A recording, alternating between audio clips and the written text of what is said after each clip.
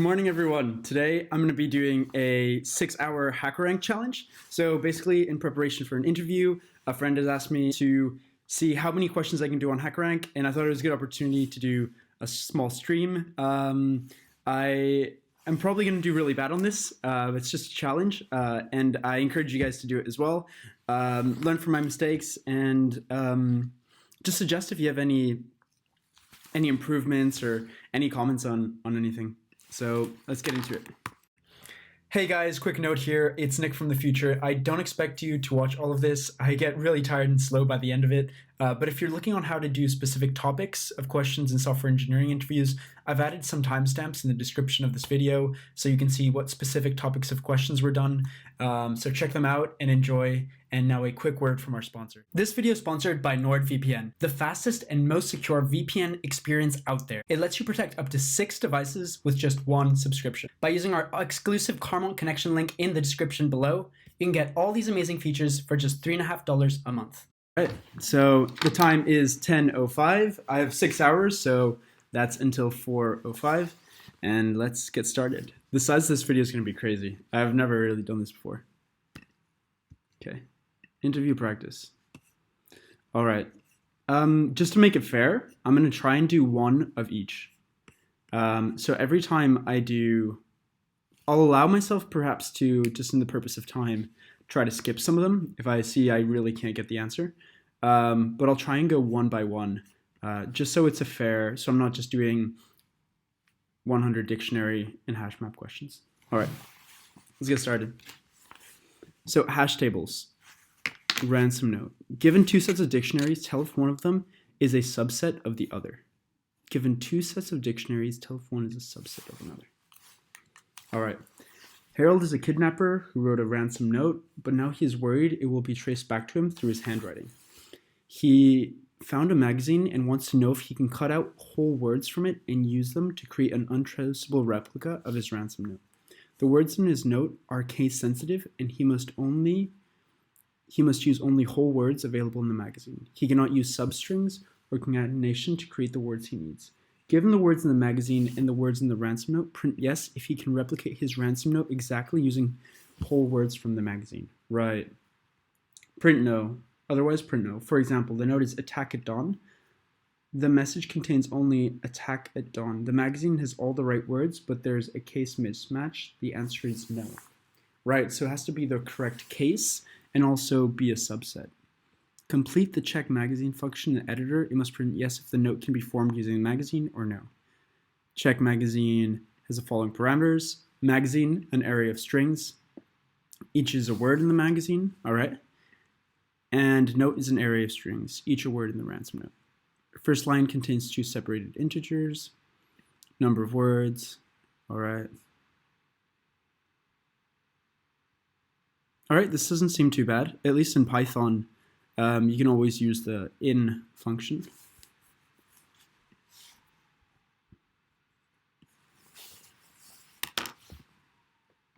All right, so my approach in Python would really just be to iterate the larger one and see if it contains everything in note. Then perhaps you can remove it. So let's just say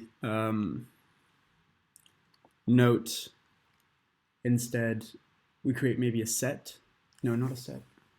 You make a new array and you just set it equal to note. So temp array is equal to note. Then we can maybe iterate across every word in magazine. So word in magazine. And then just take it out if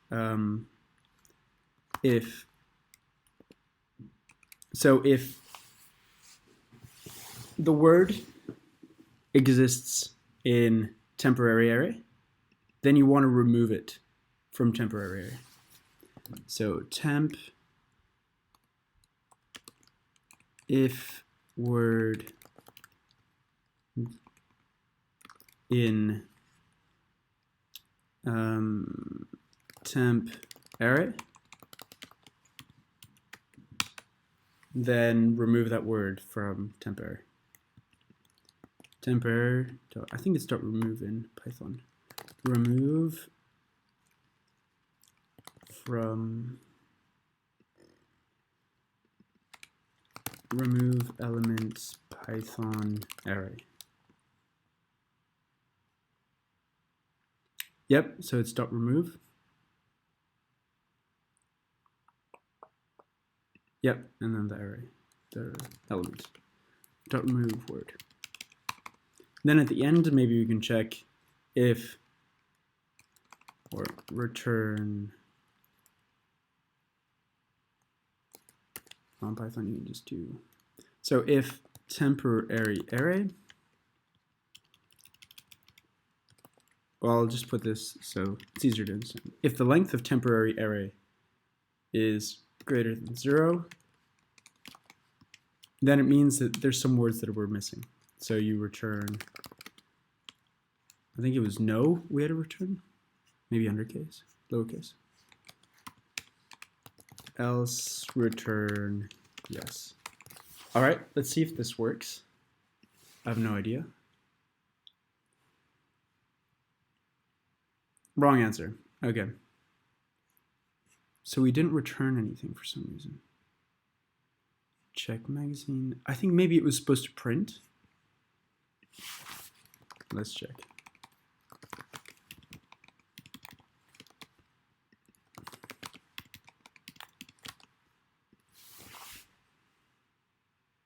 All right. Yep. Pass all the tests. I think the time complexity is probably quite bad. We'll just check if it passes all the tests. It doesn't look like it. Like it will. Oh. Yeah. So it didn't pass some of the test cases. It didn't execute within the time limits. All right. So we want a way so that it doesn't iterate, I guess, across all the words. Maybe we just have a quick statement here. We can just insert this. We have a return statement here, so it really breaks out. And then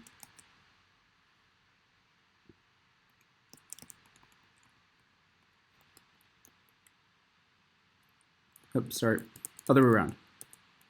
So by default, we can maybe return no, because it would have to iterate the whole thing. But if we see here that temp array is 0, then we want to return print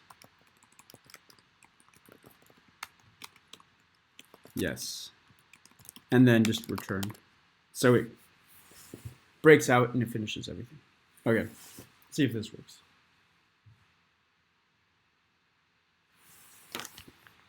Compilation error. Return 0. Let's see. Indentation error. All right. Where did we screw up? Oh, here.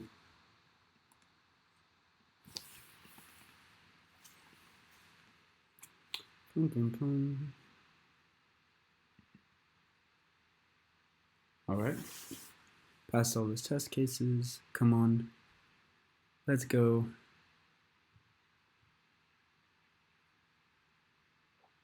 No. All right.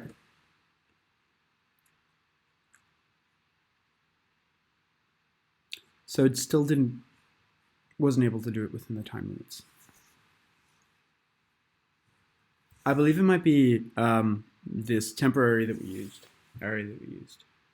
I think the lookup to remove something in an array is on. So we might want something that's o1 in order to remove it. To do this, I was thinking initially we could use a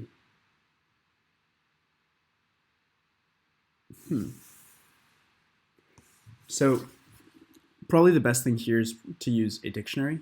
I believe the remove time is on. So if we were to use a dictionary, if there was two entries that were the same, we would need a count. So let's maybe call this temporary dictionary or note dictionary, better.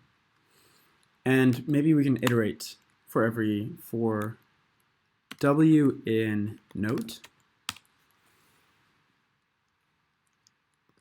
if w in note dict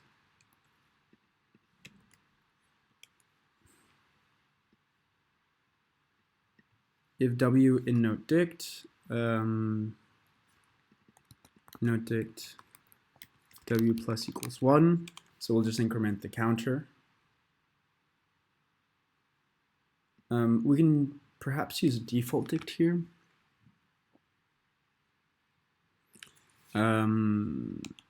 Else note dict w equals 0. All this does is basically, for each word, it says the count that the word has. So this note dict will have, for example,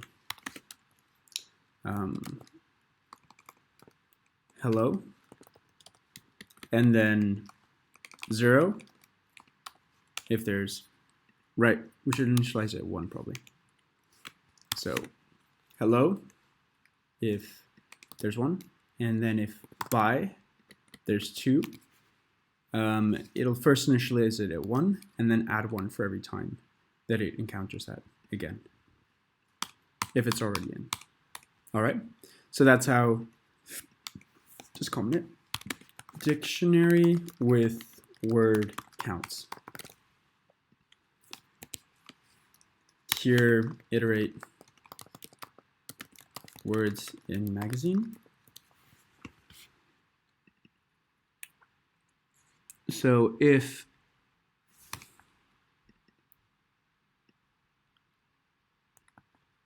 note dict w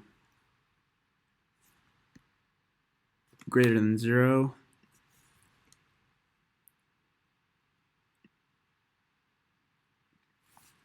note dict word greater than 0,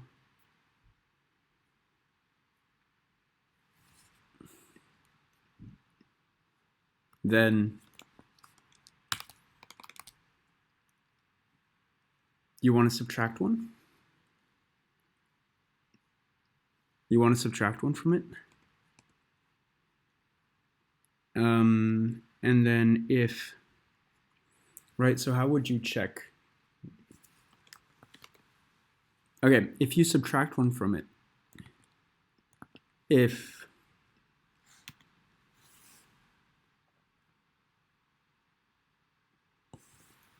once you subtract 1 from it, you would want to check if it's now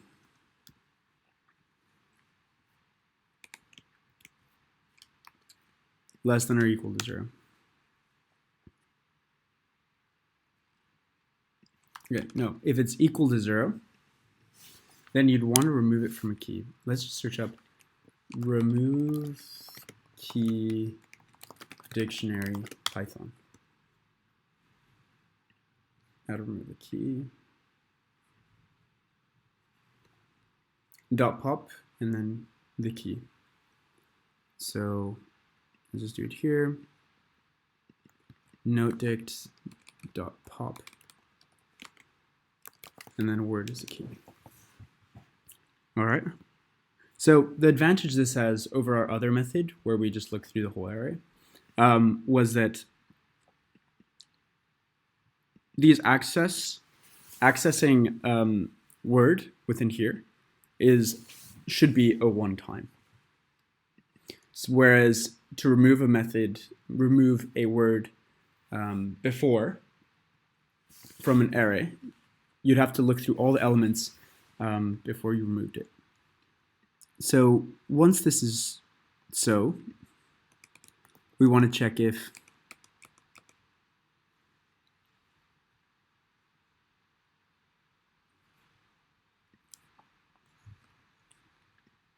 the length of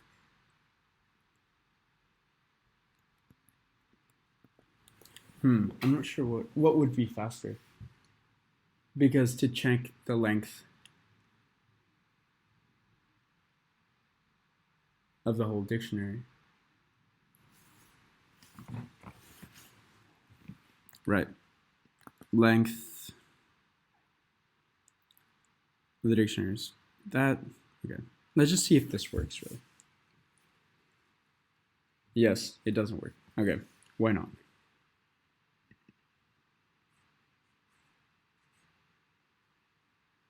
Expected output, yes. Runtime error. W note. Forward magazine. So subtract one.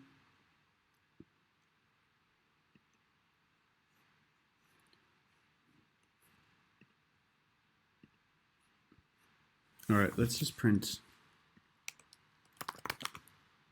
I'm not sure if because it might not have an access.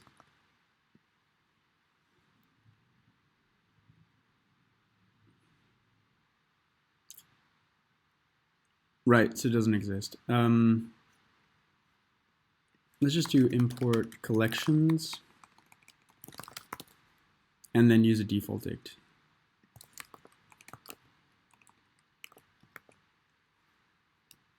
From collections, import default dict. And then default dict, int. All right, let's see if this solves all our problems. No, it's all right. Let's see what we get though.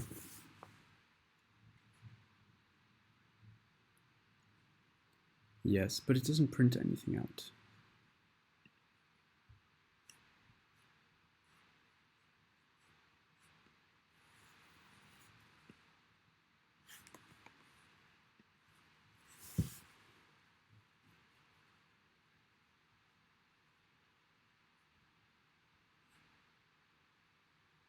You're up, but no.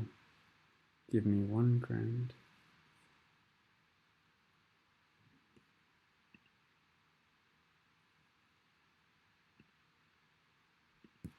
It seems like it's never giving yes. Okay, so pop the key.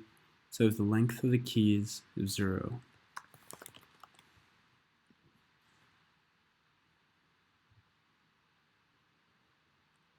Six, 4.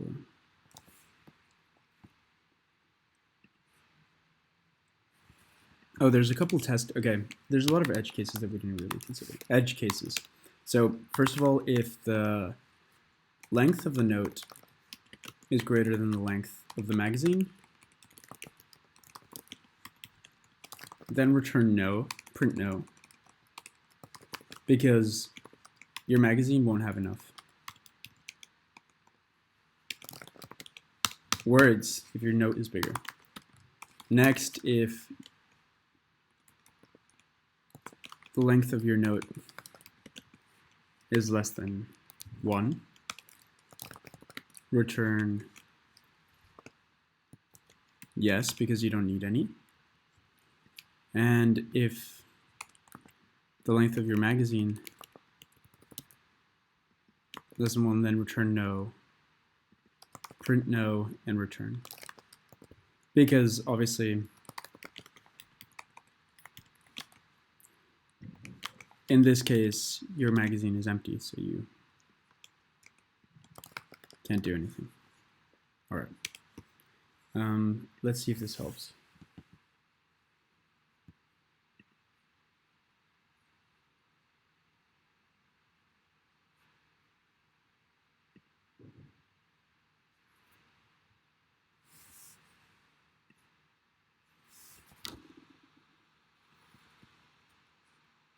Oh wow, pass these cases.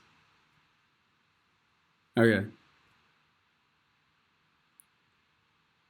What? All right.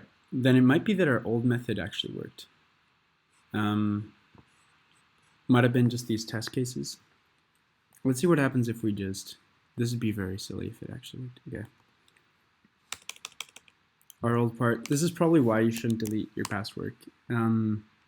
So temp error equals note then if word in notes temp dot remove word if temp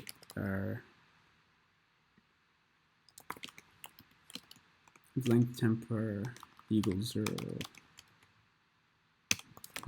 print yes return.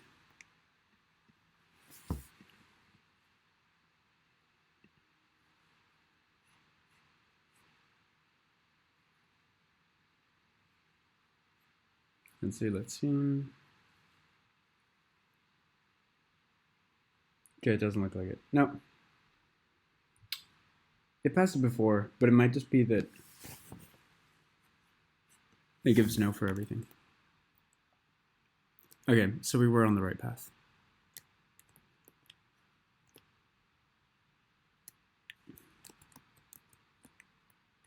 More so it seemed. It just seems that when this isn't really running.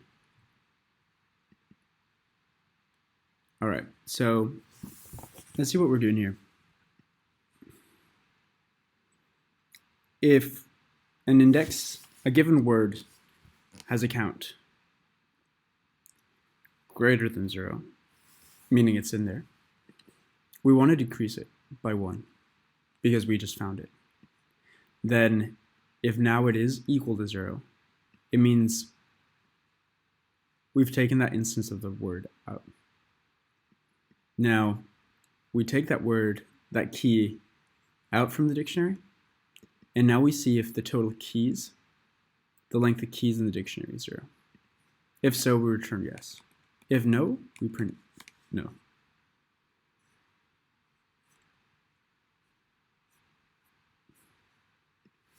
Let's see what test cases it doesn't pass. Test case 0 doesn't even pass. Okay. Why doesn't it pass test case 0? Give me 1 gram today. Right. I'm going to see if there's any way.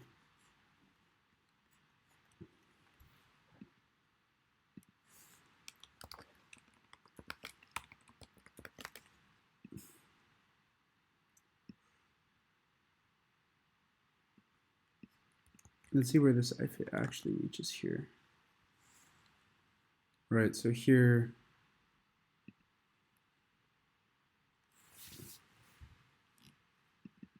the word no date 1 not.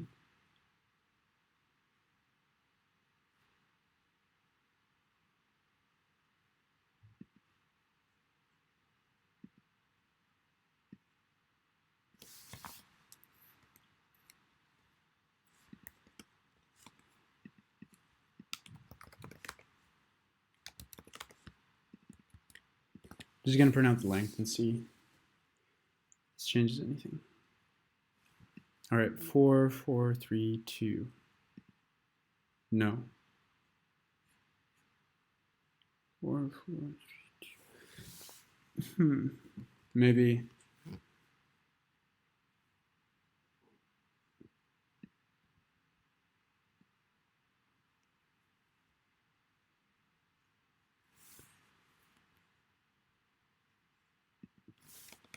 What does it create? It creates an instance every time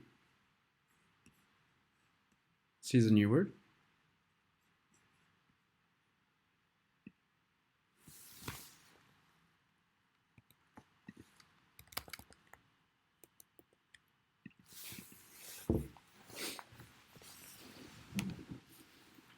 Right, so this is ON anyways, so maybe we can just see if all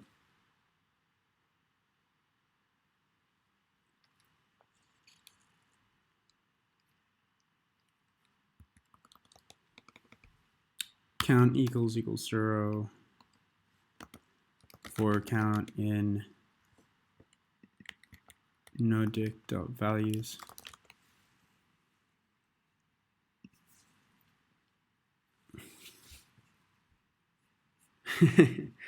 Okay, all these cases fail.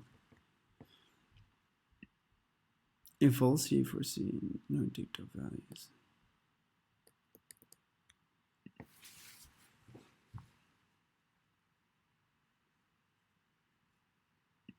Oh, all these fail anyways. Oh, because we're printing this. Right. Let's run this one more time. Right. All these pass. Okay. Let's see. Yes! Woo! All right. First challenge of the day done. 30 minutes. 25. All right. We did it. Okay. So basically what was wrong was we were accessing a new word here, and I think because perhaps we were using default dict, the length of the keys didn't really go down, so we just checked if all of them are equal to 0. We pop a new word, and it worked. All right. Good start. Oh, sorry. I said I would promise that we do one of everything. So let's do a sorting question now. I'm really bad at sorting. It's going to be terrible. Okay, sorting bubble sort. Find the minimum number of conditional checks taking place in bubble sort. Consider the following version of bubble sort. All right, I can't really remember what bubble sort was. Bubble sort.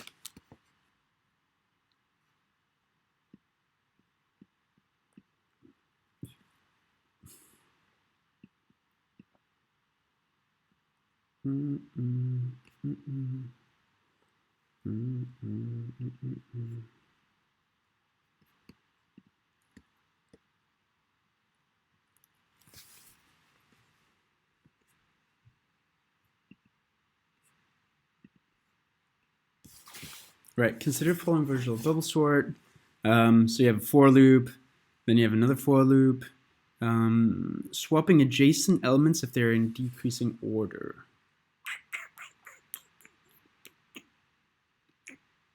Right. So it seems like you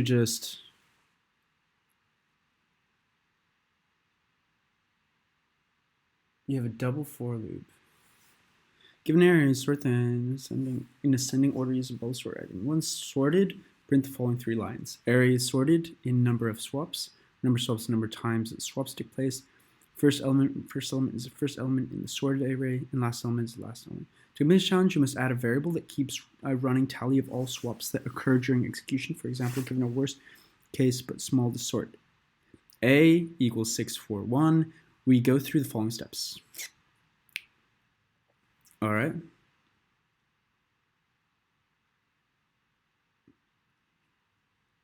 Took 3 swaps.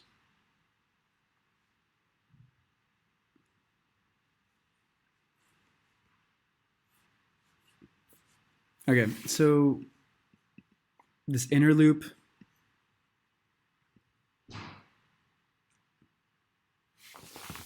seems like it iterates every element. All right. I think I got it. So you go forward one time, swap them all. Like in worst case, you would have to go through it n squared times. Just making one swap every time you cycle through it. And you'd have to do n minus 1 really swaps if it was all in decreasing order. All right. And now it wants us to implement it. Okay. Last time I fucked up and I didn't use edge cases. Sorry, I don't know if I'm going to be able... I might have to cut that out from YouTube. Edge cases. And so the edge case here might be just the common one if length of A is less than is equal to 0. What did we need to return?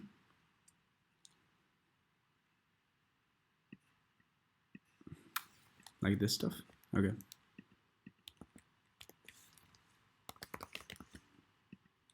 Alright. Array is sorted in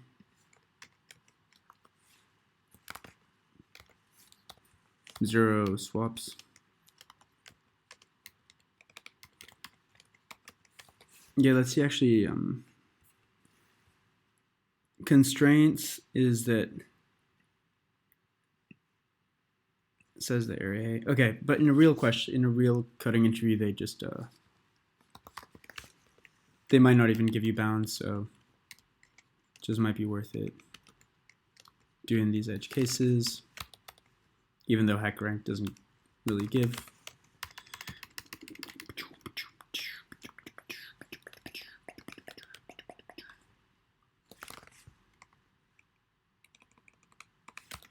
Okay, so it would be last element is nothing, first element is nothing, and 0 swaps. Now if the length of A is 1,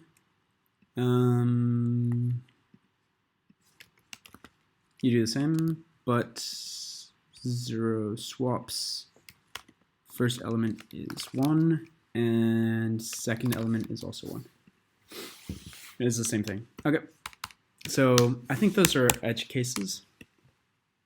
Now we want to implement this algorithm, and we want to do 2 things. Let me check real quick what really bubble sort is.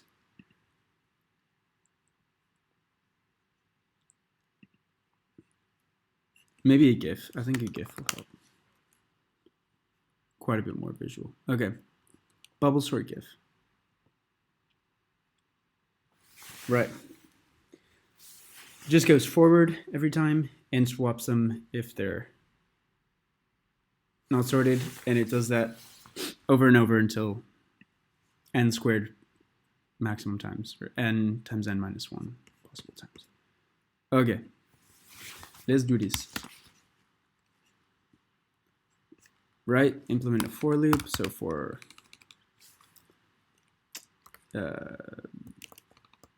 iterate all possible combos for I in range n,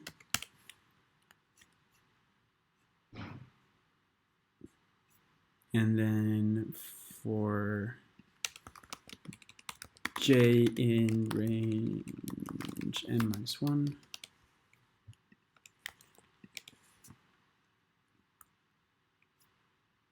Okay, we'll just add the comment because in a real interview, you'd probably also want to comment. So swap adjacent elements if they are in descending order. I think they might have, what was this one? Consider this version of bubble sort given array. Sorts the array in ascending order. All right, so it's in the right order as well. Is it? Okay, so if AJ is greater than AJ plus 1, right, yep. This is in ascending order, because if they're in decreasing order, then it swaps them. And I don't know what the swap function really does. Is that actual Python function, or did they make it up? I think they made it up. Swap function in Python?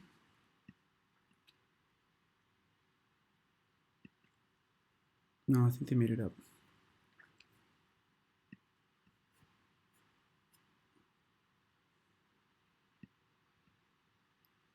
Yeah, and I think it's probably, yeah, it's in place. Like they're taking no extra memory to do it. I guess that's normal for a sorting algorithm. I think that's what they want. Okay, so if AJ, is that what they give us? Yes, yeah. AJ is greater than AJ plus 1. Then what we want to do is swap them around. So let's just make a temporary variable called so AJ, yeah, AJ, because when we do AJ equals AJ plus 1, our AJ now disappears, so we do AJ plus 1 equals temp. This is our swap method. Do we need anything else? Seems like it's the end. Things are so much easier in Python. I mean, look, no curly braces, no stupid stuff. Now what else? Oh yeah, we had to do counter, so count swap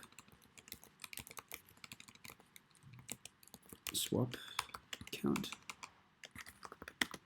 equals 0, and every time we swap, we increment by 1. Yeah. Okay, and then at the end, they want us to put this, print this. Boom, boom, boom. Array is sorted with swap count elements.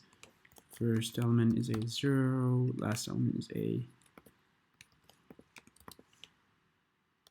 length and -1. All right, let's see if this runs. Everything failed. Woo. It's good.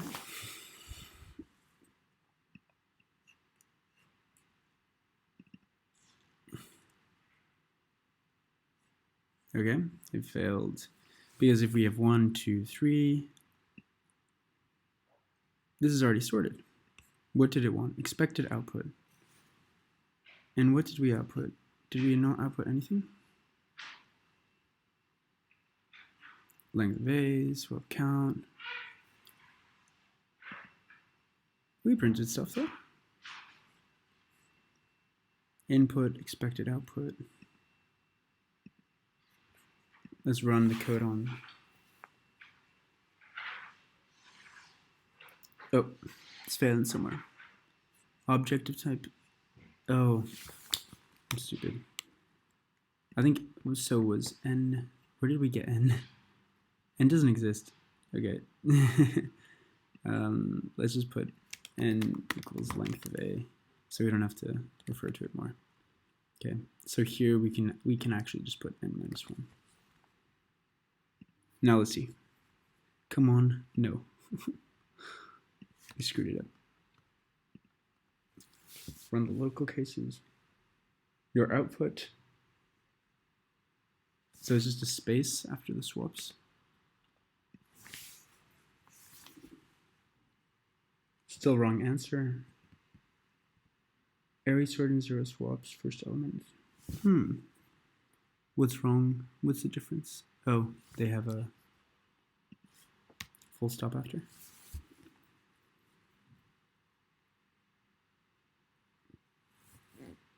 Nice. Okay, let's submit this. Let's see if it runs. Woo! Okay, that's this challenge done. Woo! Okay, two so far, and we're killing it in 37 minutes. 2 questions. Okay. Let's do a different one now. We've done sorting, string manipulation. Boom. Let's go. Let's go. Okay. Alice is taking a cryptography class and finding anagrams to be very useful.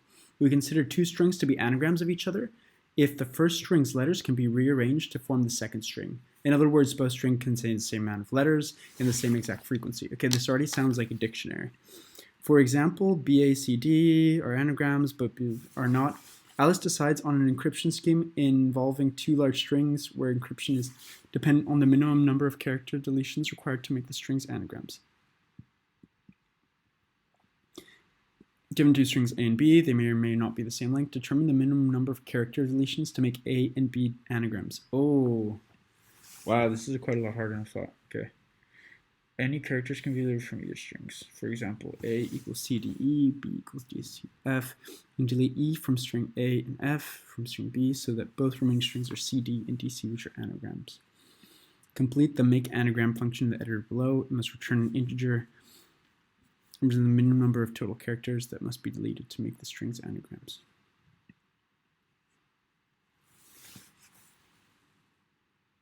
And you can delete from either one of them, I believe, was it?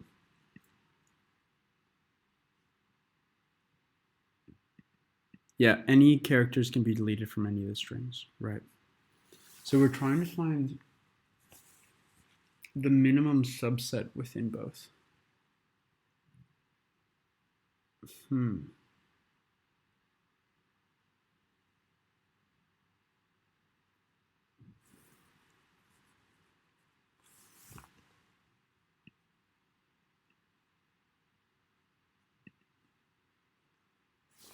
the maximum subset of both. Sorry. So first line contains a single string A, second line contains string B. Print a single integer denoting the number of characters you must delete. So CDE, ABC, you must delete 4 characters to get the random string because you have AB and CD. Right. So maybe start with some edge cases. So if they're both completely different characters,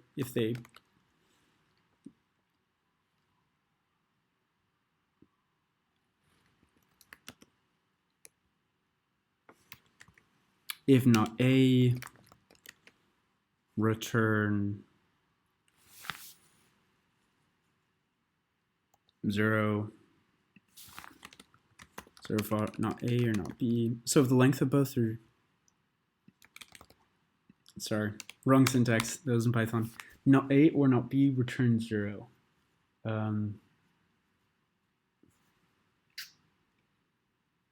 Because the minimum character deletions. Right, so this is more of an exception case. Edge cases, okay. I'm not sure how they would consider this one, to be honest. Because if you had an empty string, say you had an empty string, and then you couldn't use it for encryption anyways, so all right. It's a bit of a stupid edge case, but more like return -1. But here we'll just return 1. Other edge case, if they have no words in common,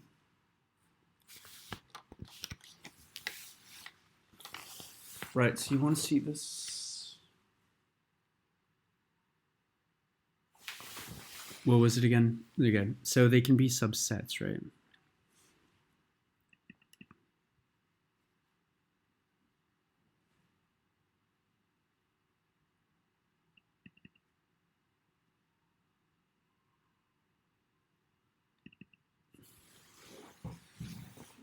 Oh, and it must be in the same frequency as well. So you wouldn't be able to use a set. You'd have to use a dictionary.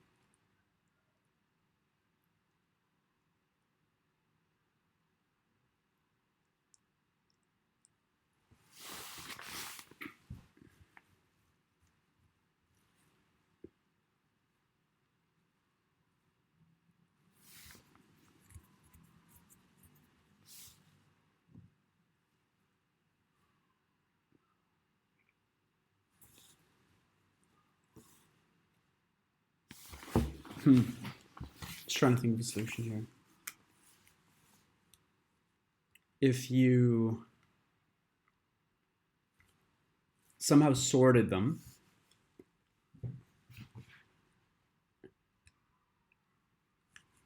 or had a dictionary, more than anything, it might help to know the keys you have for each one.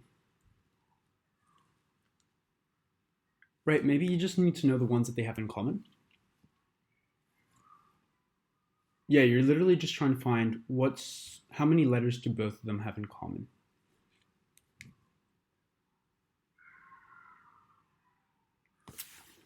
Okay.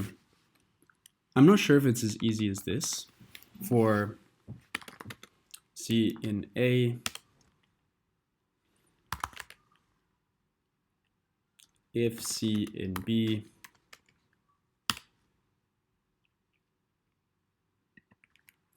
let's just call it remainder B equals B.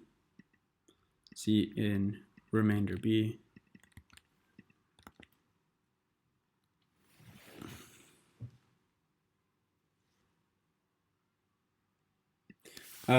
this might not be actually very efficient. Instead, like maybe best to use, I'm slurring my words, dict B.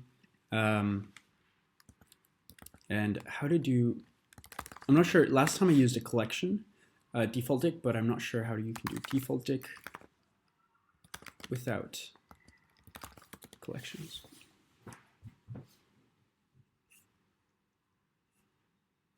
Not using default dict.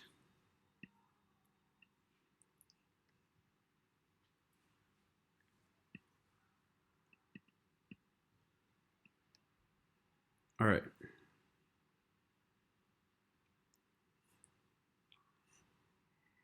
Yeah. So if K not in.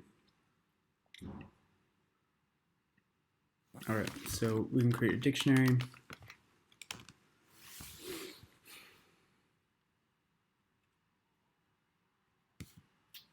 And what do we want to do is for word in B, dictionary word. So if the word is already in dict B, we just increment it. Increment whatever count there is. Else we set it to equal to 1. All right, and then here, this is similar to a question we did just recently. So if C is in remainder, no, if C in dict B, then what we want to do is reduce the count minus equals 1. If this is less than 1 now, then we pop it off. Dot pop C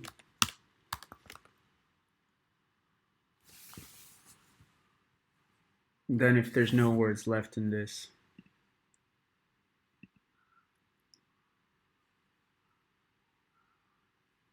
because we're trying to find the intersection of letters between both,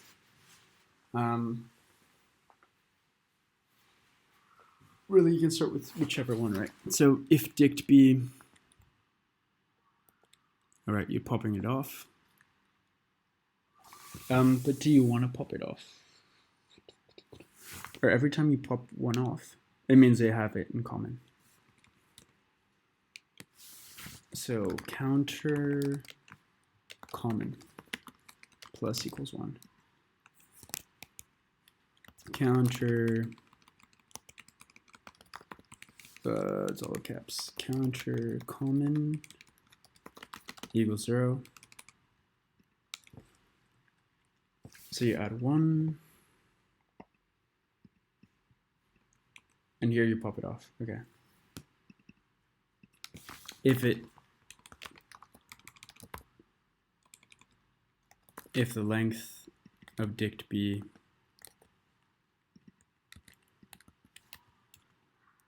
dot keys is 0, then you want to return.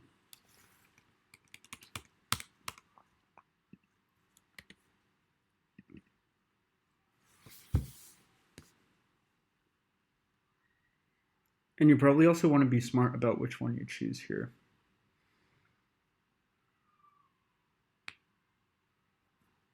You likely want to choose the bigger one for this and the smaller one here. We'll run our code and see in the end if it adds if it improves the complexity. Right, so at the end we want to return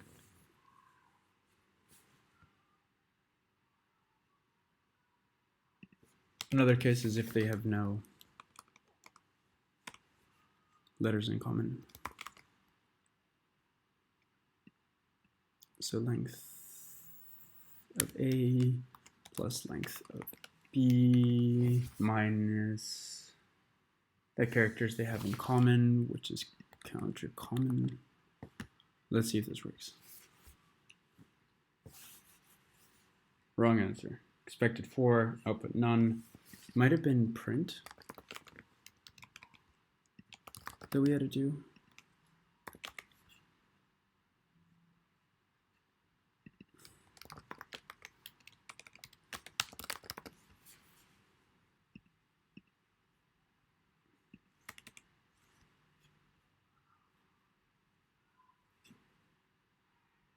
Oh no, why would we want to do that? All right. Right, but that's if Okay, sorry, that was if in case all of these keys are in the other one. Here we have a debug output of 5, which is one too many.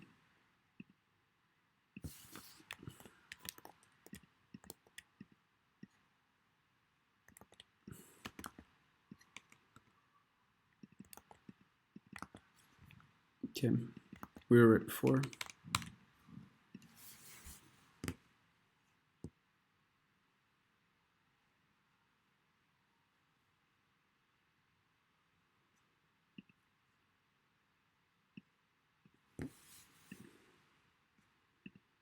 Up by 10, up by 5.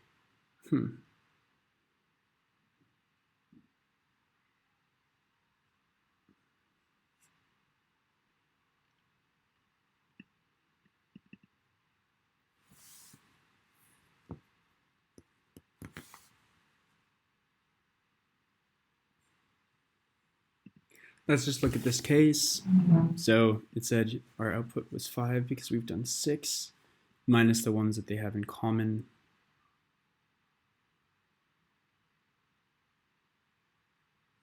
That was 4. 6 minus 2, it should have been. Let's just print out what the common counter was.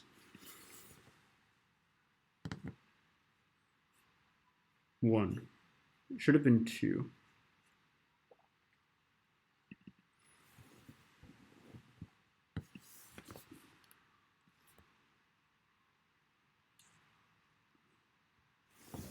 So every time it sees that C is also in dict B. Oh, right, but I know here we pop the key.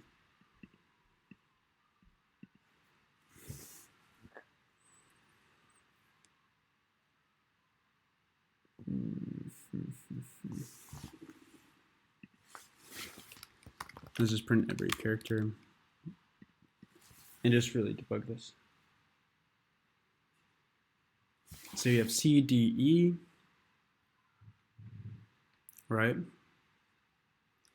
And then this is print common counter every time.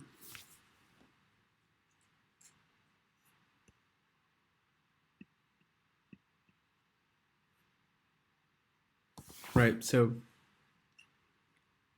common counter should be +2 every time it sees one.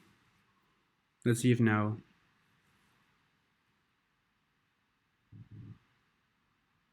Right.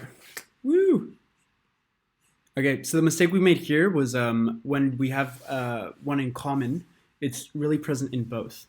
So here we were a bit double counting because we had length of A, length of B, but if they're the same string, for example, then they have 0, then they have all of them in common. If they have one different, then basically it was just a double counting mistake. We have to increment by 2 every time we see an instance. All right. Hey guys, this is hour 2 of our video, our 6-hour HackerRank challenge. Now we're gonna do the screen recording. It was just, the video was getting so big that I had to do a bigger one. I don't know if the screen recording is working as it should. I suppose so. Let me just double check. Yes, it is working. Okay, screen recording, and boom. All right, okay. Now we will do our next one. We've done 3 in 1 hour, so that would be 18 questions if we're able to keep up the same rate. It's unlikely we keep up the same rate. Okay, that one passed. Let's go to the next one.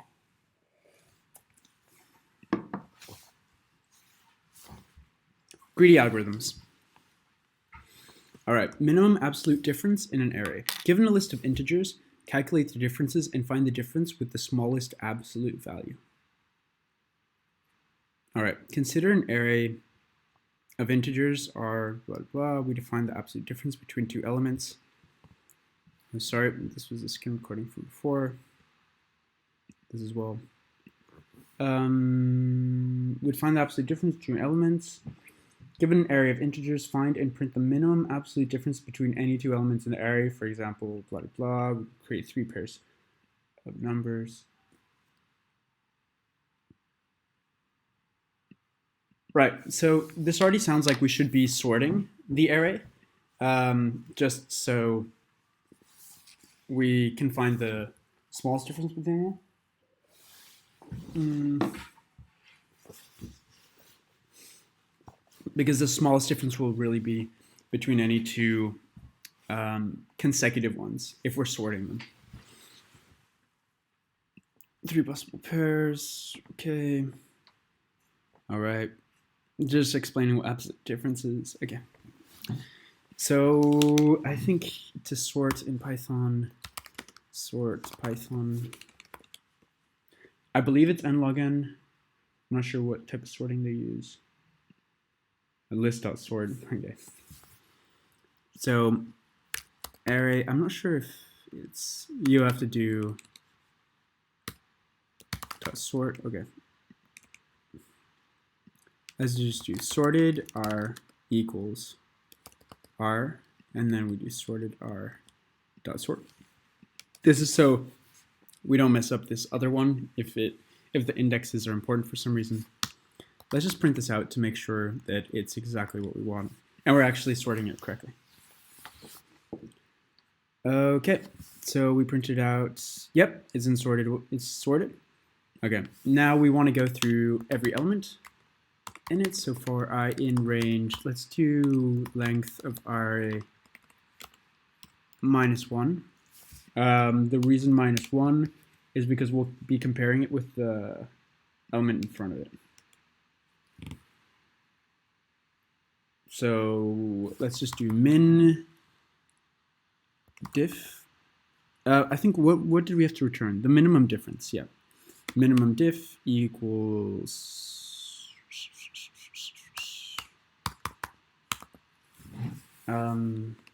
0. And let's just do min diff is the minimum between, oh no, min difference should be infinity, right? I'm not sure how you do that in Python. Python infinity. How can I represent an infinite number in Python? Float inf. Okay. Float inf. Now we want to really take the minimum between the minimum difference and then the difference between ri plus 1 minus ri. Because it's already in ascending order, this should already be the absolute difference. And then we'll just return min difference. Also, if min difference is 0 in any point, we can just return it. We know it's not going to be the absolute difference. The minimum of the absolute difference is 0 anyways. So let's just put this in. Woo! Wow, that was the fastest challenge we've done so far. Okay, so we just need to sort them, and then find the smallest difference. All right, next challenge.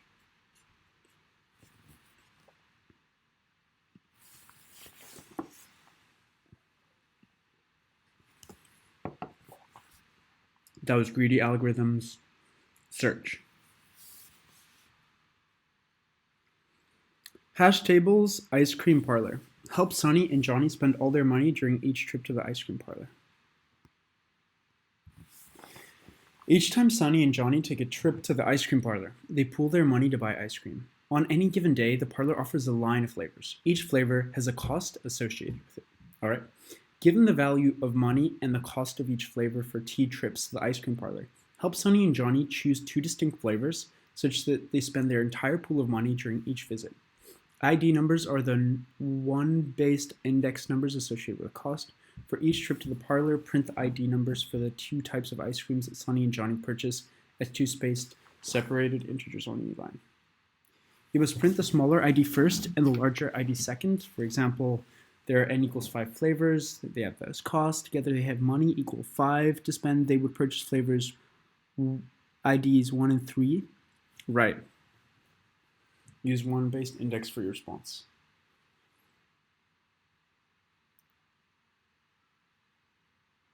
They say this is hash tables. Is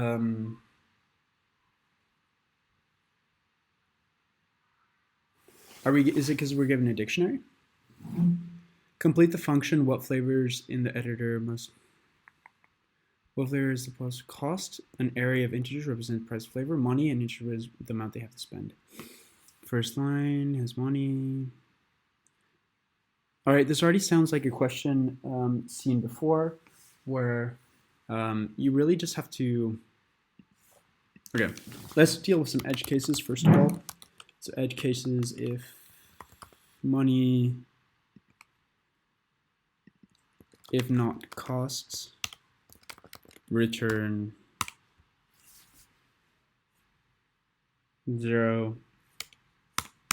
This is just to get in the habit of it. Really, there doesn't seem like there's much edge cases here. Unless the money doesn't sum up. Let's see what happens if money doesn't sum up.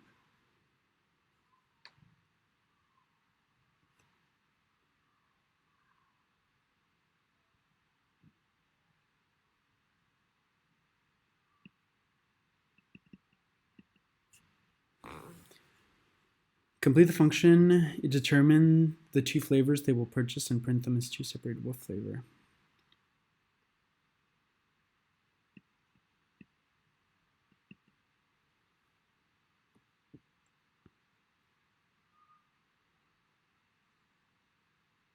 Oh, these are space separated integers.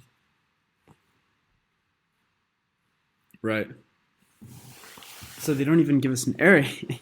Okay. Choose best to generate the respective indices.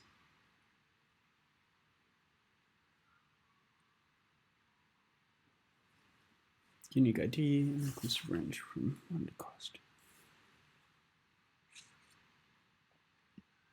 So if you have this, you should return 1 and 1, 2, 3, 4, because they wanted 4 and they had 5 to choose from.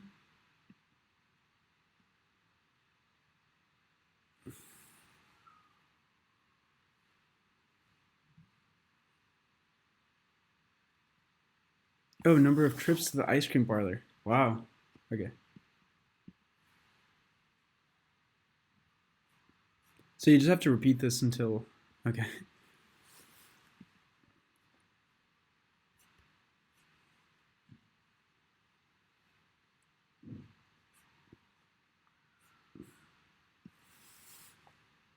Okay, so what flavors takes cost and money? Let's just print cost. See what this gives. I'm just a bit confused about what the input really is. Your output. Right, so it gets called twice, and it is an array. Okay, so edge cases, if not cost, return 0. This is really not really an edge case here, but it's just to get into the habit. If you do get this in an interview, you really want to talk about the edge cases. Here we'll store a dictionary of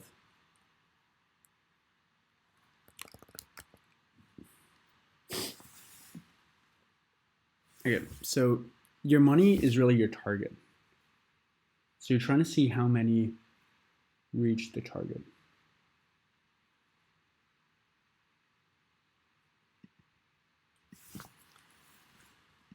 Store dict of complement. So we'll make dict comp equal dict. You'll see real quick why I want to do this. So basically, it's iterate the costs and store the scene values. Okay, so basically, for C in cost, you want to store in this the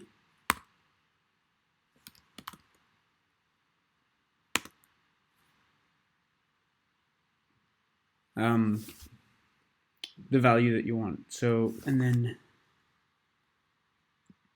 the value you want, yeah. I don't know what, you don't really need a value associated with it.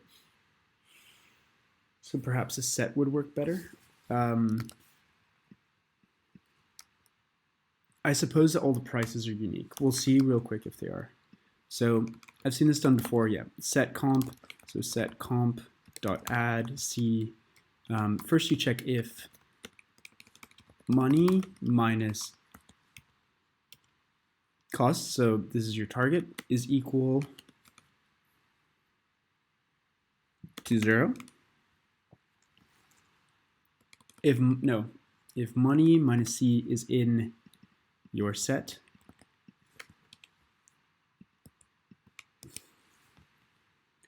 then you want to return the index of that.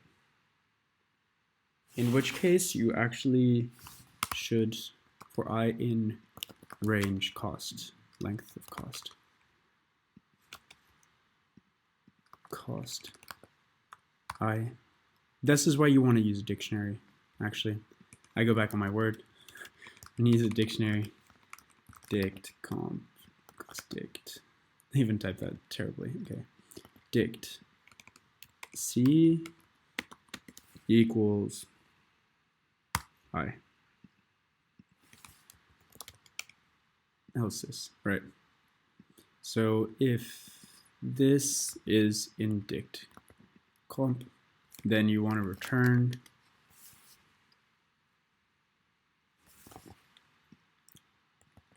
did they say space separated values? Yeah, say space separated values. So this string this plus string I. Boom. Let's see if this works. I think I did a terrible explanation of this. Okay, let's just debug. Invalid length costs. So, yep, we missed something there.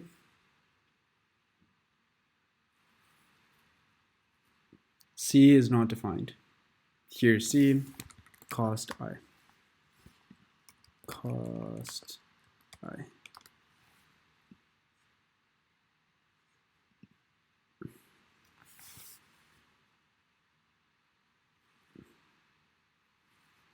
Key error. Where's the key error? Oh, yes, there's a key error. Wrong answer. We outputted nothing. Right, so maybe we have to print.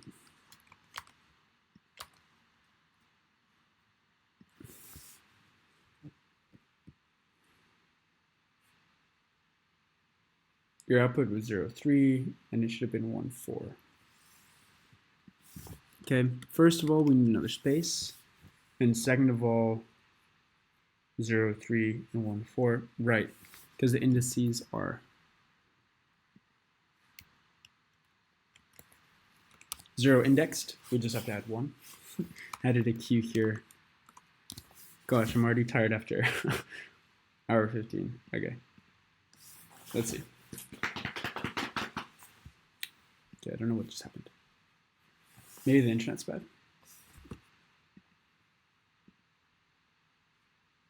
Processing. Woo! Passed all the cases. Okay, no, passed the 3 test cases. Now let's see if it runs through everything. Come on, 15. Come on, 15. Come on, 15. Oh, no, I don't think it's going to pass. We're done. Yes! Woo! Okay. Yeah. Power up. Okay. Done 2 questions in 17 minutes. Let's go. Let's go. Okay, that was search. Now we do dynamic programming. Okay, I don't know shit about dynamic programming.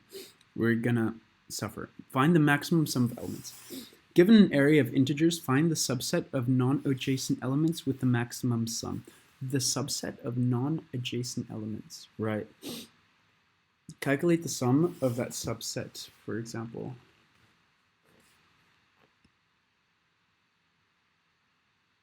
All right.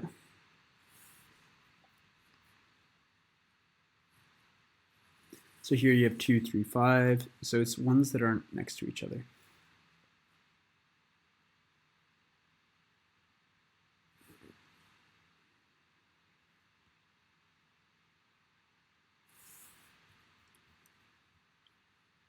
Oh shit, right. So there's a lot of combinations. Max subset function.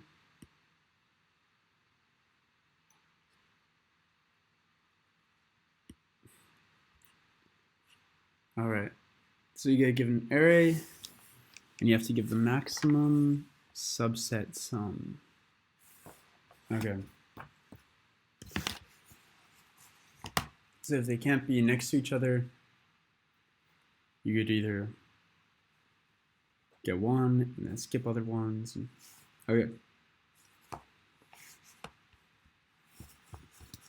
Try and find all permutations of ones that don't touch.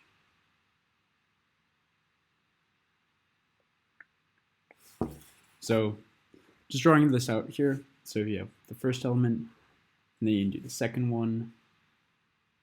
You can't do the second one, so you can do the third one, and the fifth one. Or you could go directly to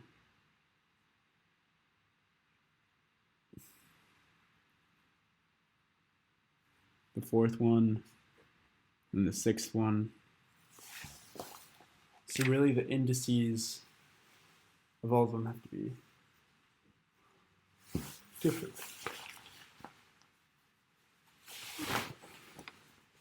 All right, so thinking about this, let's just break it up into some examples. So if we have 1, 2, 3, let's just do a random order. Okay, 5, 3, 9. Actually, let's just go very small. Edge cases. If length of array is 0, return 0. If the length of the array is equal to 1, return just the first element. All right, and then if you were to have multiple entries, let's say like this, there'd be, so the different options you would have are 3, 5, and 9, or 5 and 9. If you were to have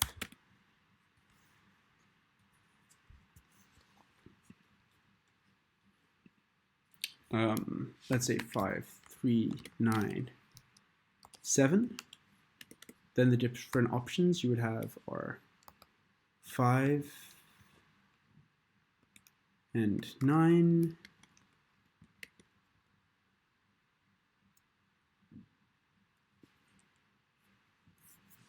okay, 5 and 9, 3 and 7, or 5 and 7.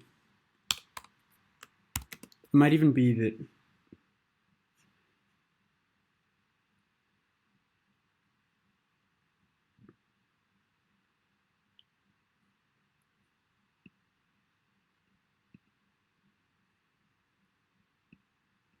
oh, subsets of 2, is it always?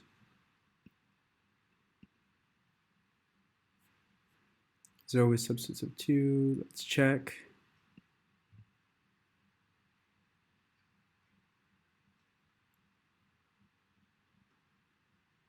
5 and 10.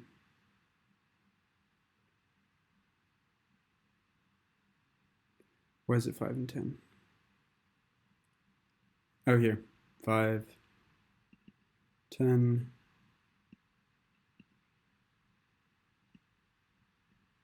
Right. But the subset can be any size. Okay, so this is one example. And let's see if we can. So we see that this takes in the same as you did here. And this just adds 3 here and to the 5 here instead of 7. Okay, let's just increase this one more. 5, 3, 9, 7, 11. So the different possibilities here are 5, 9, 5, 9, 11,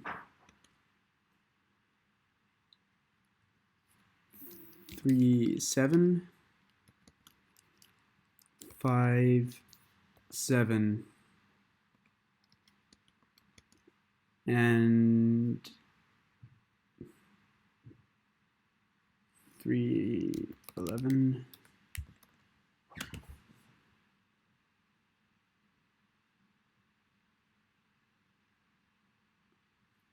All right.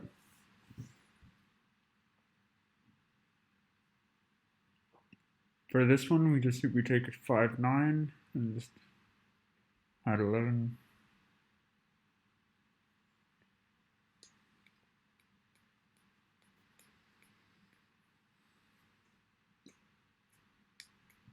Because we're trying to find the max subset, it feels like there's different starting points that you do everything with. So from each place, you could either move forward 1 or forward 2. It seems. So if none of these numbers are negative, maybe just exclude the negative ones.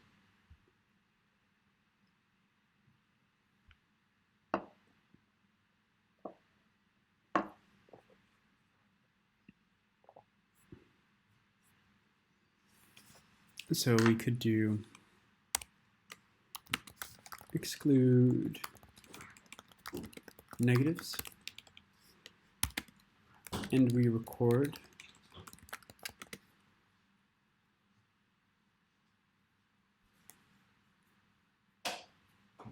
well, you don't even need dynamic programming for this necessarily.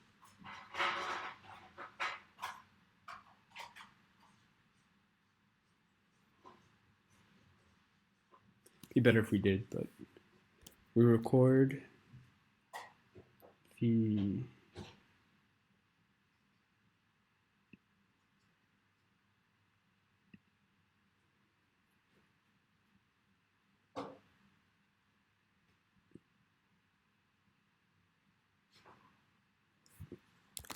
each element plus. Okay, let's just do dp equals dictionary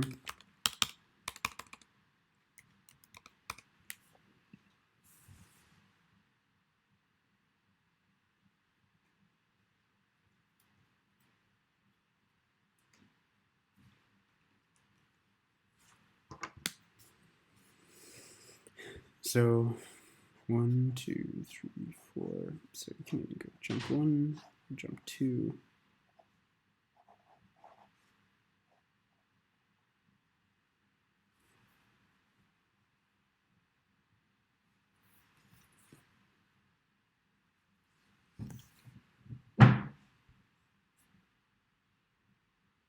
Max subset.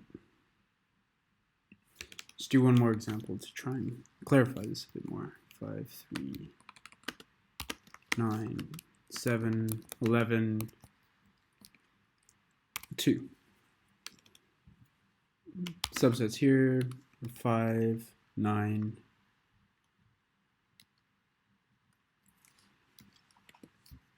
So you have the same as you really do before, plus a couple other ones. Right? So the new ones are just the old ones plus a couple.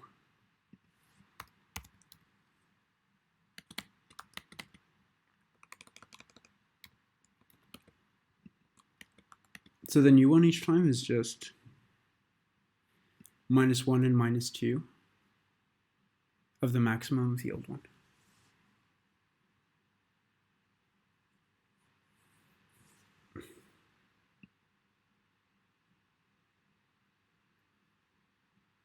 All right. And we exclude negatives. So recording each element. dp dict.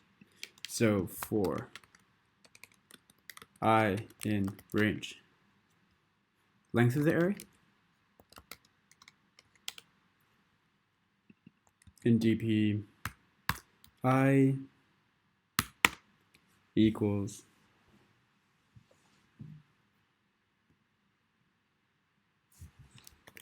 the maximum sum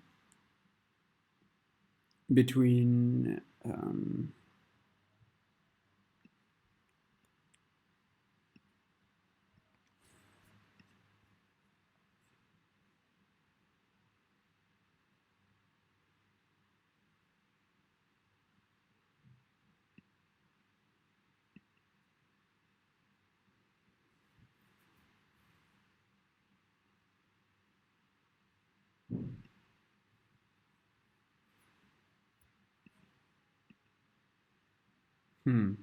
So let's just spot the patterns. Okay, start from really essential. 5 and 3, you only get 5, and you get 3. So the maximums are 5 and 3. Maximum sum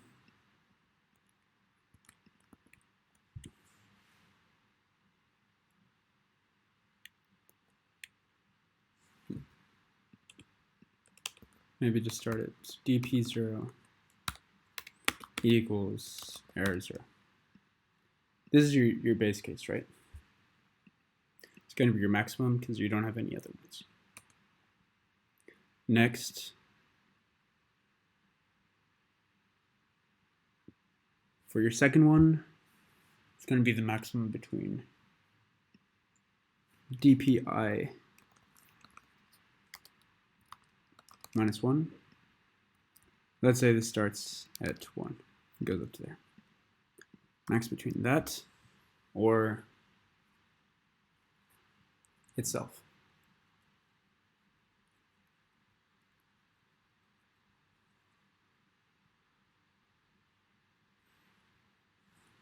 All right. dp1 is really max of array 0 or array 1. Maybe you can start this at 2. Third one, you have 3 and you have 5 and 9.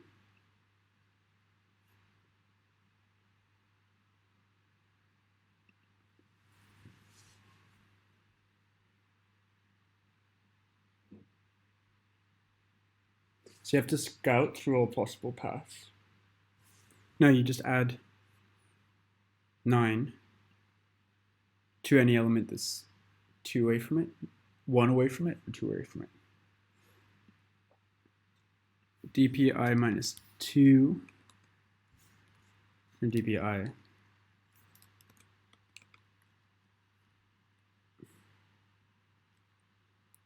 max of dpi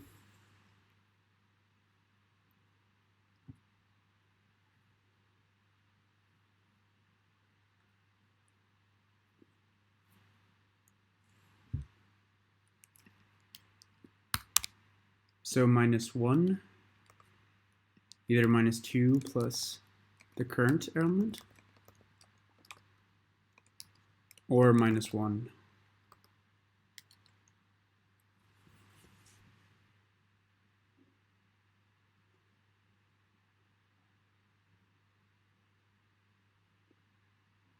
Would that give them all some?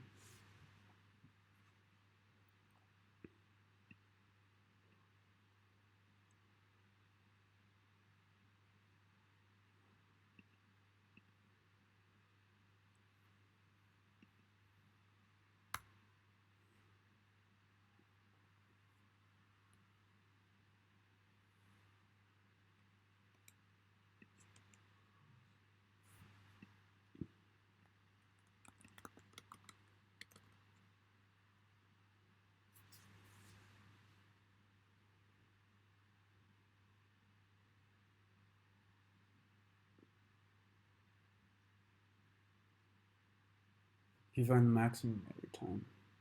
Yes, you want to find the maximum.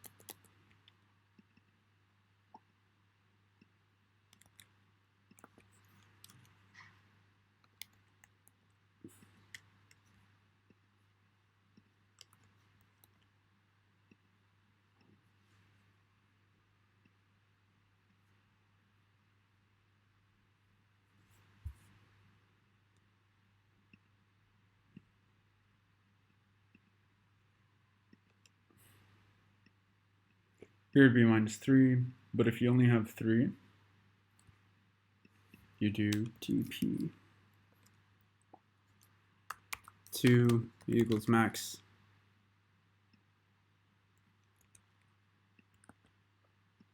dp 0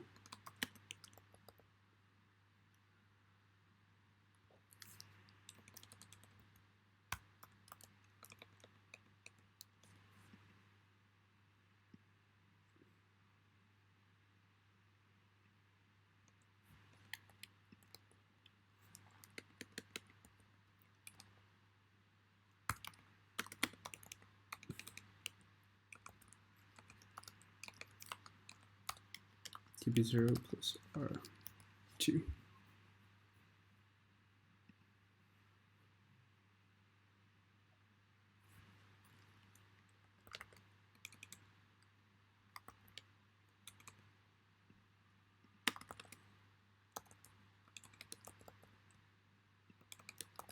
So this is to check if it's not negative.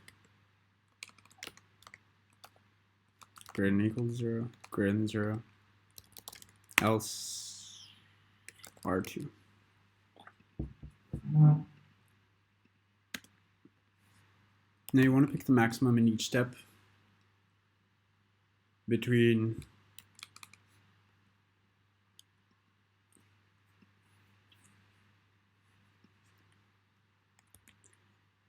so the current element.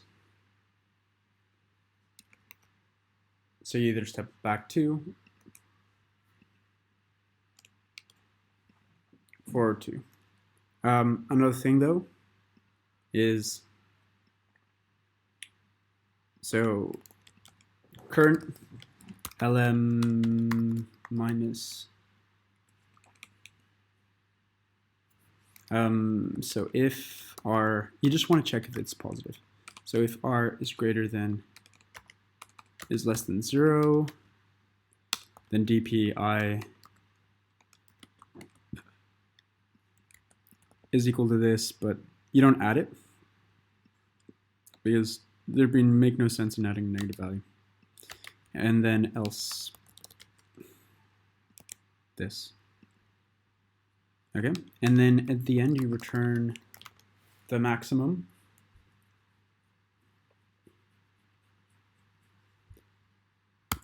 dp.values.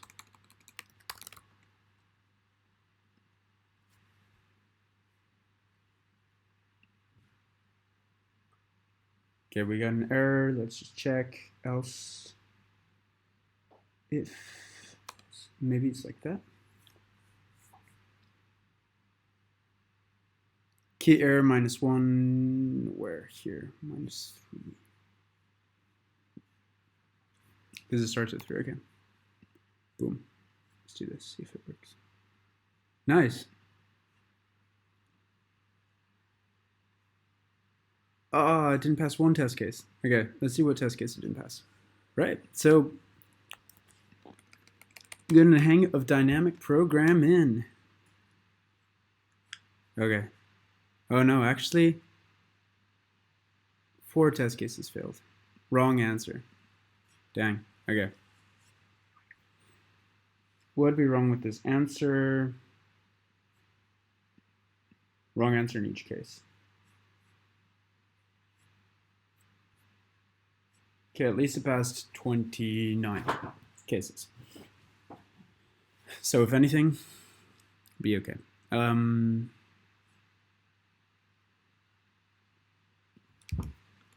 So let's just check the other one. If length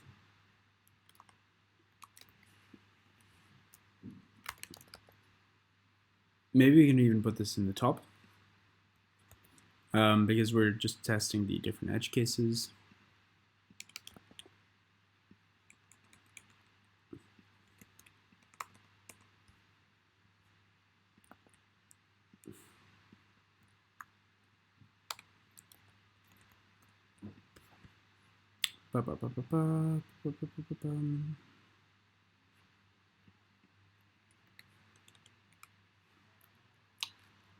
Okay, dp equals dict.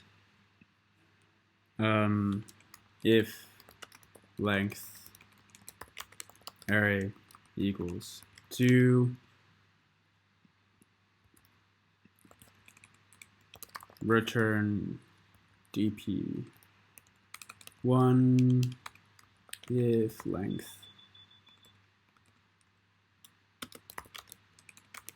array is 3, return dp2. Okay. See if that changes anything.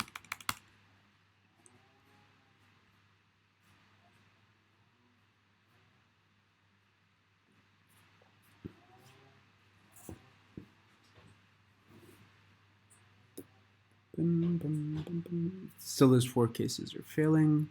Let's just unlock and see what the cases are.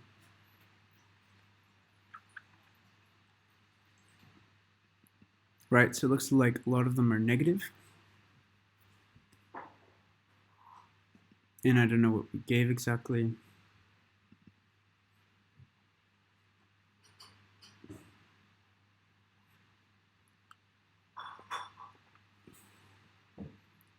It's probably that up here we're not doing a negative check.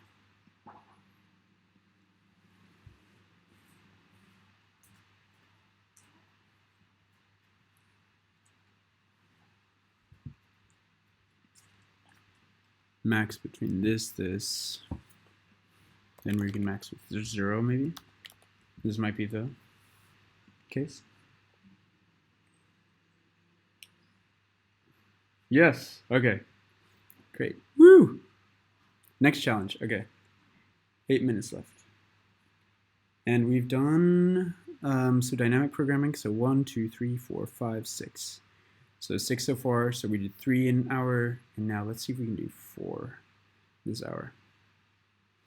Balanced brackets. Give a string containing 3 types of brackets, determine if it's balanced. Right. I think this is a stack question. A bracket is considered to be one of the following. So basically, you just have to make sure that they're balanced, and just as if you were coding that the brackets made sense. Okay, so I think I've seen something like this before. Let's just make stack is this for what type of input does it give you? It's a string, so for brack in s, we're going to put this on the stack. So stack.push brack. We have 2 types of brackets. So open brack is either of the following.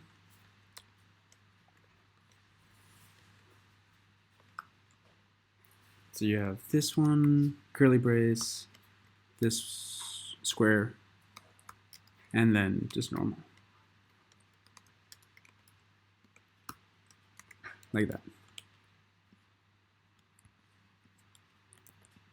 Now close bracket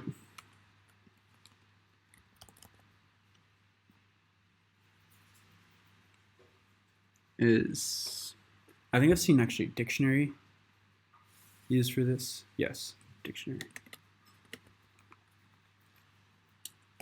Dict, open. Maybe using both would help.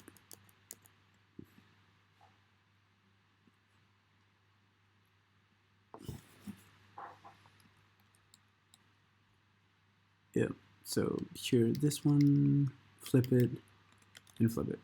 Okay, close bracket, and then open brack dict. is going to be a dictionary,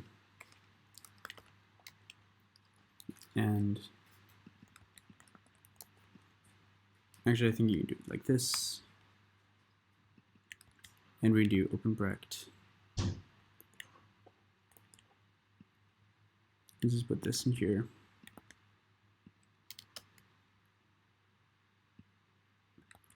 This one, this one, this one, and this one is this one. All right, hope that makes sense. Okay, now brack and stack. So first you want to check. So for brack, you push the bracket in.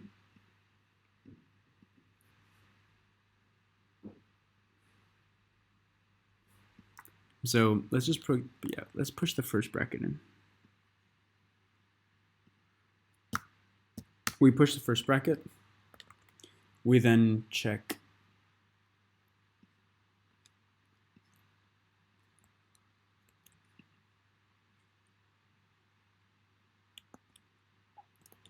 actually we should probably push onto the stack as 0 and then maybe S1 like that. Okay. So we want to first pop what's in here. And let's call it cur brack. Now if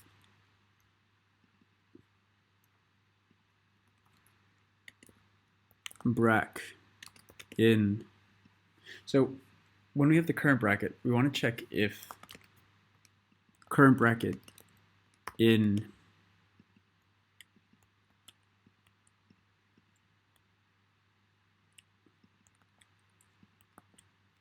open bracket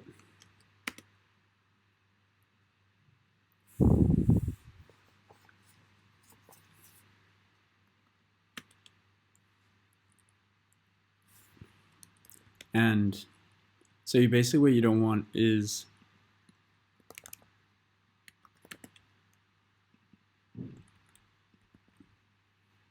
if one of them is in open brackets, the other one is in closed brackets, and then they don't align. So current bracket not equal to closed bracket, then you want to return no.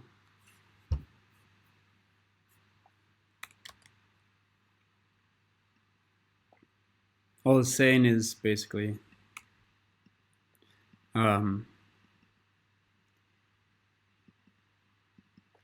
if this one is in a set, if you have an open bracket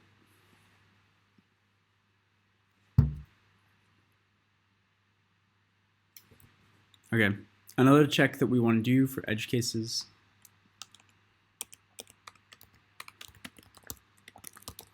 is if the first element, if that's 0,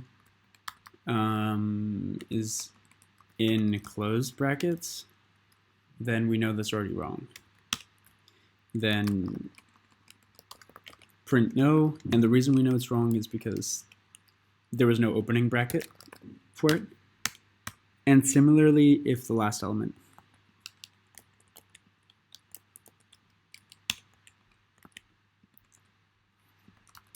is in open brackets, then it's probably wrong.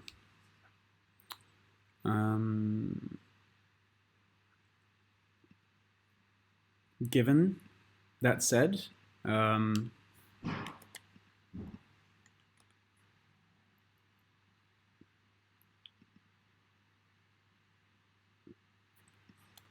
so this is if the bracket right now that we're looking at is a closed bracket. Let's look at the other different use cases that you could have to start with. So you get something like this, right? And you want to just return that's true, right? So you have an open bracket, if your current stack is an open bracket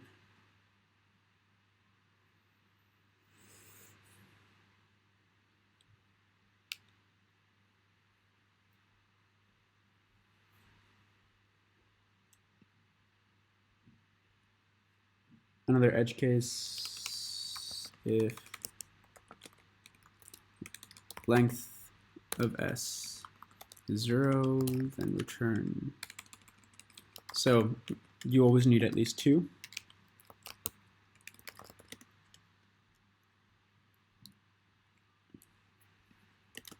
For length of S by 2 not equal to 0.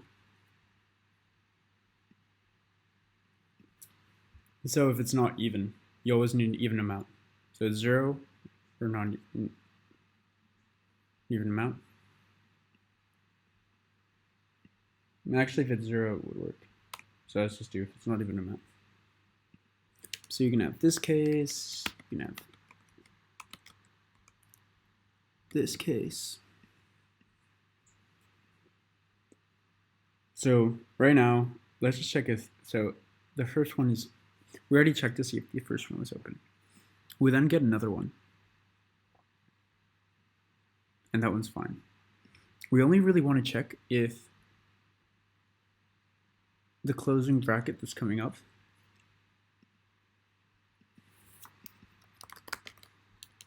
isn't the right one. So if the closing bracket is coming up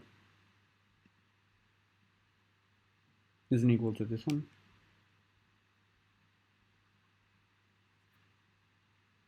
then this, else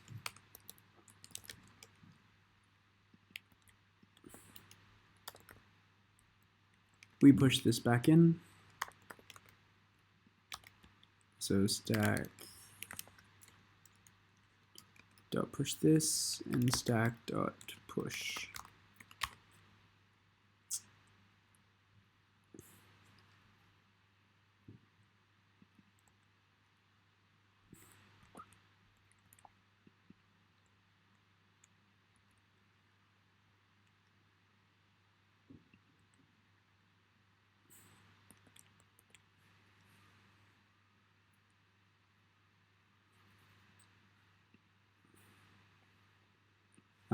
The normal bracket. Then in the end, you want to check if the stack, if stack prints no, because basically these will have stuff on there. Else print yes.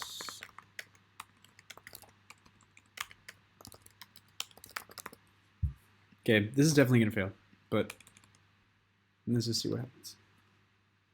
Okay, runtime error has no object push. Okay, append.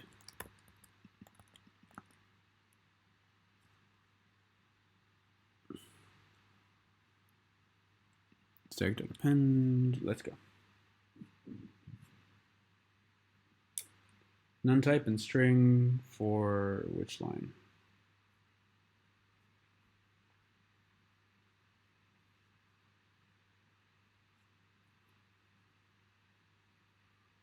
Line 75.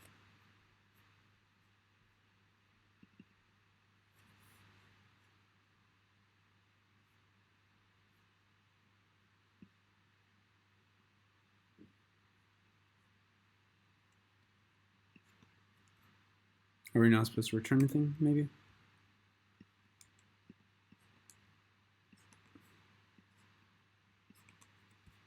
Let's test this.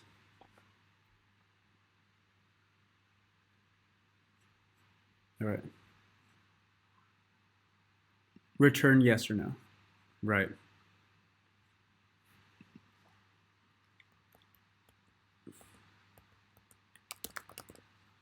There we go.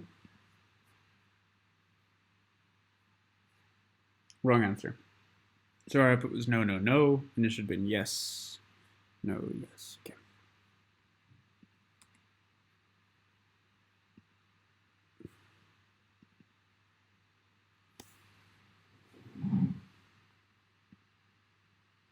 let's just print this out so we get a better idea of what's going on.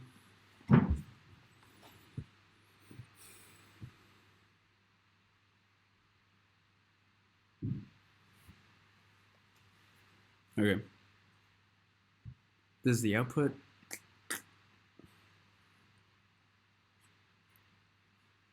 Okay, what's wrong with this? If bracket is an closed bracket, and the bracket before was an open bracket, then the bracket dictionary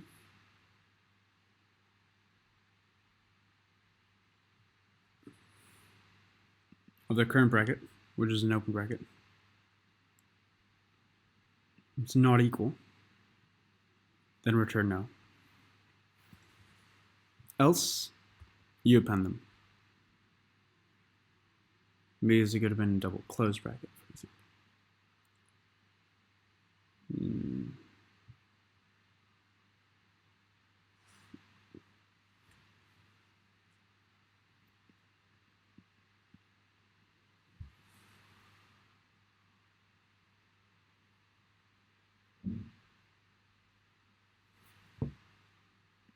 You don't push any closed brackets in. You only push open brackets. Yes.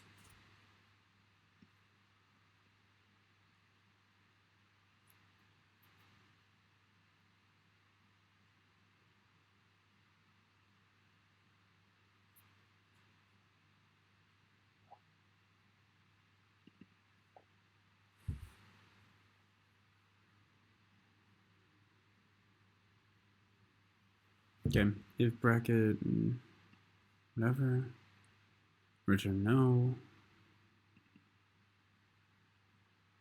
Closed bracket, this one's open bracket, and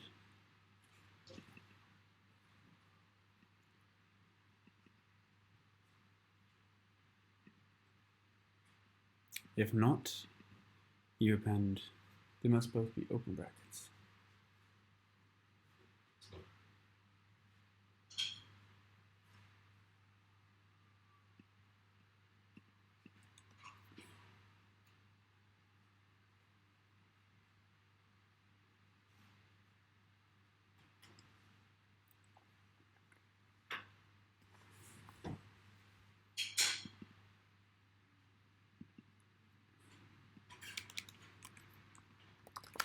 Let's print the stack actually.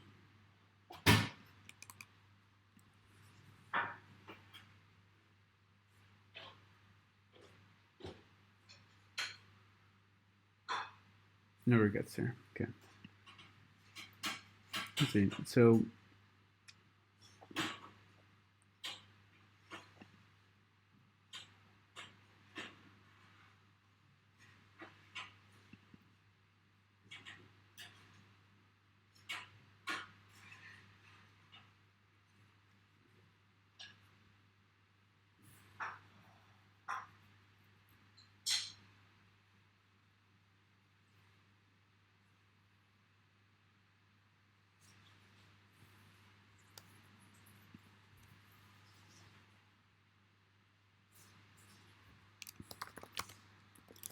just print the bracket at each time, and then also the stack.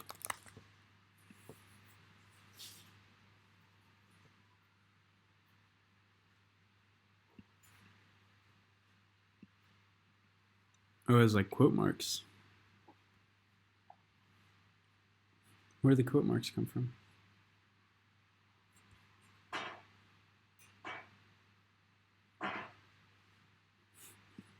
What?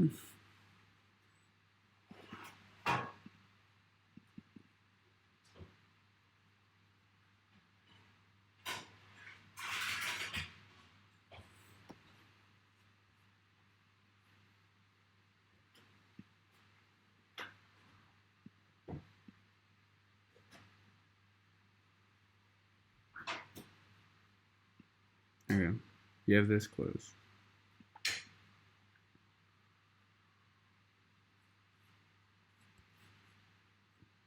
First input was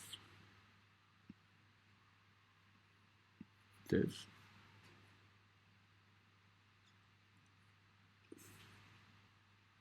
Mm-hmm.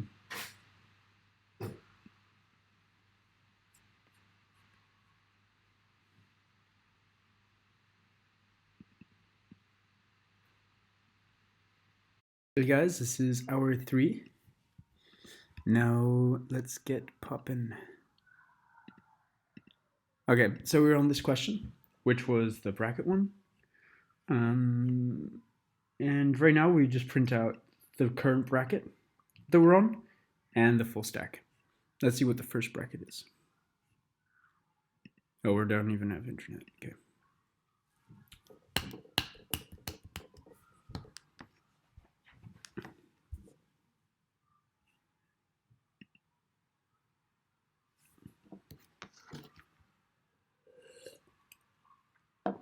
Okay, so the first bracket is this. And we're printing brack 1, so it should be... It doesn't seem like it got pushed on the stack. I'm not sure why.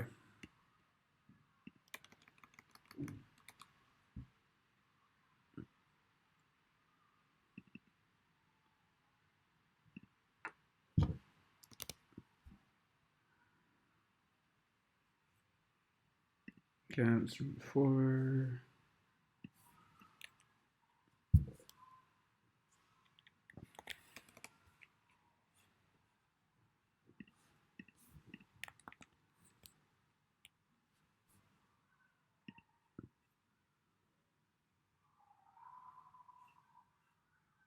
Okay, first one is this bracket,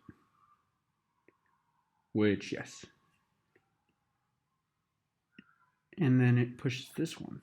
The next one is this. I'm not sure why in the stack it has this one after it.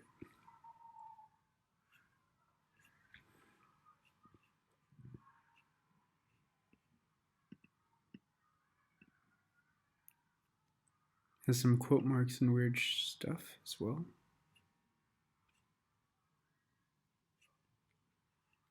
Perhaps her comma separated? Let's print what S is.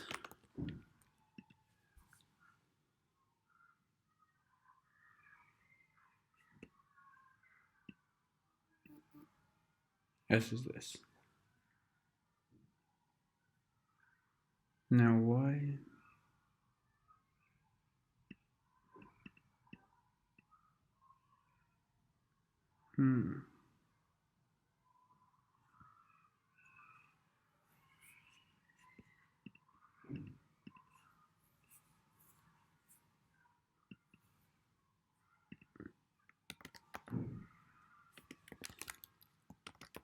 As brack and open brackets.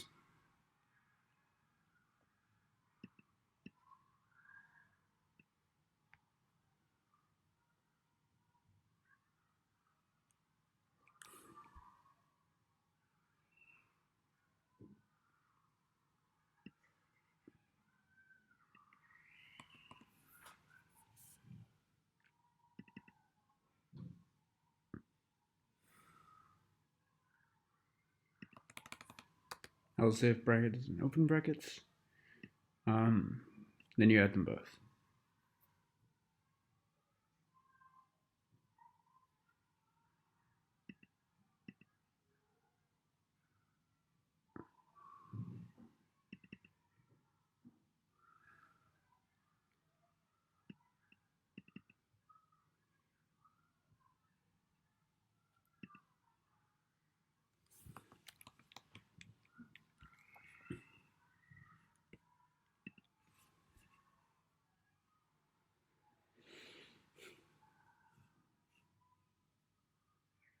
I'm not sure where this is coming from.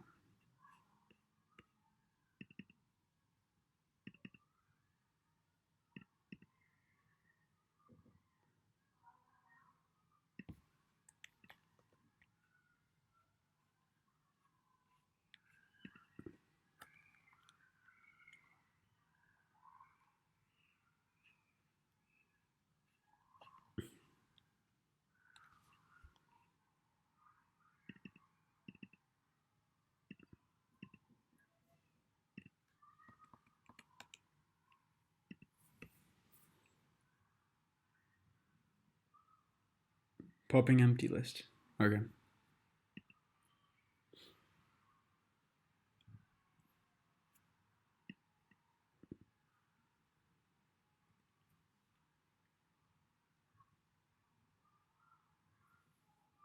Maybe you do wall stack.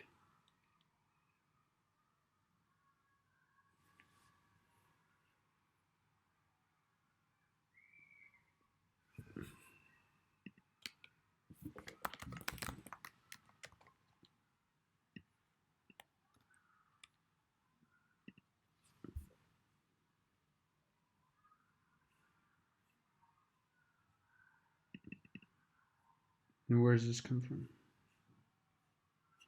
It's like a double square bracket.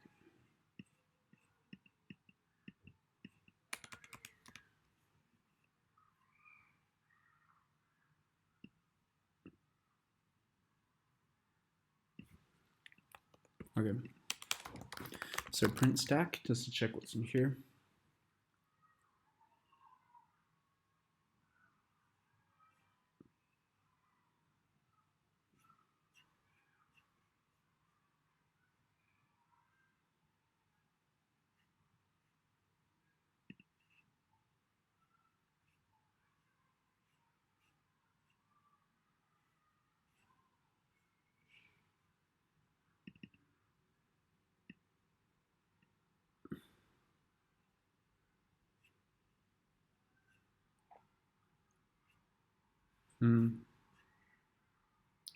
So only doing one print statement.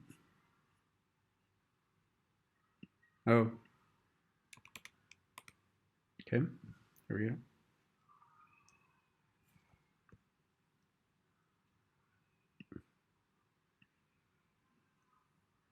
So that's what S0. Oh, right.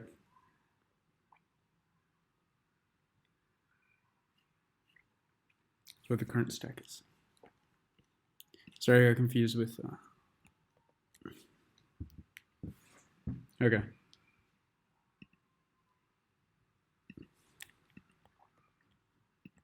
Now if you print the stack here,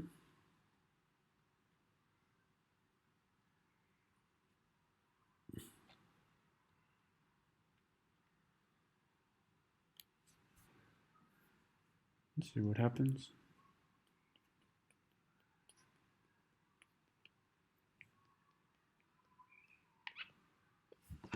Okay, so we have to think of this more of logic. You push this to the bottom. You push all the open brackets here. Then whenever a closed bracket is equal to it, you cancel them all out. If it's an open bracket, you add it. If at the end,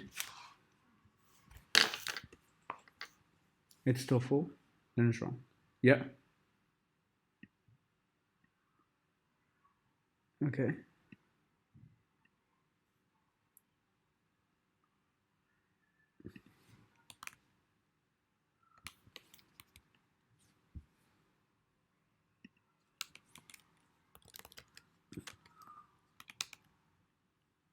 Else. So if the bracket is in closed brackets,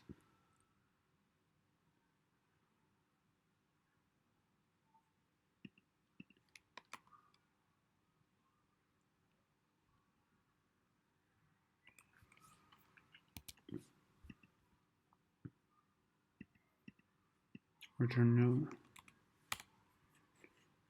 What was the first use case up here? These inner brackets. Should have pushed another inner bracket in.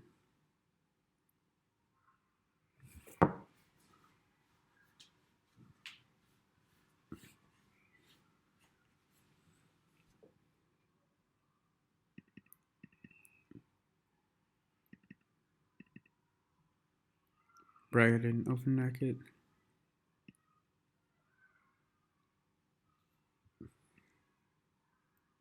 You push them back in.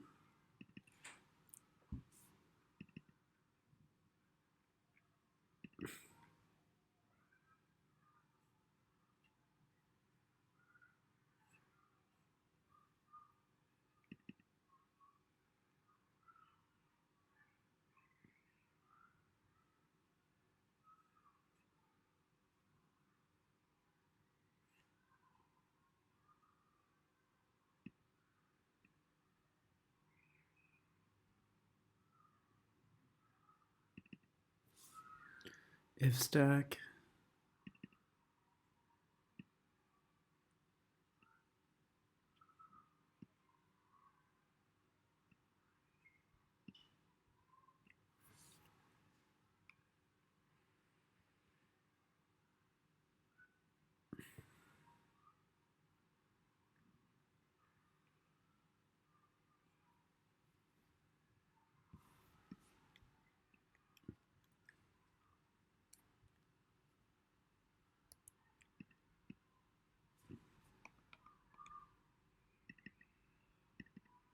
There's an open bracket, you just add it in.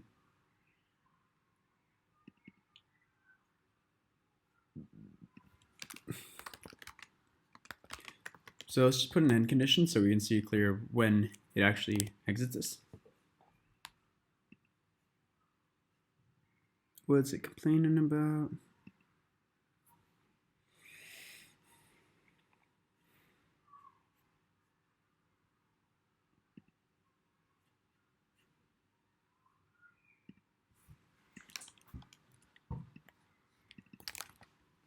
Print stack every time.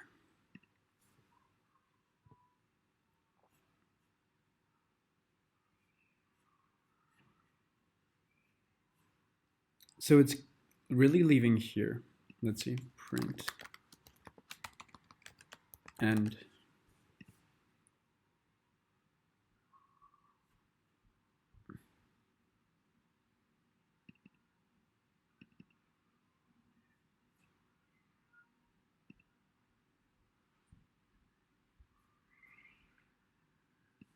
Ended here, but the next one was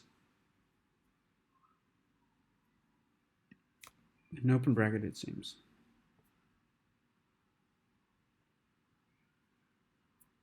Oh.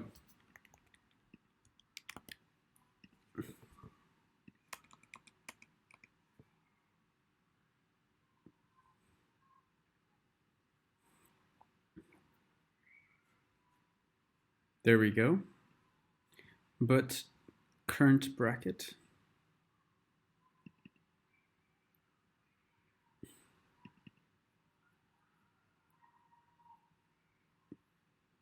Is not equal to the close bracket. It's not equal to bracket. Let's see. Failed here though.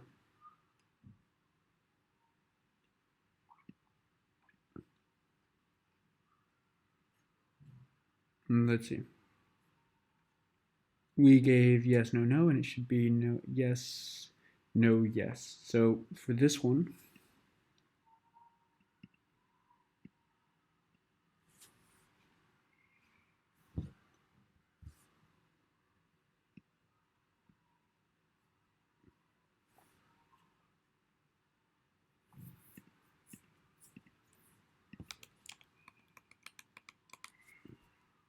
pushes off the stack, and it only puts it back again if it's an open bracket.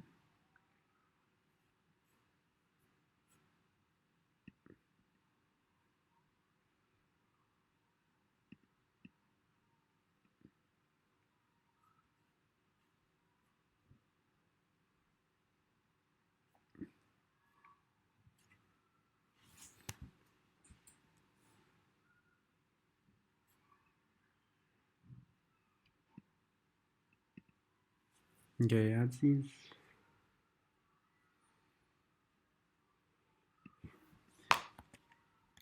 Should be trying to copy this. Let's just put this next to us so we can see exactly. Not this one. This. Okay.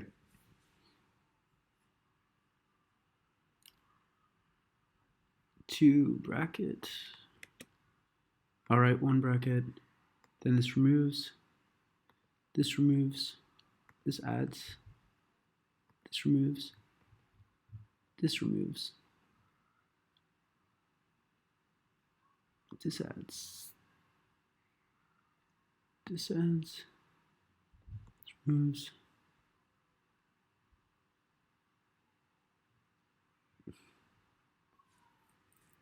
Some reason it adds the wrong character here.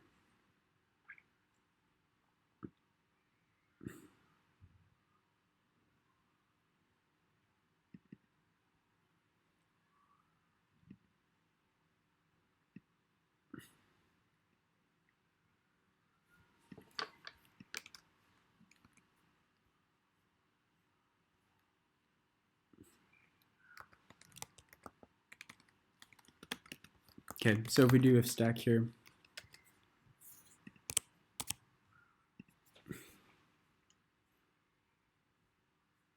it doesn't pass any of them.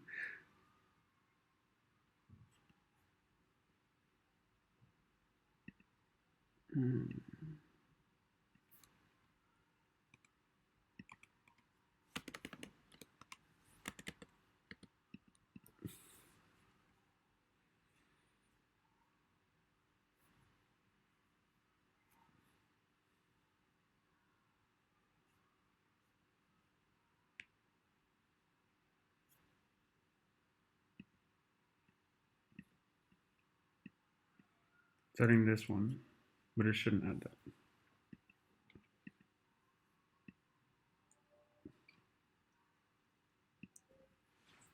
If all of them cancel,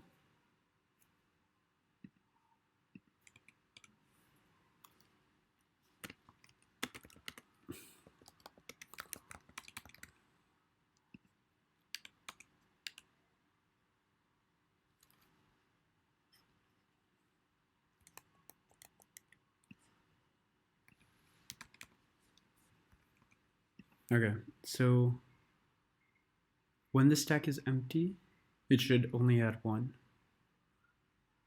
It should only add the current one.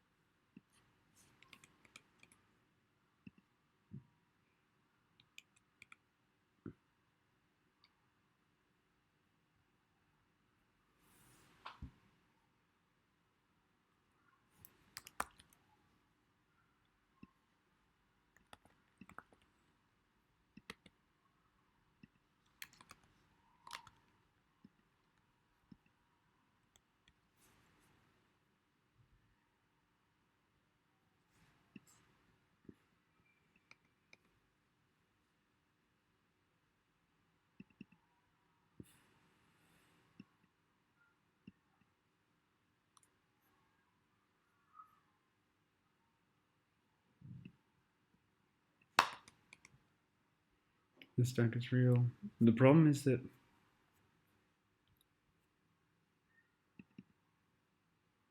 this is an open bracket.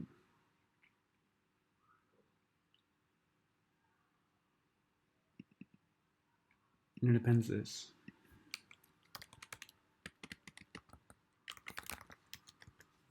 So it should be only if the stack is real. But I should do this. Then it goes no.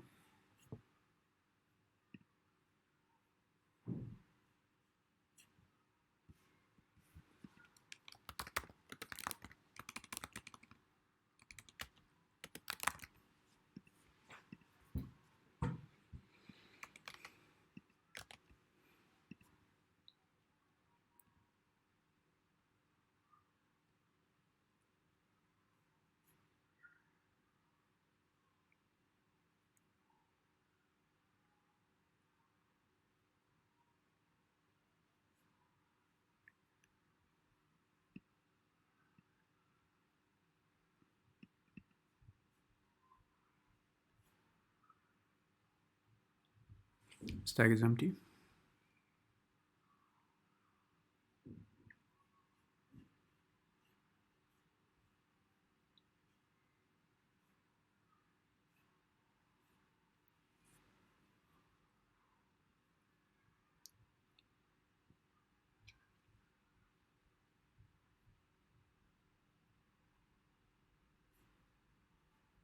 Oh, right. Okay. So you should do if current bracket is an open bracket.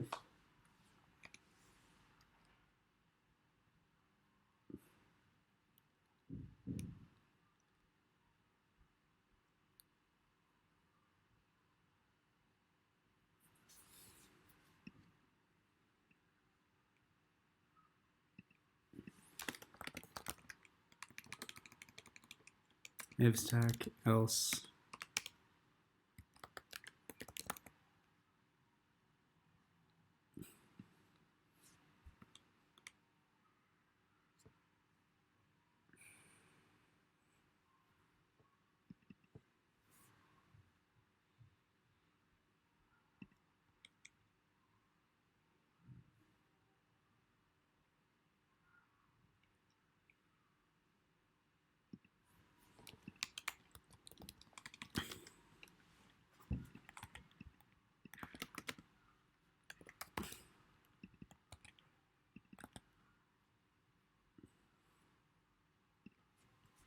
All right, this should work.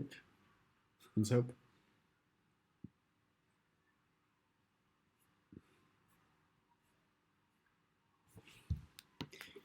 Woo! Okay, let's submit it. Let's see if pass all test cases. Doesn't look like it will.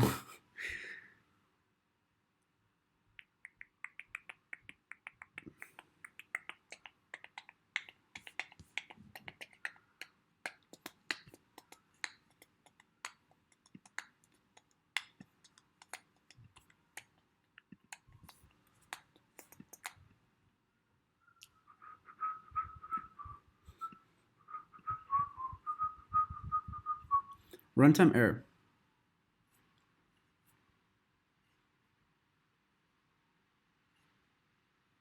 So it's too slow.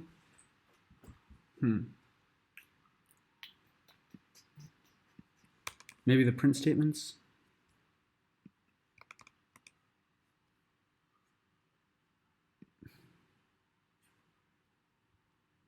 Oh, we have to print the stack here.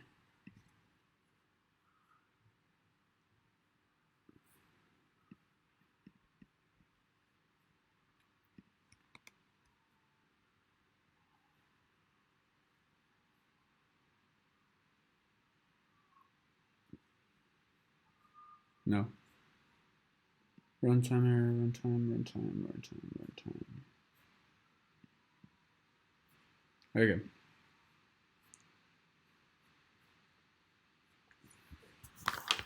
Why is this taking longer?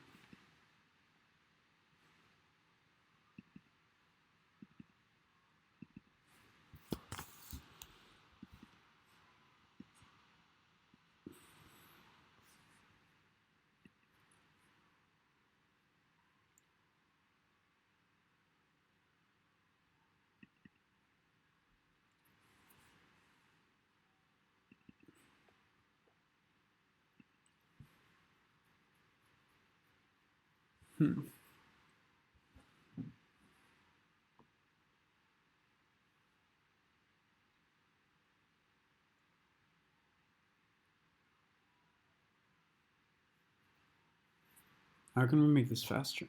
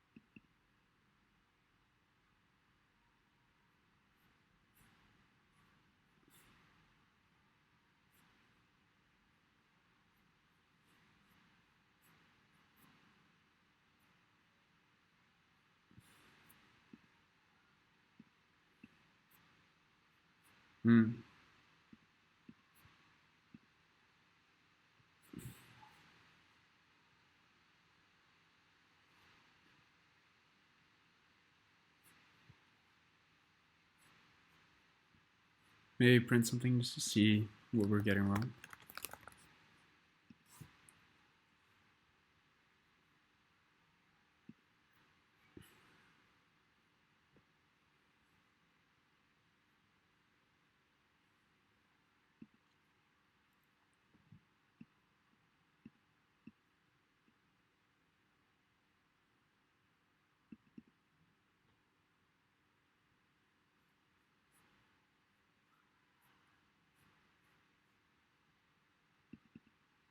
runtime error.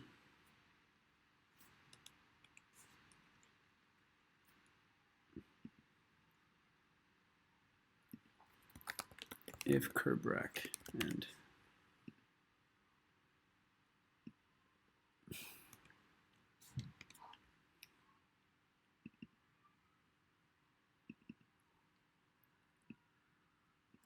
else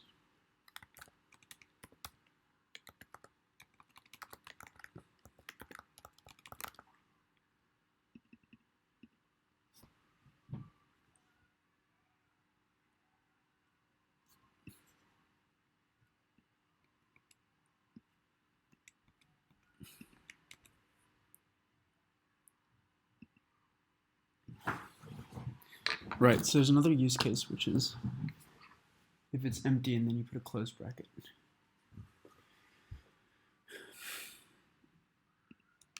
If stack, else if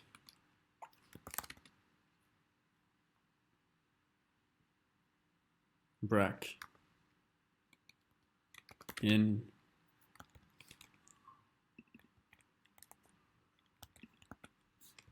close brack, return no.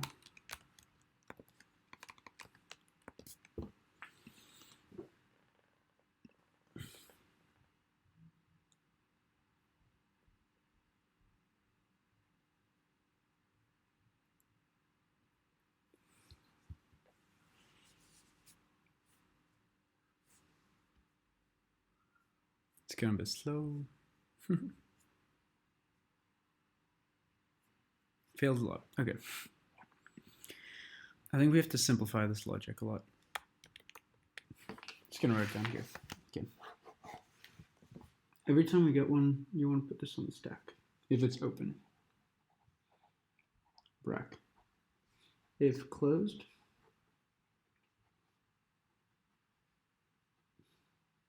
And stack is empty. Return no. If wrong bracket, return no.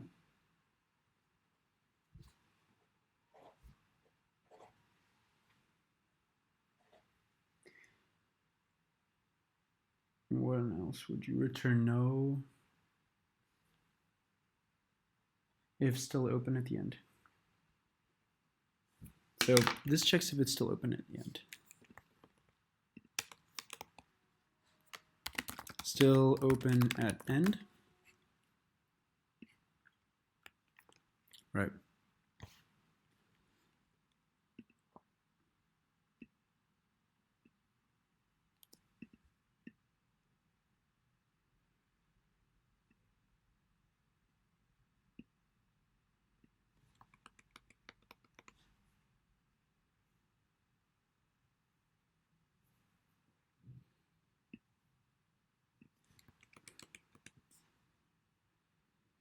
Okay, so you want to check if closed and stack is empty. If closed,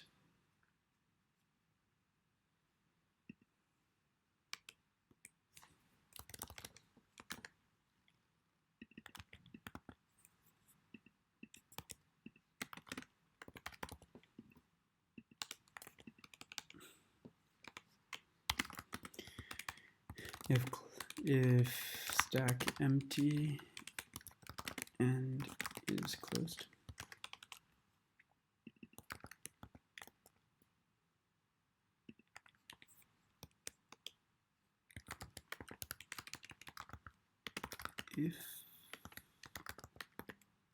If not curb rack and brack is curb brack.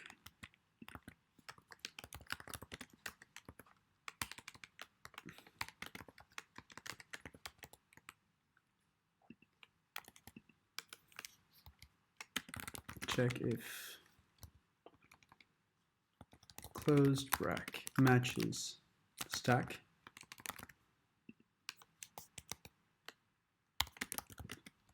Add open brack to stack.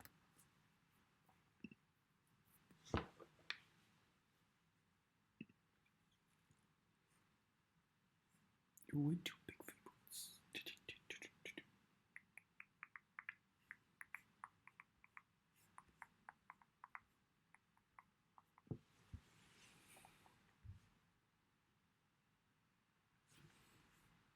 Nice. Passed all the cases. Woo! Okay, next challenge. So that was stacks and queues. Now we're doing graphs. Ooh, this looks hard. Okay. The ruler of Hackerland believes that every citizen of the country should have access to a library. Unfortunately, Hackerland was hit by a tornado that destroyed all of its libraries and obstructed its roads. As you are the greatest programmer of Hackerland, the ruler wants you to repair the roads and build some new libraries efficiently. Hackerland has n cities numbered from 1 to n. The city is connected by m bidirectional roads. A citizen has access to a library if their city contains a library. They can travel by road from their city to a city containing a library. Following lit figure is a sample map of Hackerland where the dotted lines denote obstructed roads. The cost of repairing any road is C road dollars, and the cost to build a library in any city is C lib dollars. The above example, C2, we would build 5 roads at a cost of 5 times 12. We don't need to rebuild one of the roads in the cycle 1, 2, 3, 1. Yep. If you're given Q queries where each query consists of a map of Hackerland and value of CLib and CRoad for each query, find the minimum cost of making libraries accessible to all citizens and print it on a new line.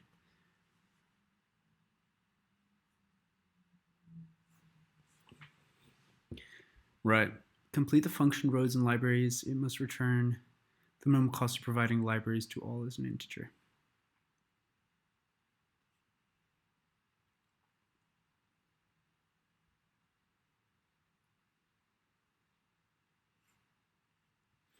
So for this, maybe a greedy algorithm would work on first glance, but not too sure.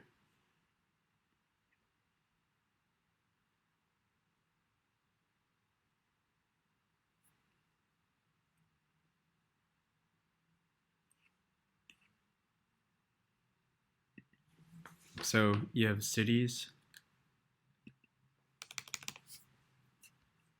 What are you given again?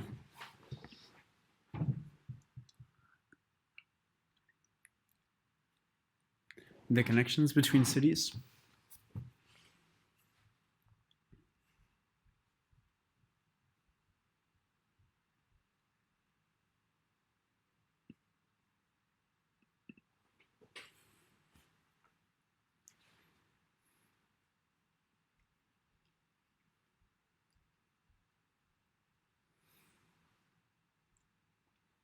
Three, 3, 2, 1.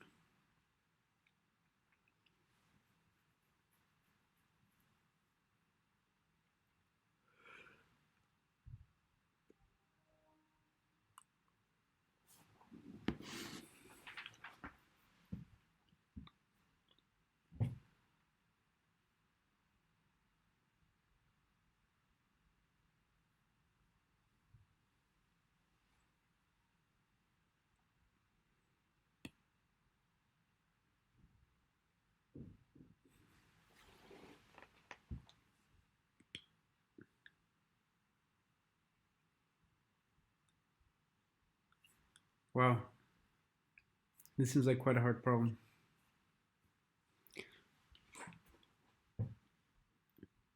She has pleasure news for it. Okay. So what do we want to do?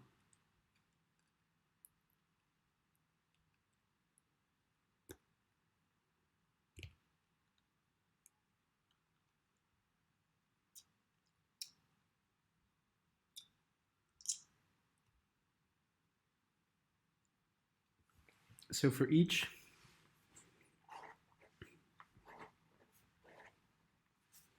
road we get given,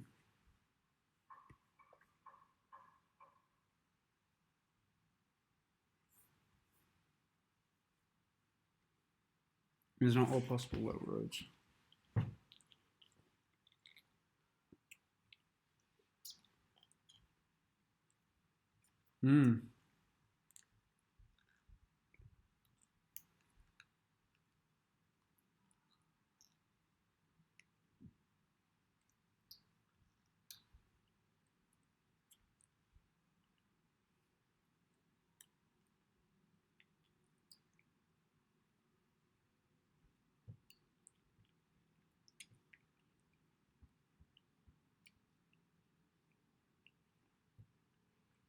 So maybe at the start you want to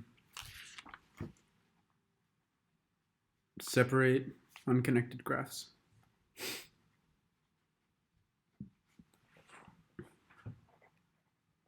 Another thing is if road cost is greater than library cost, then you should just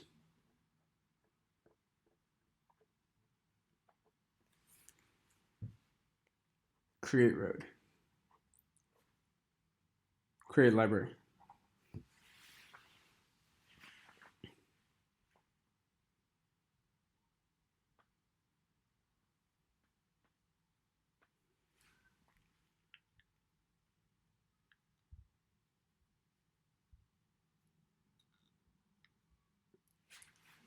Apart from that, you want the minimum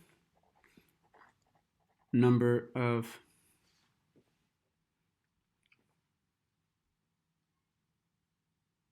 paths to connect roads.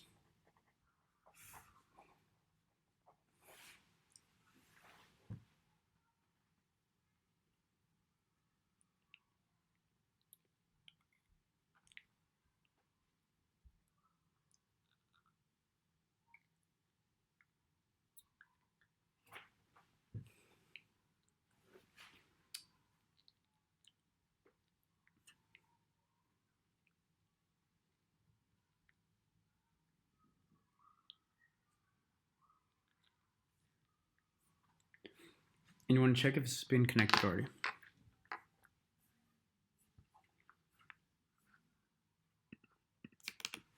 So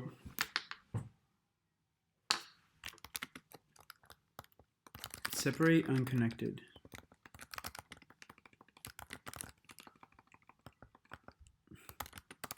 graphs. Oh, and we output, what do we output?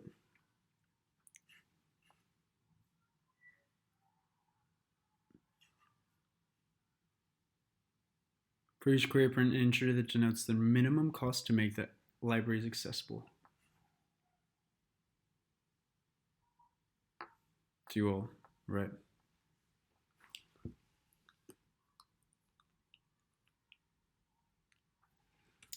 So, edge cases, libraries,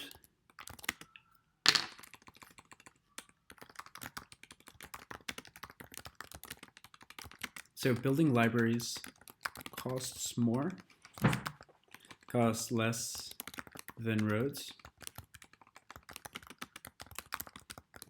Create libraries for all.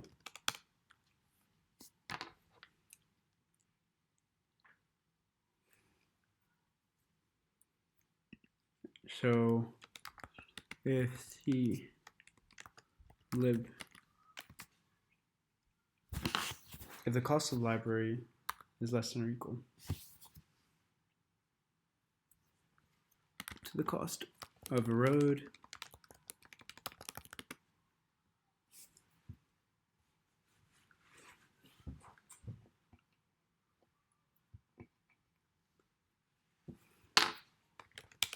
then return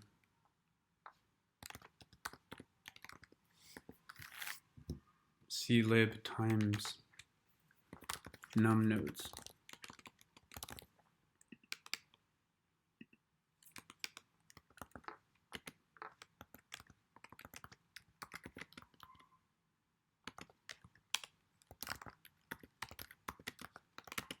Okay, common edge case. N is the number of nodes, I think. Let's see. N.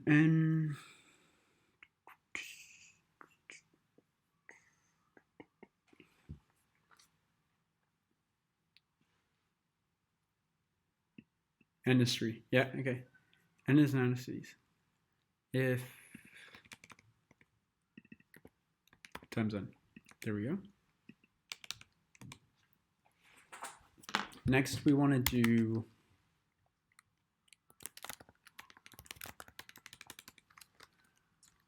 separate graphs.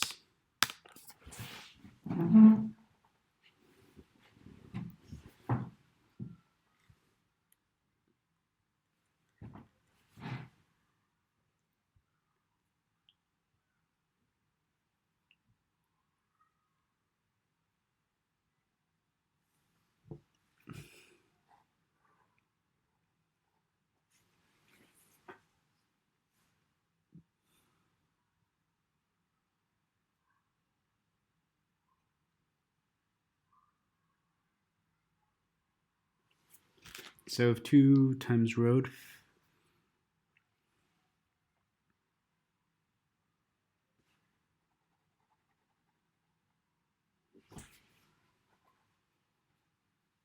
I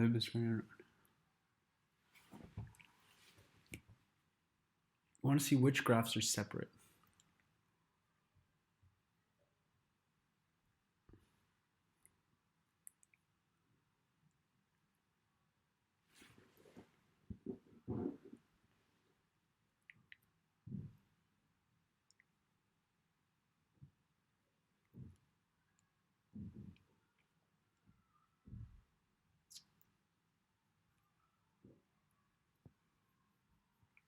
To do this, you can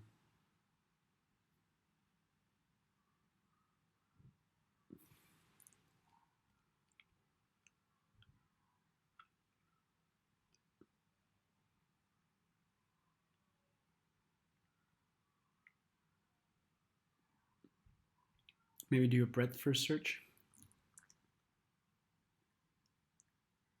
Do breadth first search and see if it's there.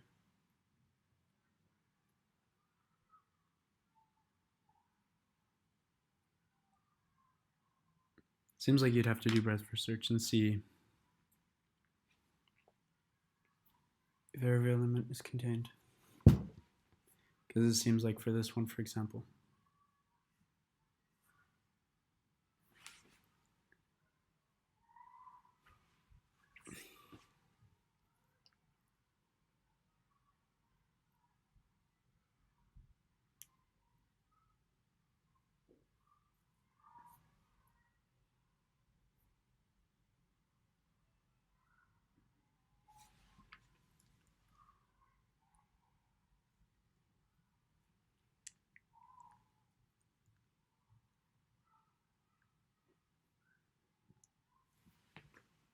Maybe you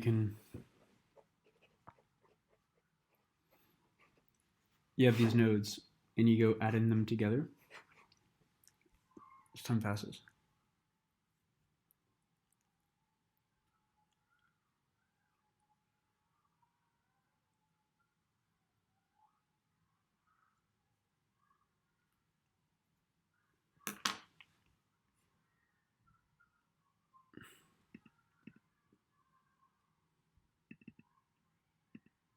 So maybe you have a dictionary. Dictionary of what connects to what.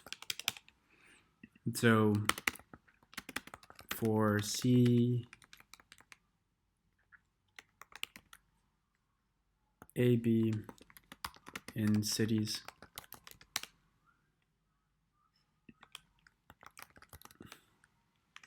cities connected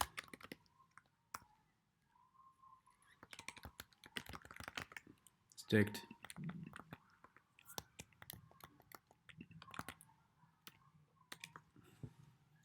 connected A, E, dot append B.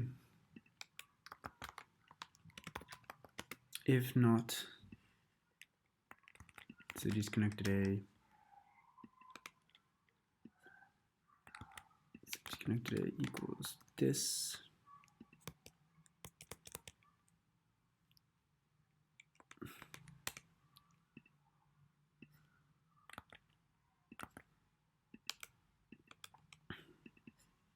Do this as well for cities connected B.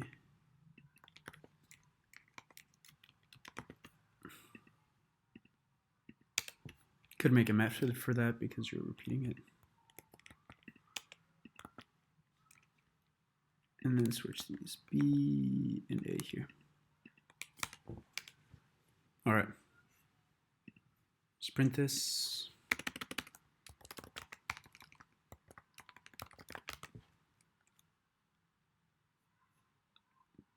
Key error 1.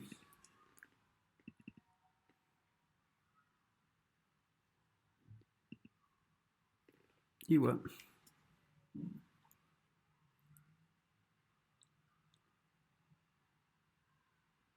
If a not ends disconnected. Yep.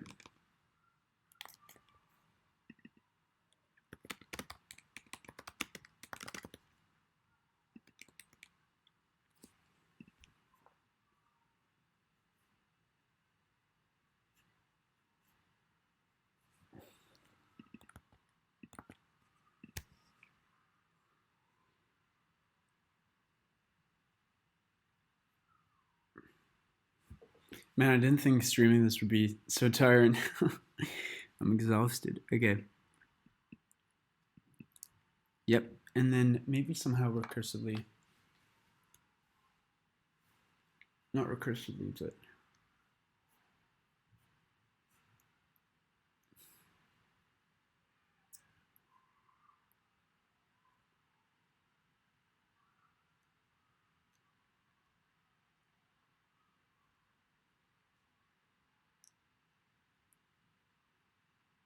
maybe see if each node is reachable. You have to see.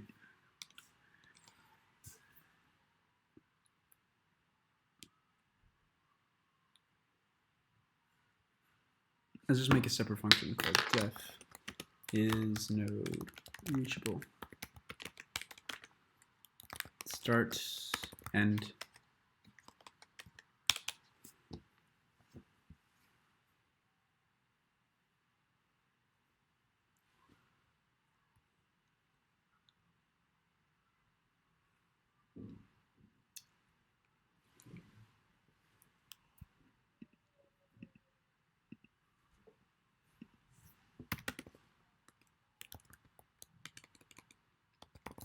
Connection state.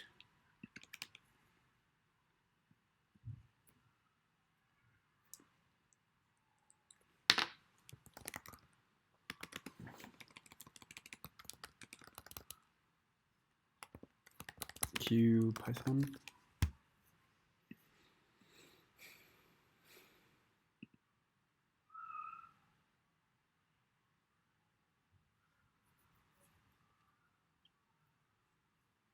Import Q.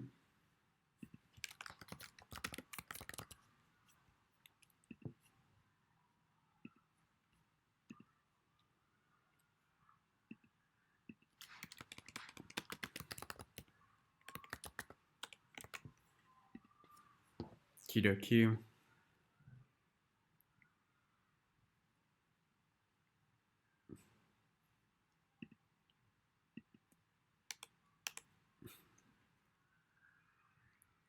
Okay. Now we do visited set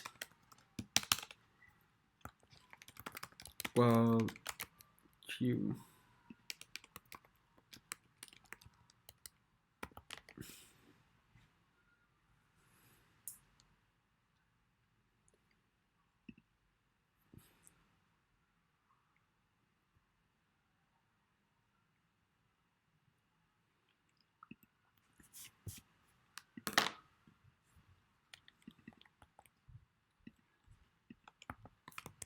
for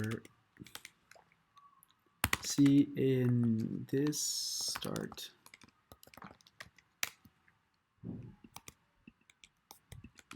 Q.append C while Q if let's say current equals Q.pop. Let's see what the method is. Is it .get?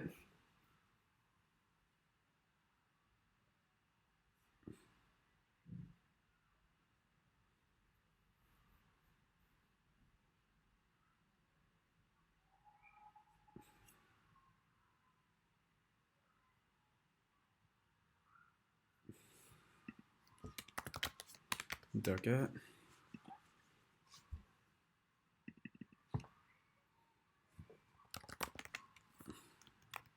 Let's just check this is working by printing length of cur of q.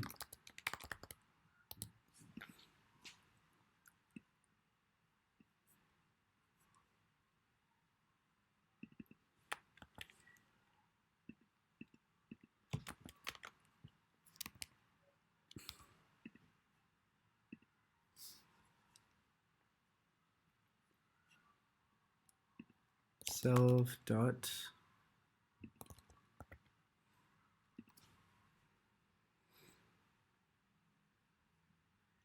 name self is not defined.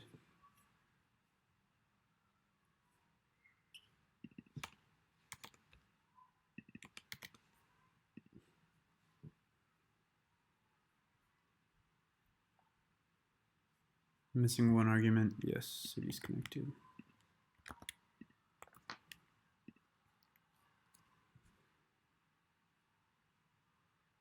Q is no object depend. Dot put.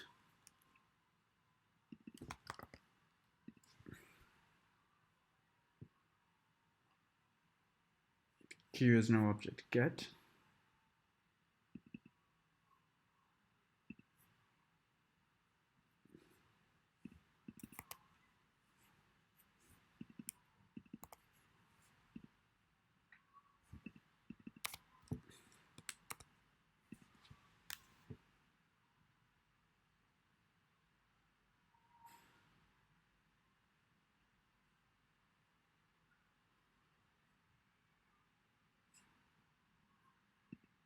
How do you get length?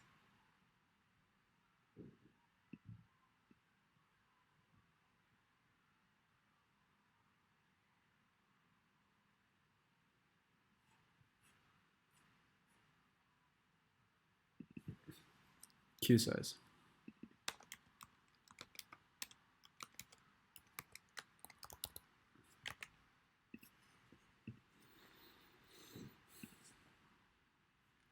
No object Q size. Lowercase.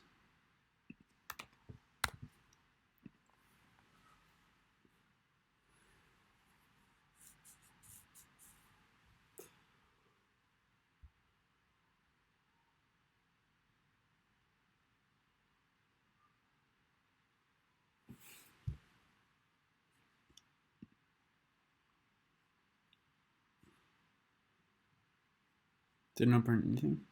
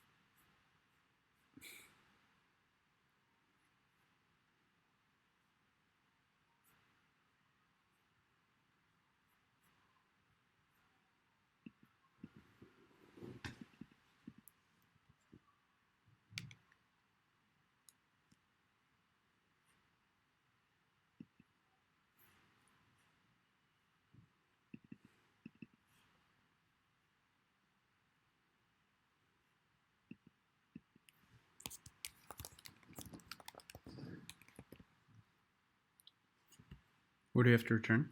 Oh, yeah, the number. This is return 0.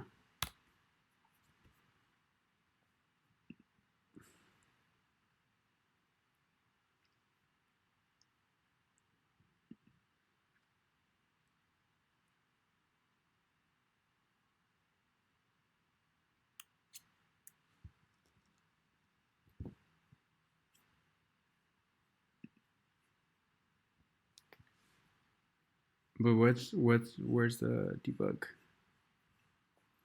I want to debug.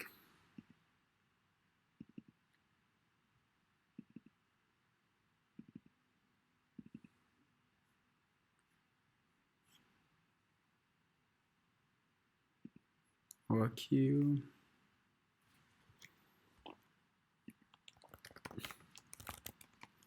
Just see if this works. Works.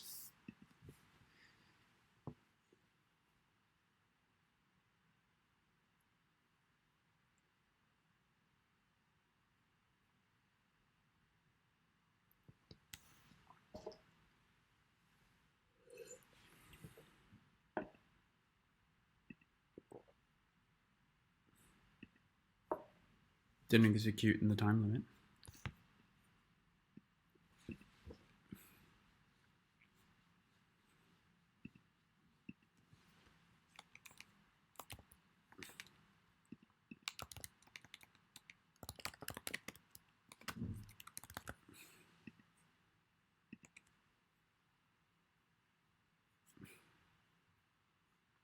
Right. Prints out fine. Is it because there's no return statement here?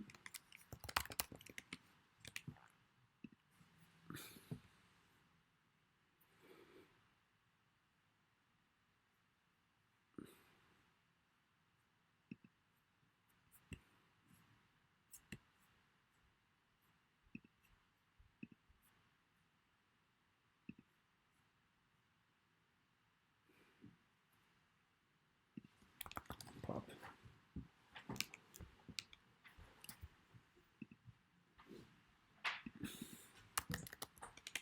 Q Python.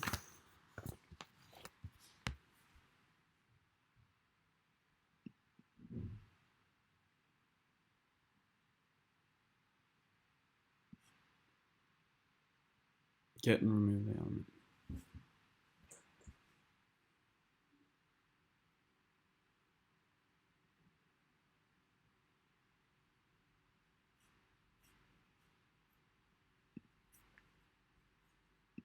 Maybe while Q is the wrong thing to say. You have to say while Q dot Q size greater than 0.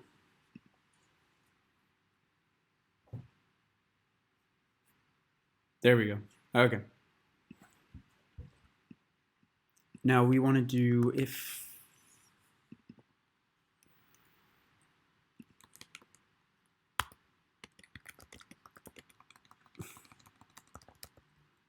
for connections in connections dict cur, if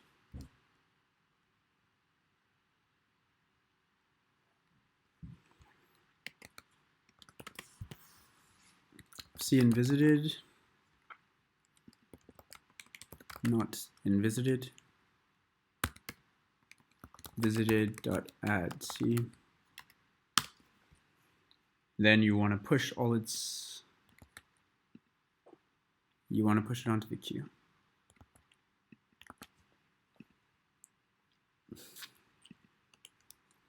If c equals end, return true, return false.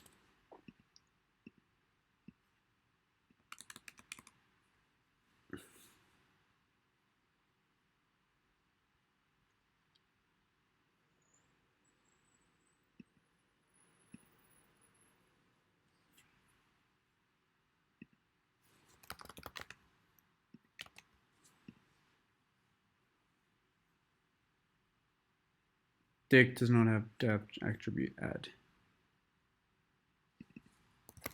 Set. Bum bum bum bum bum bum bum bum bum bum. Bum bum bum bum bum bum bum bum bum bum bum. Bum bum bum bum bum bum bum bum bum bum bum bum. So 1 and 3 are connected here.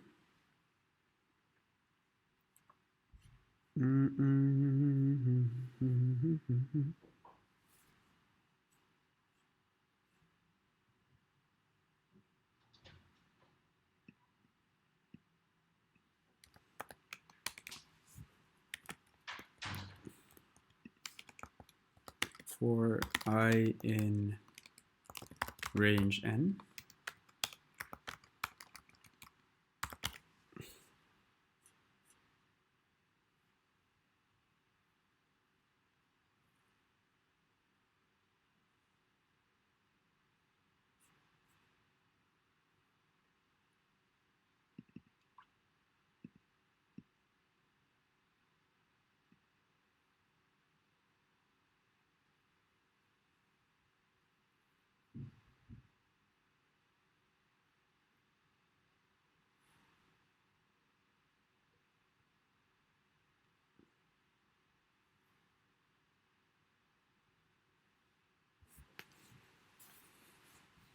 would be n squared because you have to see if it actually connects.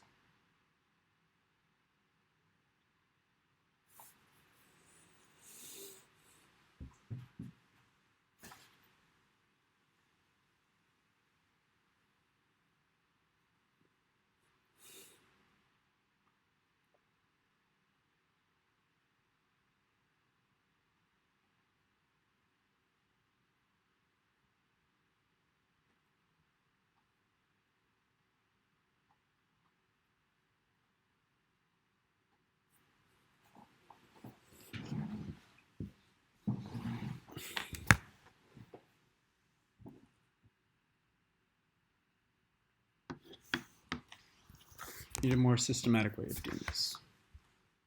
So you want to check if the cities are connected.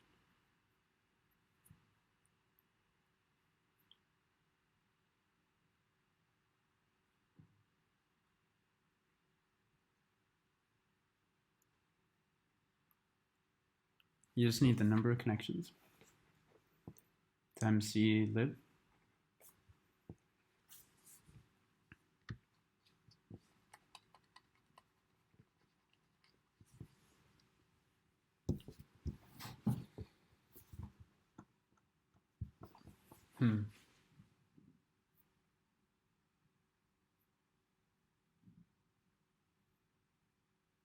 How can you determine distinct connections?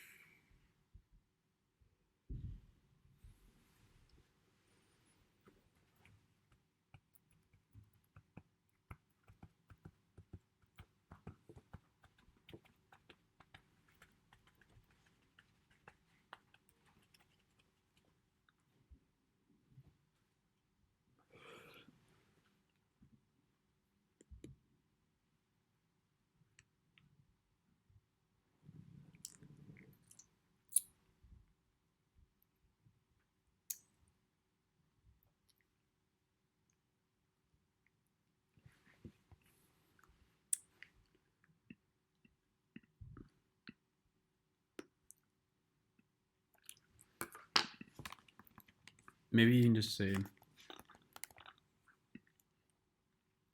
let's do this and call it visited nodes. And you just have a start.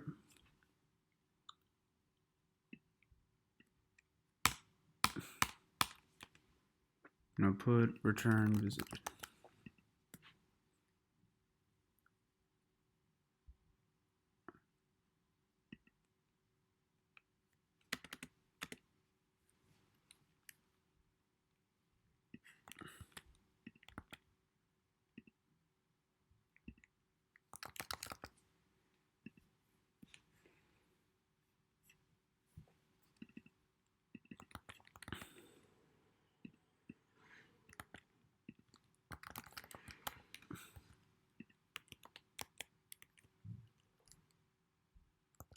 Array graph. Array distinct graphs.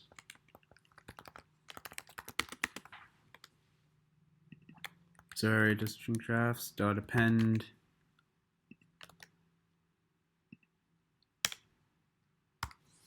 if I in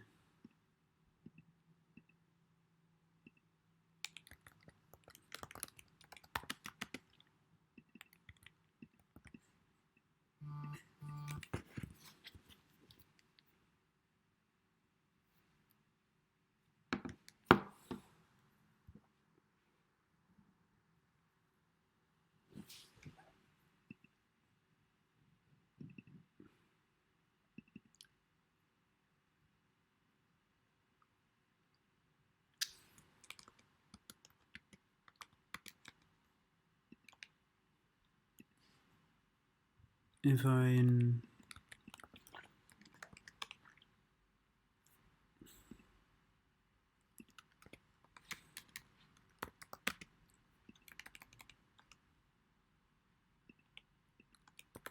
numgraphs plus equals 1. Numgraphs is 0.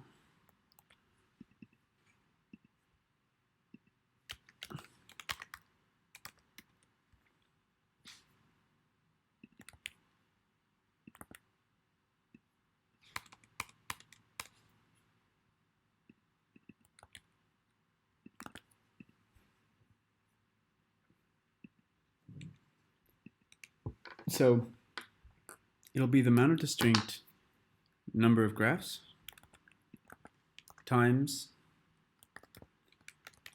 the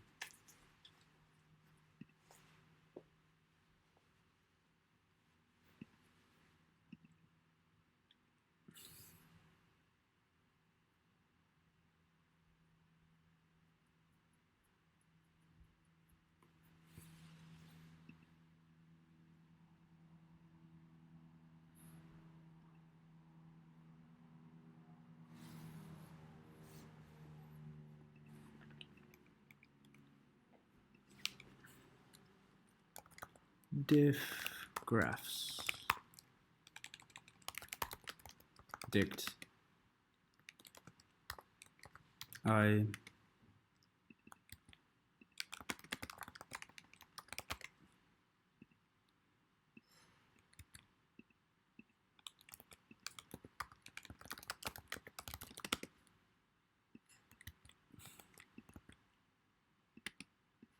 nodes in graph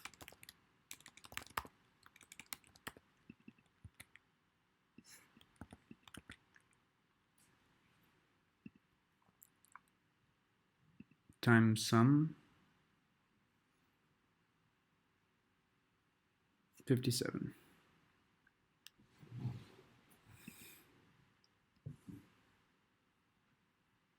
Numgraphs times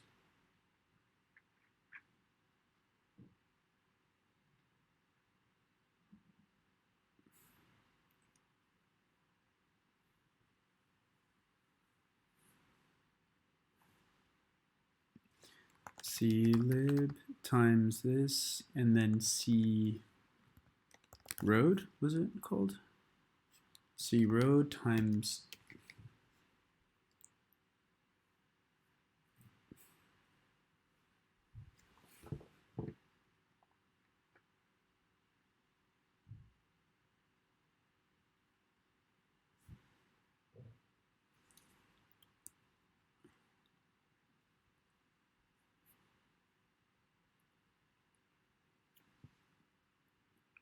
sum of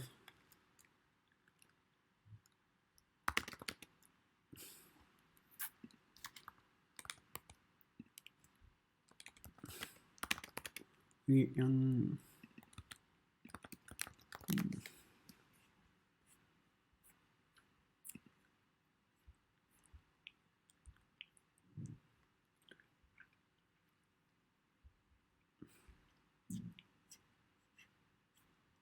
57. Int object is not iterable.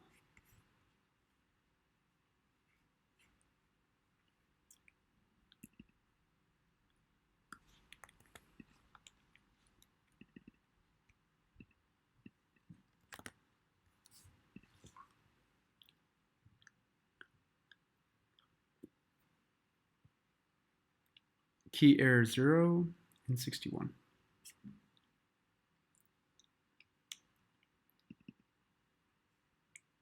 Right, because this started.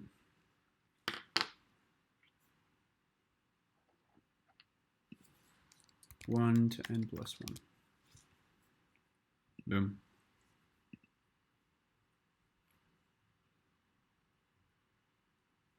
Unsupported.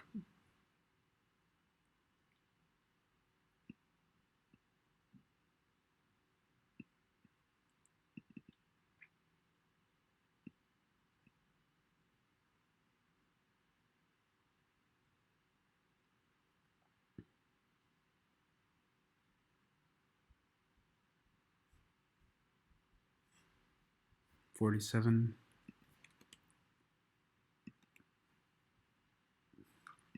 On my phone.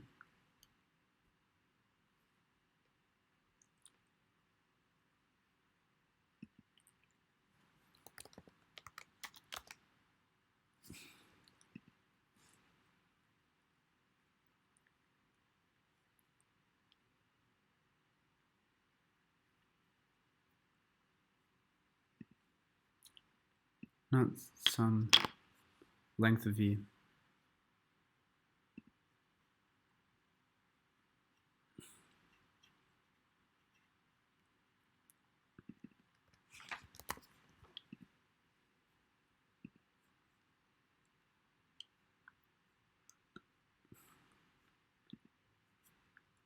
Nice.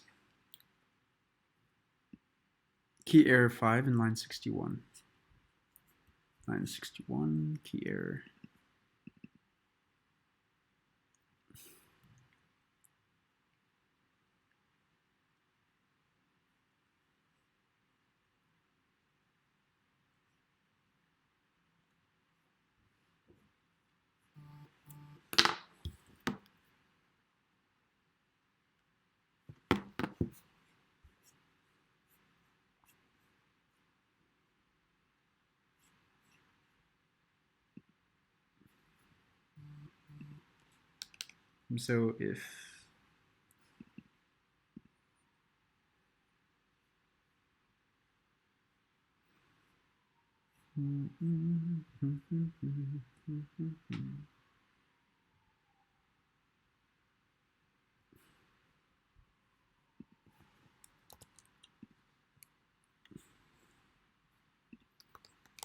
So if I not in cities connected,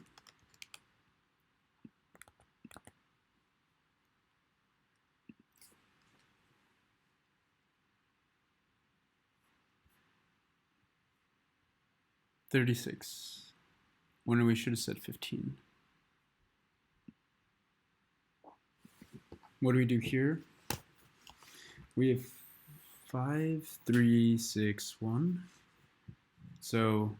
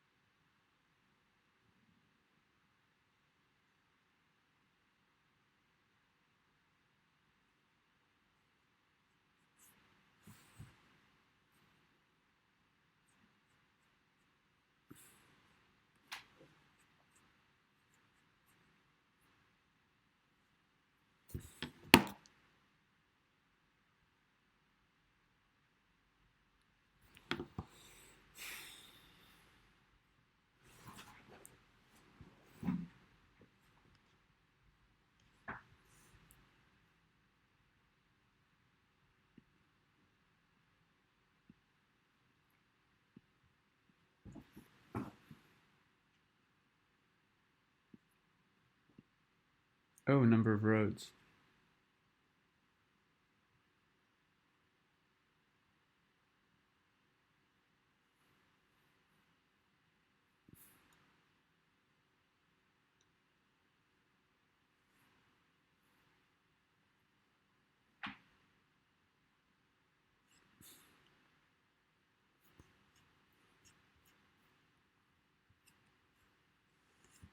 Okay, so in this example, this is the library. You have to create one library and then 3 roads, which is 9. We gave out 12.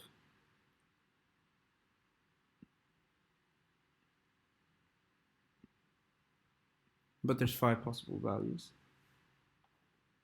Plus 1. Right. We gave out 12. Why did we do that? Let's debug.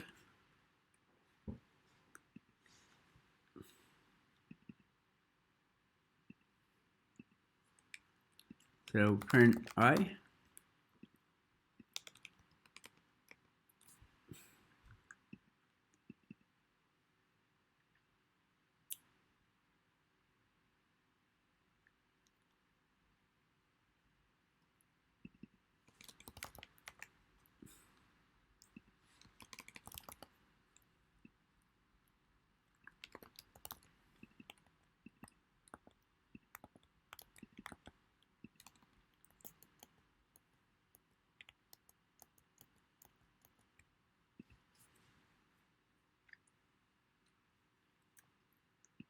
print I,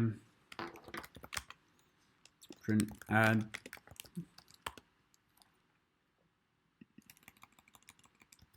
loan node,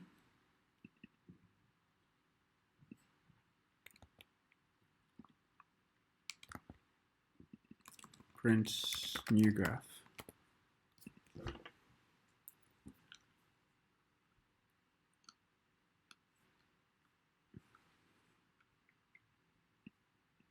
Nice. It's doing that correctly.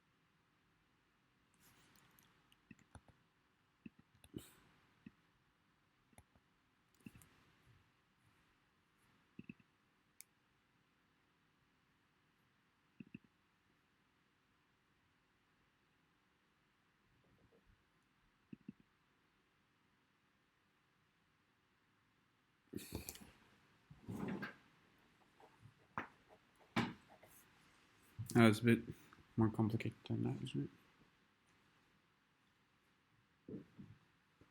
it? This is the amount of different nodes.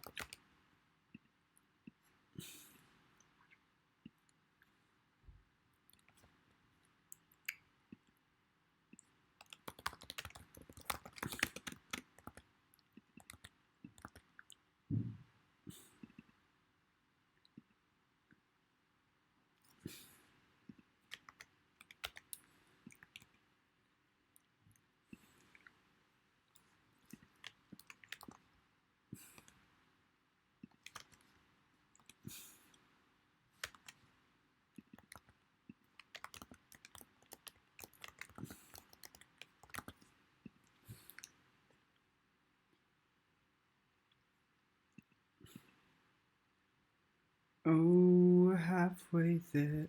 Oh, oh, living on prayer. Take my hand, we'll make it, I swear. Oh, oh. Okay, we failed a bunch of test cases. We didn't run in the time limit.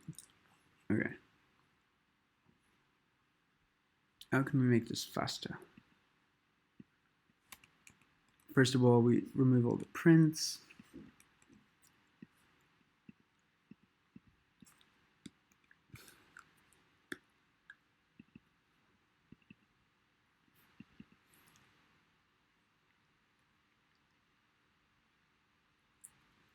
Second of all,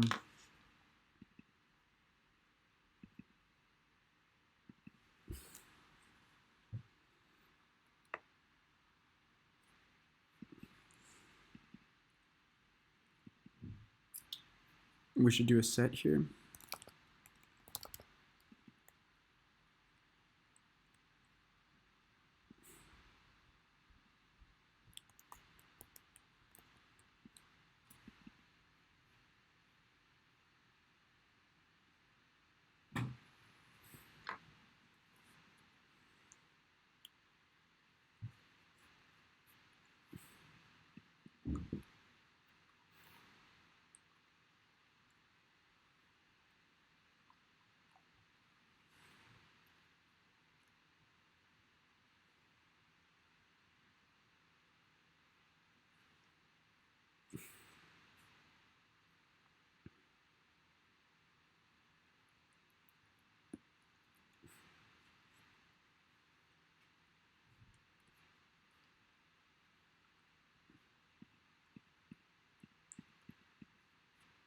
Doesn't execute within the time limits.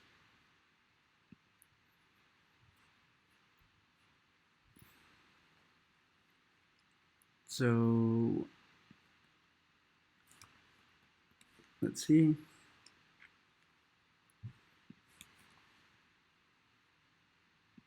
Print works. Check that out.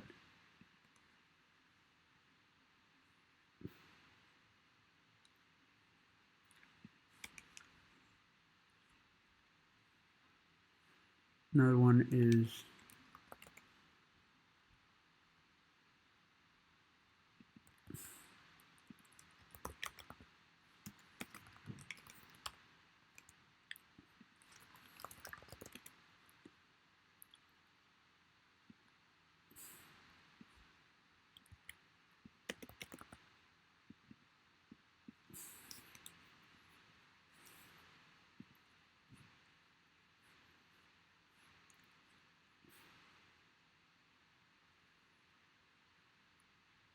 this is ON visiting the nodes.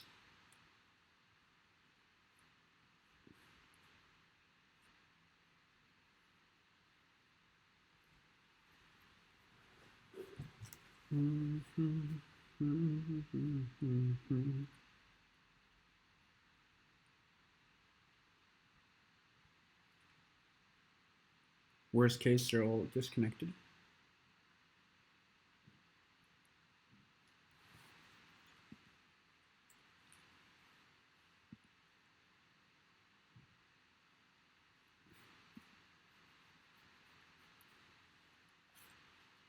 They're all disconnected to one.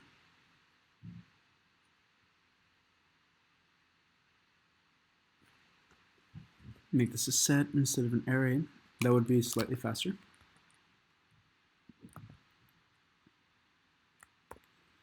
Add elements into set from array.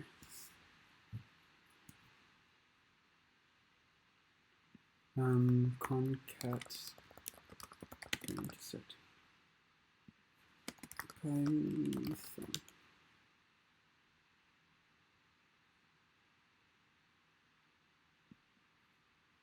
Okay.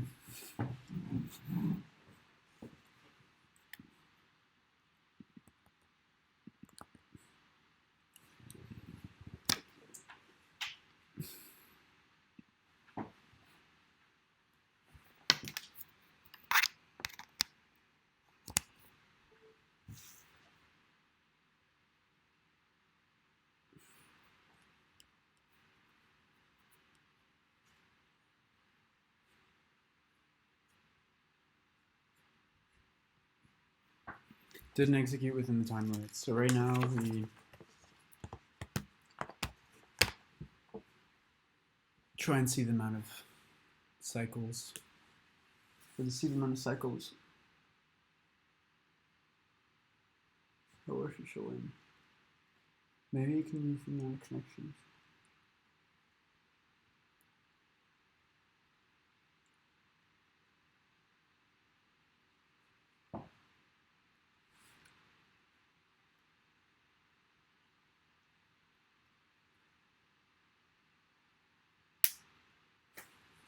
This is a difficult one. I'm gonna have to get back to it probably. Okay, so right now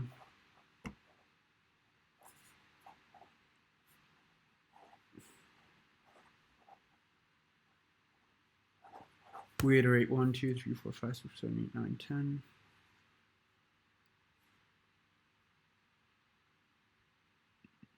If it's not in cities connected,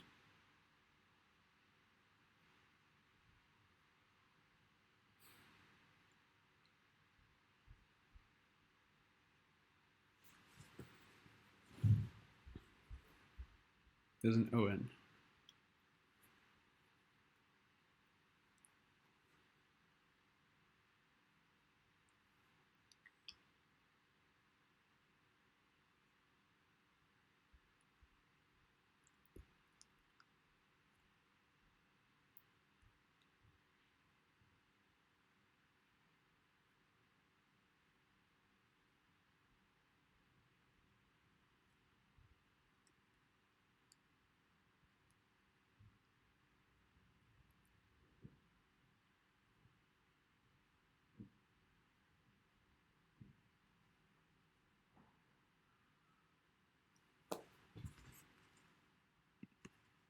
Okay, I'm taking a break. Hey guys, we're back. Hour 4 of the Hacker Rank Challenge. Let's do this. Guess I have to do my screen recording. There we go. Hey guys, sorry my computer ran out of battery. Now we is back. Whoa, like a ghost now. Whew. There we go. Is this better? I think that's a bit better. Sorry, computer and battery. We're doing this question, and I'm trying to see if the last value that they feed us is supposed to be a node. Color label 1 is 1.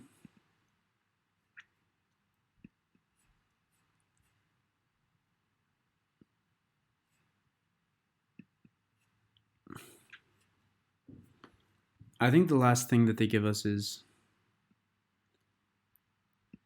Yep, so they give us a color that we're supposed to analyze. Okay, that makes things a lot easier.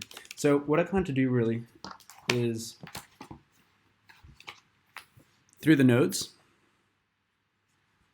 as you have here, try to form a dictionary of which nodes are connected to which, and another one with the ID of the node and the color it corresponds to.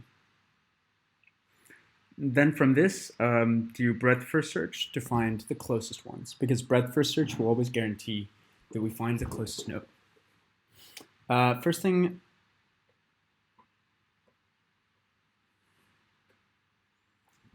another thing to keep in mind, however, is that there may be multiple nodes. You might have multiple green nodes. So you have to find what the shortest distance is between those. Optimally, you start at the node that you desire, but it's not necessary.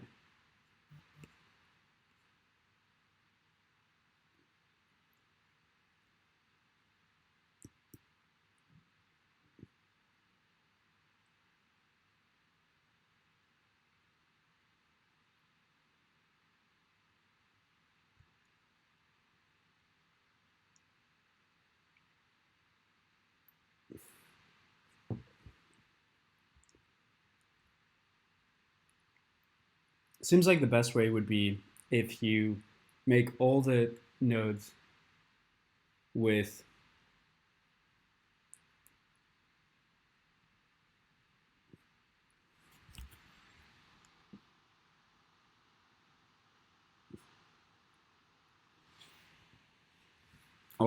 one green.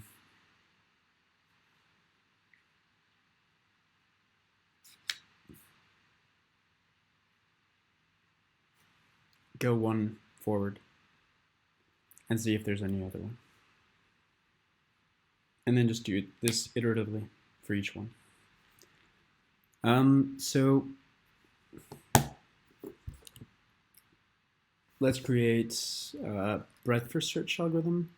So Q equals import Q.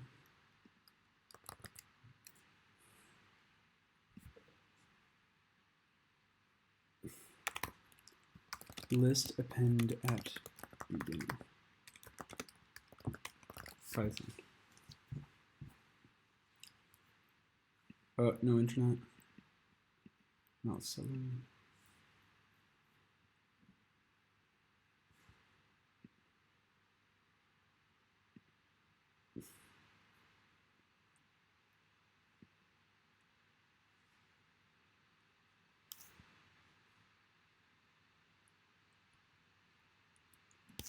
So in Python, you can do dot insert 0.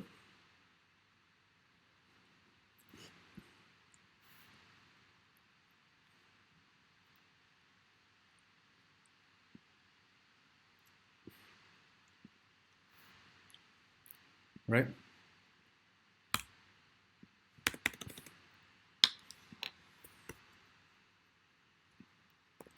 Python pop from head list.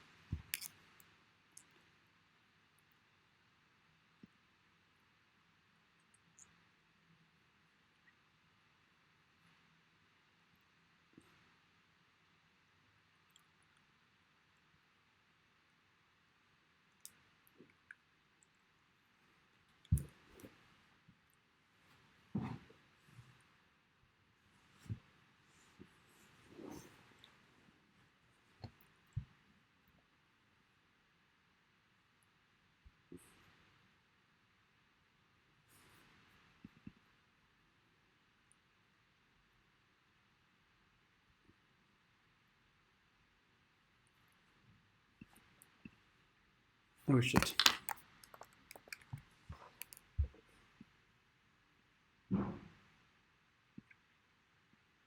All right, so for Q, we might not even have to import anything. We can just use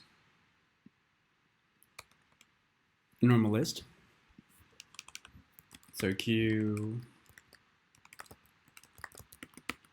equals this, and we just want to be able to pop from left, which is pop 0, right? So we do another one called visited.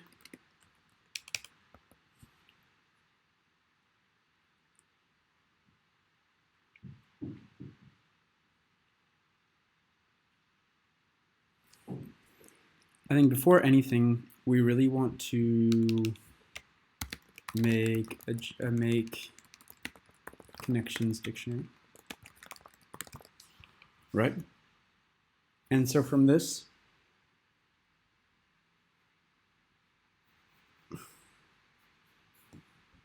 you just do for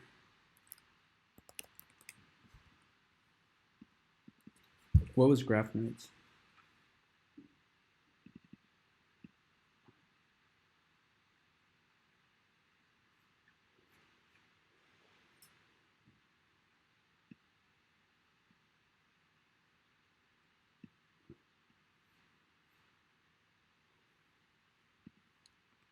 Make connections dictionary. So for A, B, in graph nodes, I believe.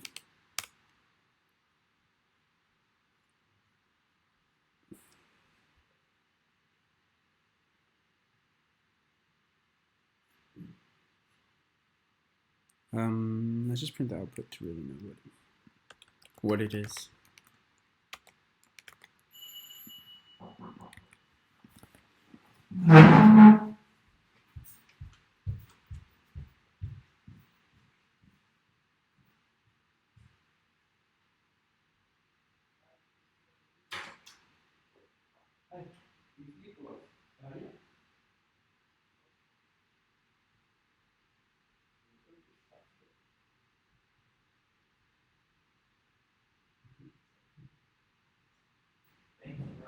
Thanks so much. Have a good one. You too.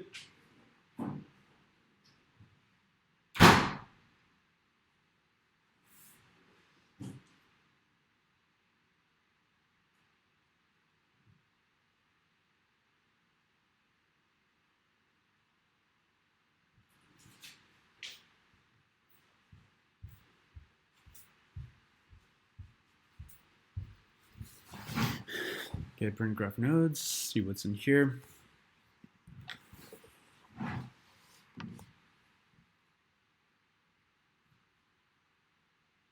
So 4. Okay.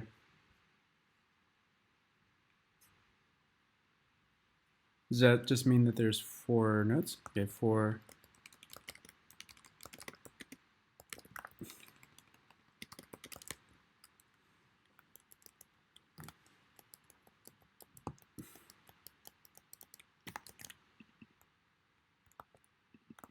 Graph from.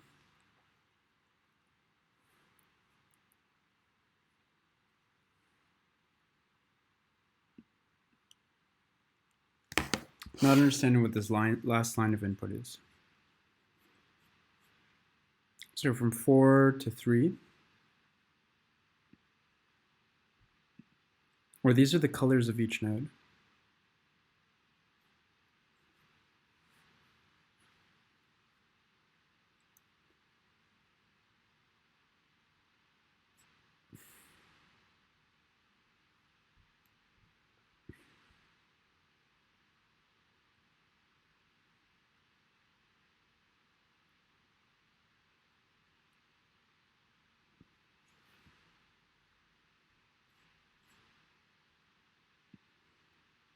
One and 3, 5 and 4. These aren't connected though. 3 and 5, yes. 2 and 4. What's this first one though?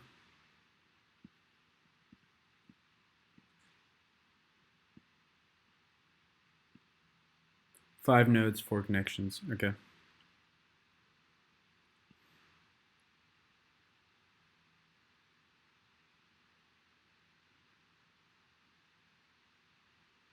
Okay. I think I understand this a bit better now.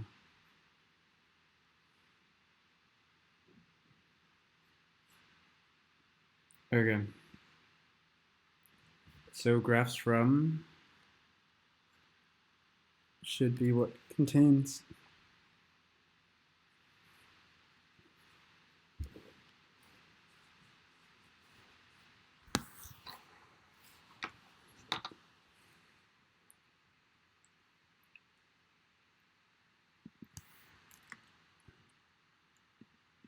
Okay.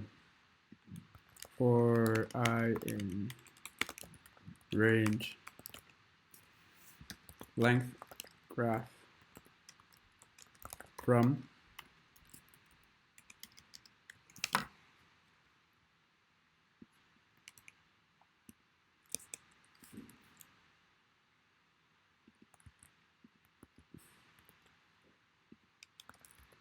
connect dict use dictionary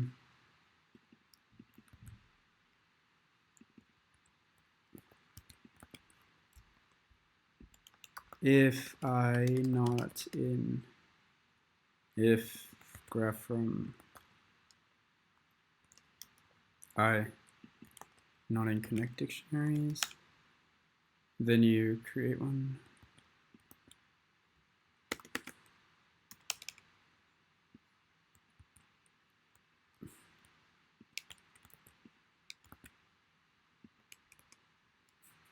Same for the other one. But from graph 2,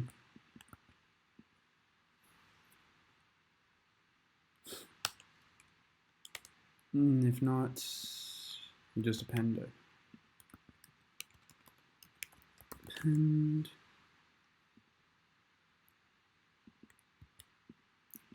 connect die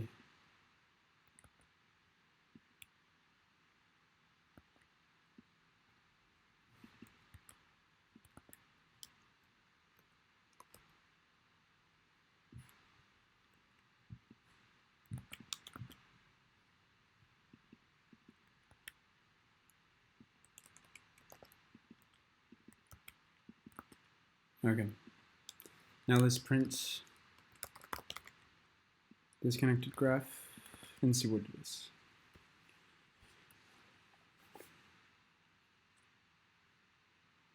Traceback unhashable list. What is an unhashable list? Right. Graph unhashable list.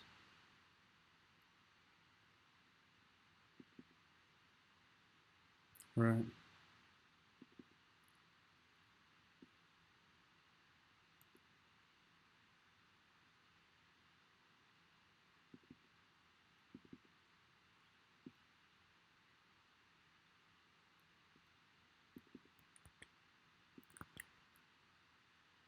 There we go. Yeah.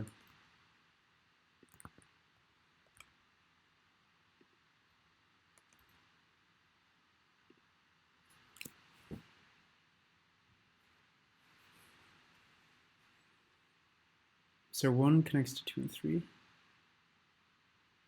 2 connects to 1 and 4.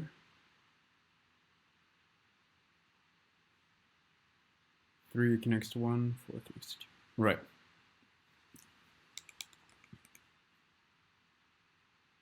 So we made a connections list. We also have graph nodes, IDs, I think is colors, and the value that we're trying to look for. So we want to do a depth first search, a breadth first search, but we want to do it for all of them simultaneously.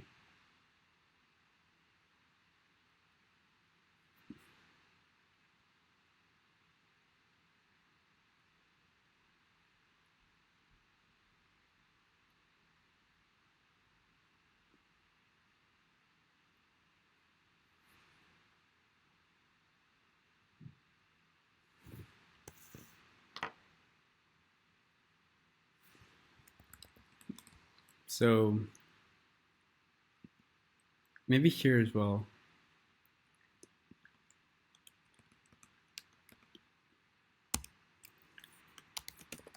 Nodes of our color.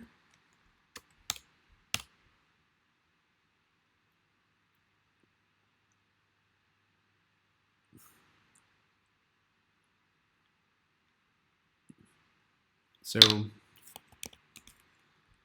set nodes of color.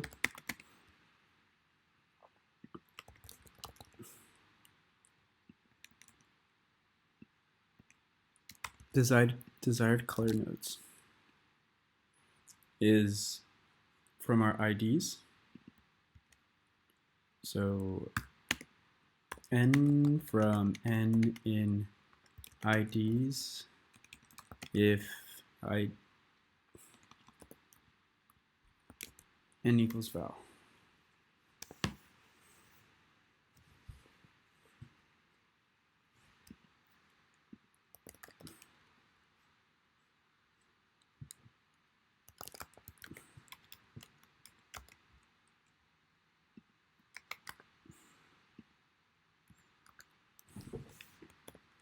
Enumerate Python, just checking what it really does.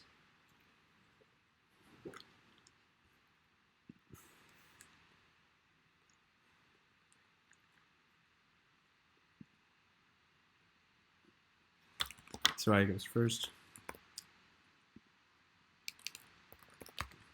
Print desired colored nodes. Let's just see if this works.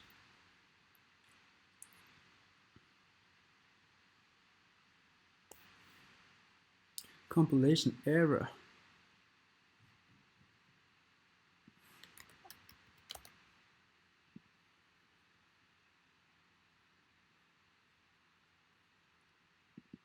I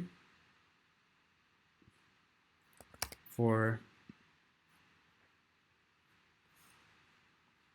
indentation error. Line 42. Oh, right. This is supposed to go here.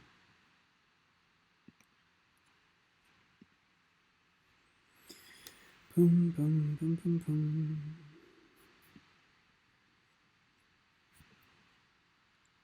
Okay, this here.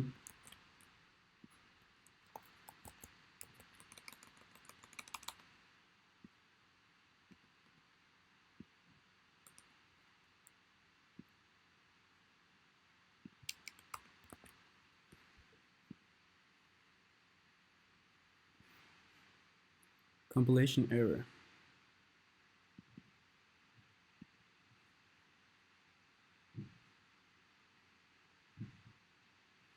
Expected indent line 30. More like 29. Right, there we go.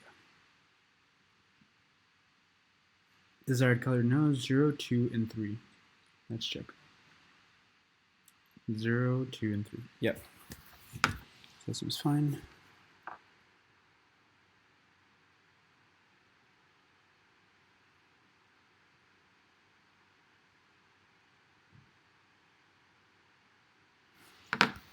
Okay. So we got the nodes we wanted. Now we want to do breadth first search, but for all the nodes at the same time. Maybe we can keep a stack for each.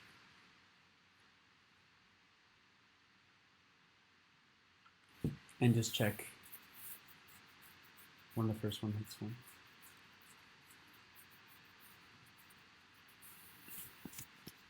Except it seems like we might be doing double counting.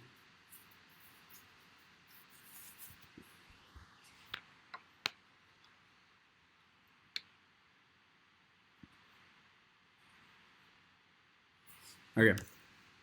We do try to do breadth first search, but unsure how to calculate the visited ones so far, given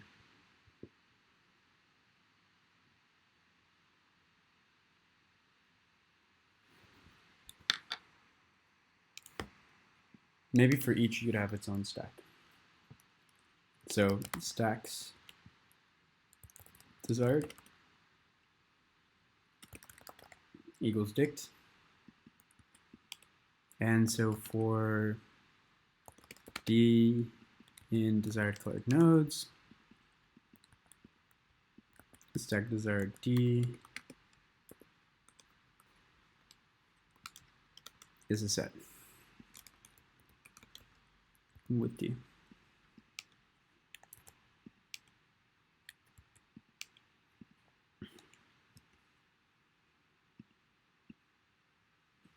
Now we could do breadth for search, sorry. So now do BFS. We have our queue. We have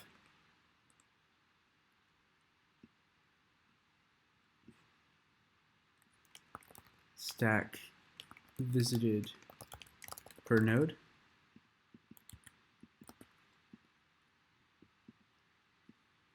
And we do while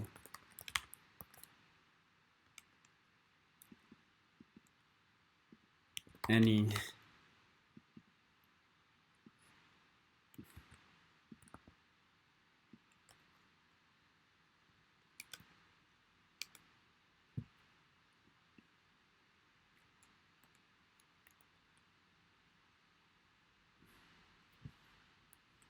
while q,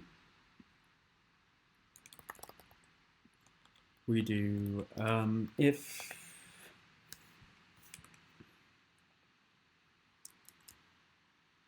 so current equals q.pop0 if cur in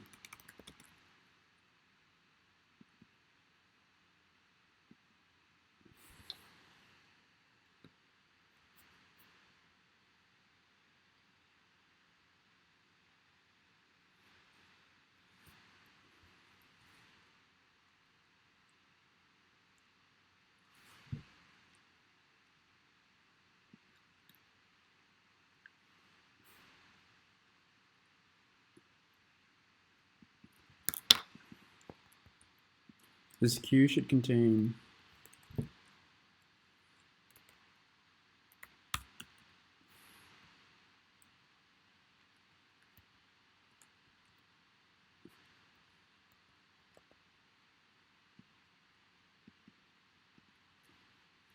original, so dd0 for D in desired color nodes.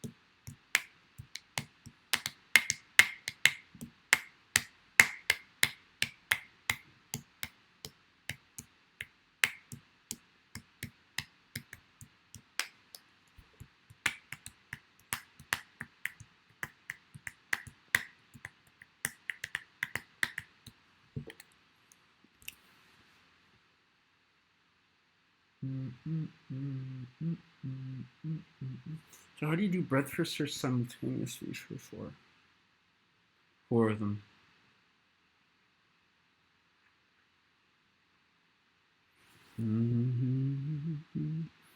It's okay, we can do that. Boys, where I go, me and my friends making shots in. Okay, so let's call it cur orig depth. So if cur in stack visit per node orig, not in this,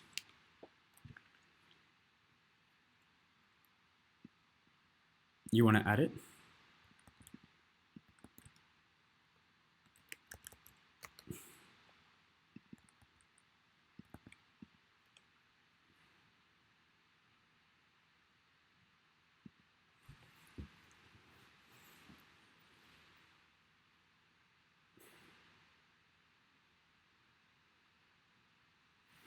Right, so you do for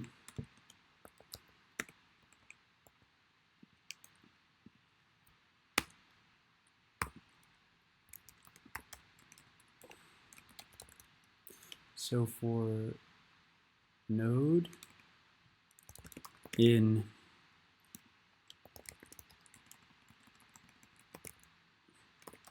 for new node in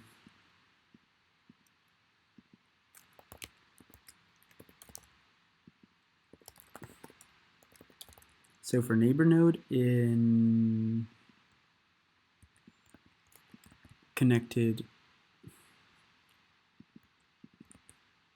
dict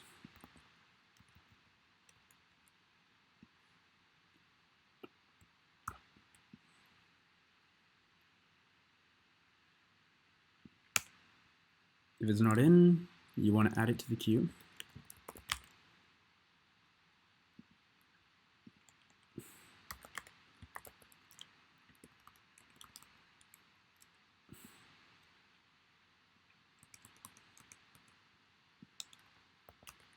If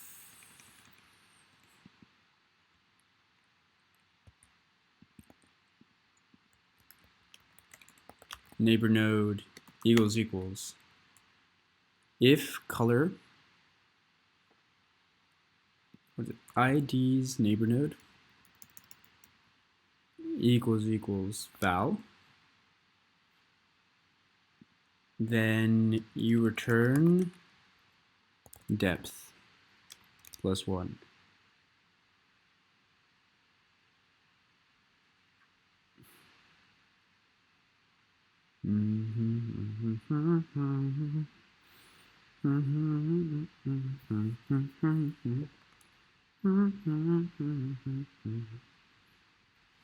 Let's see.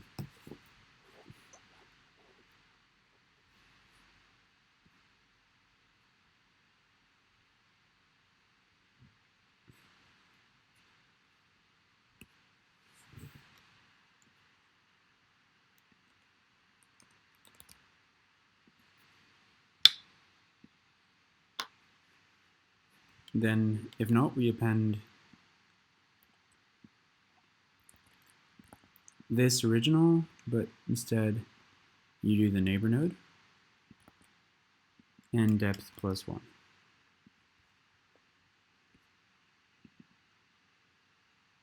And this is guaranteed to find you the closest one. Then, if not, you return -1.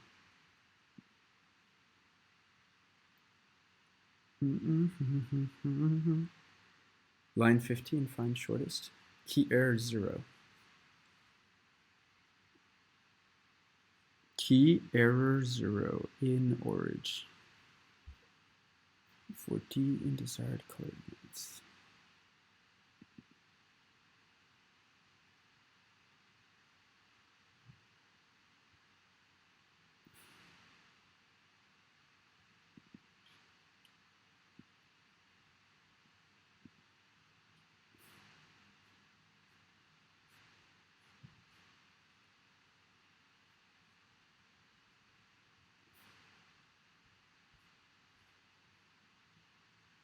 There's no 0, 1, so we've done something stupid somewhere.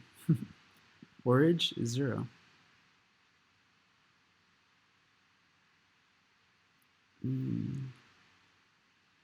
Oh.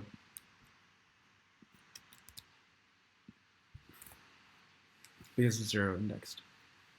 Alright, let's see what's wrong. We outputted 1, but the expected output was that. And why did we...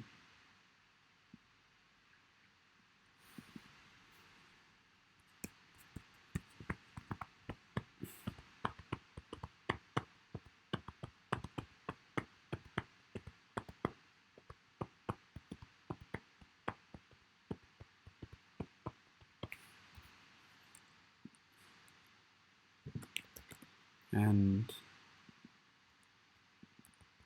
neighbor node not equal to orig.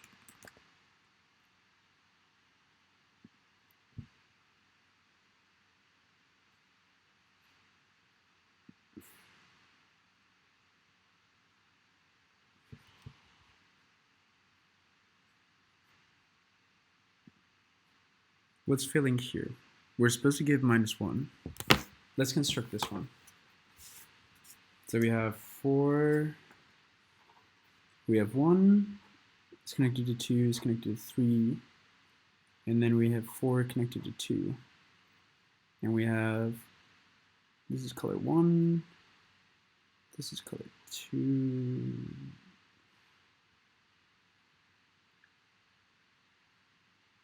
color 3, color 4.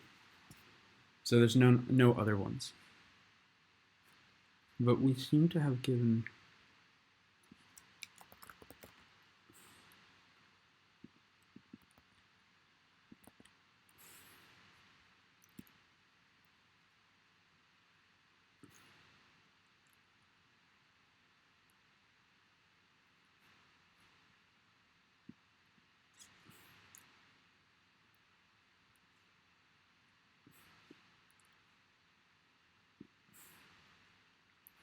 choose a desired one, correct.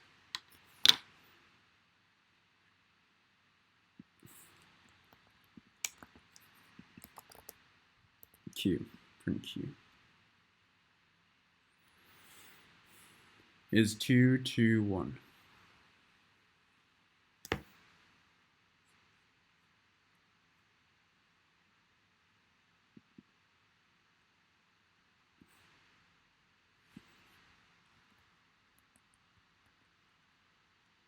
True.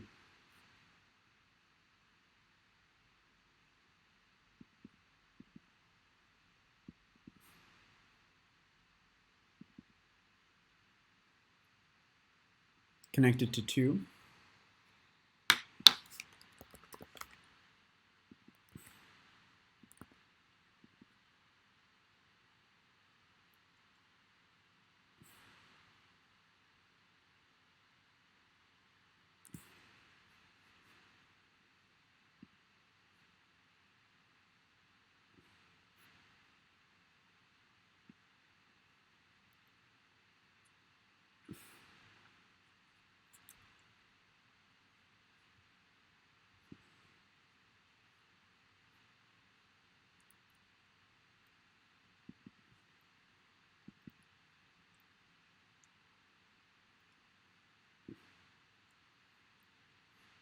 ID of 1.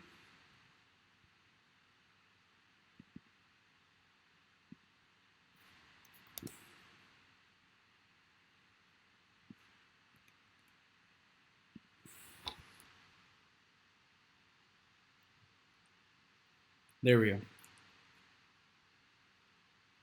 Let's hope. Yes! Woo! Another one in the bag. Let's go. Breadth first search. All right. So this seemed to work. And just the logic behind this is that you simultaneously, from each node, you have to keep up to the amount of stacks, the same amount as, so the amount of stacks that you have is going to have to be, well, sorry, queues in this case. No, you can actually have the same like queue, but you need visited, different amount of visited. I call it stacks. It's a set.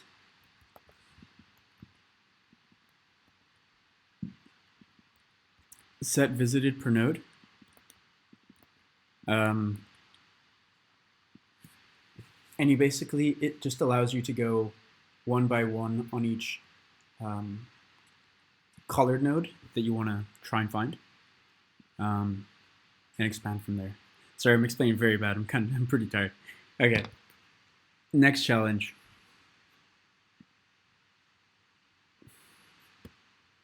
We did graphs. Now we do trees.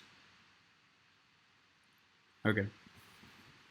Height of a binary tree. The height of a binary tree is the number of edges between the root and its furthest leaf.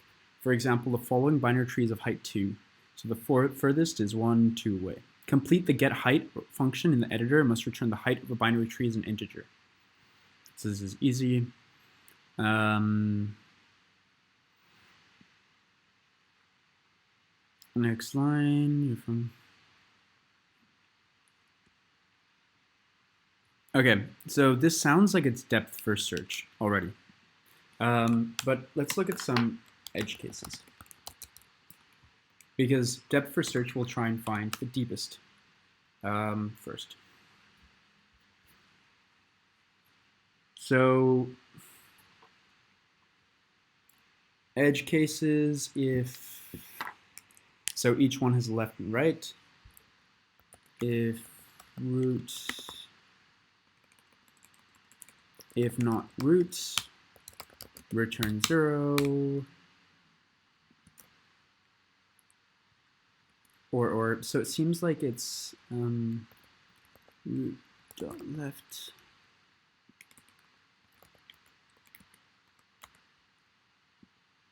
equals root dot left and not root dot right. So that's your first edge case. If none of them, there's no levels, single node, or there is no node at all. Now we can maybe try and go into our depth first search. So the way it would look is you make a stack and a visited. You don't need a visited because they don't interact. There's no loops, and you do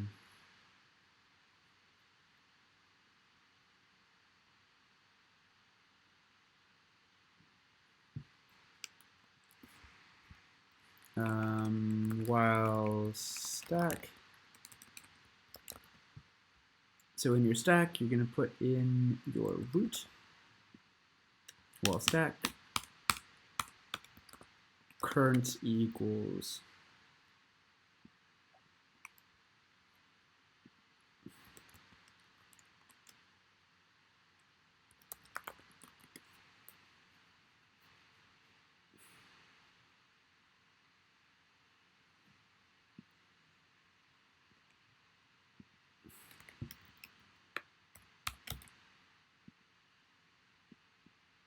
let's see that each one holds a depth.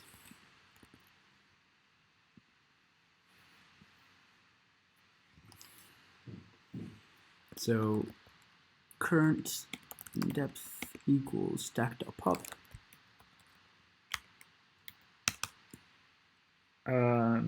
And we'll do if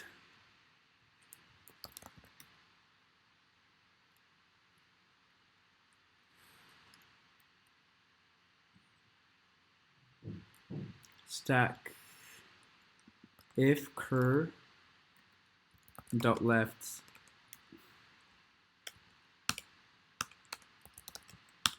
if it exists, we push it onto the stack. Stack dot append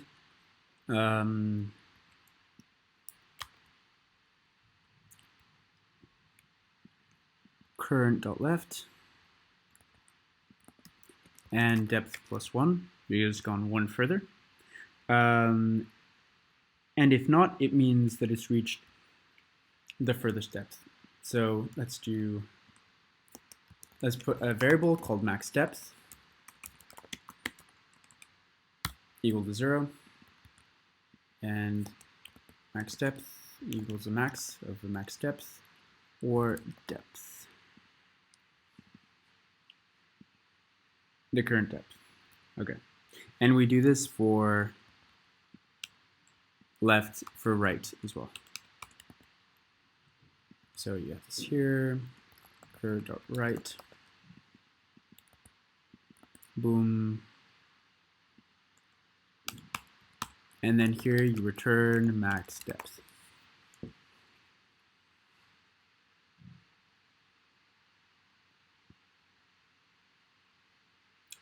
Boom.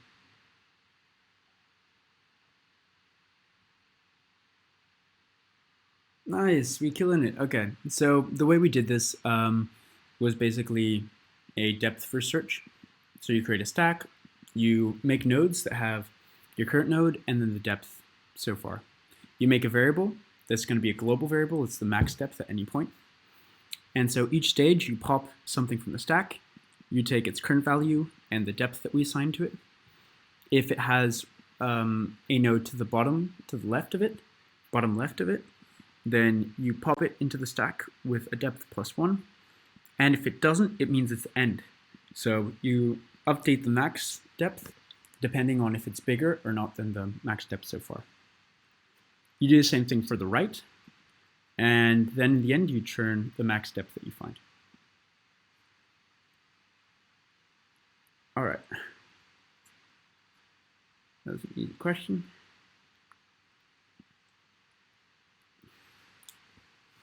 That was trees, recursion, and backtracking.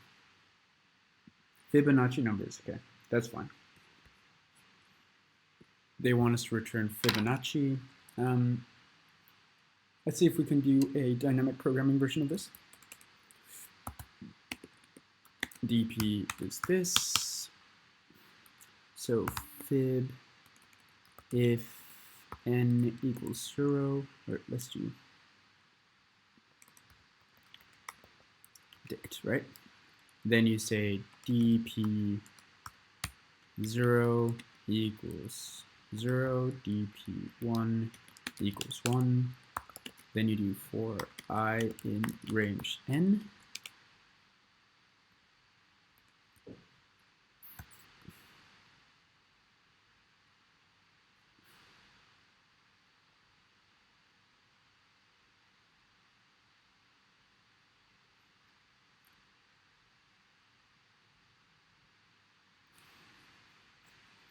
dpi equals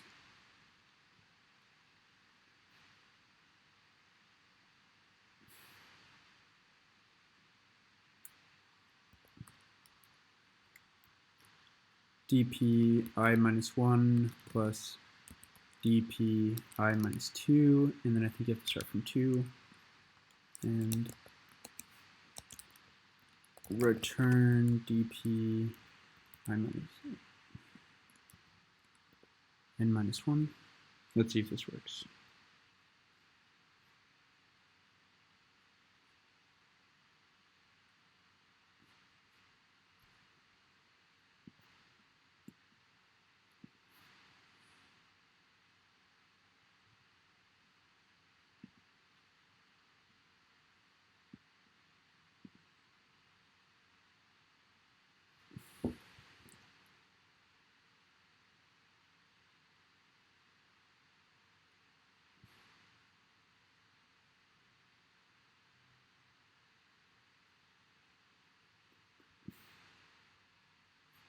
What did we do wrong here?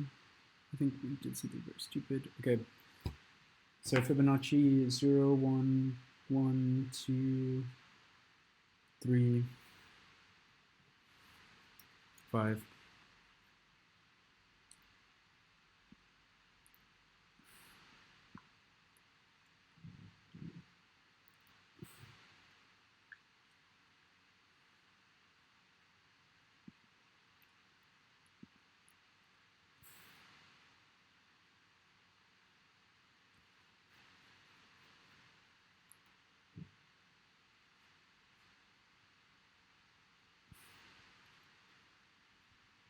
We entered one too early.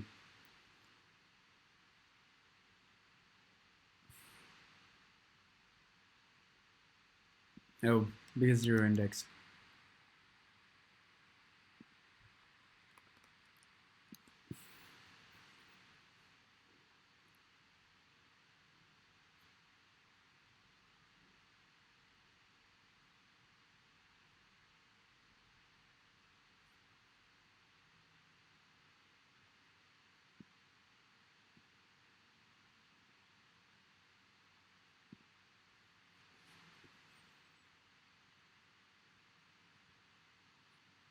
I think that's how you did it. Come on, test case 5. Come on. Don't fail on me. Nice. All right. Did that one on recursion.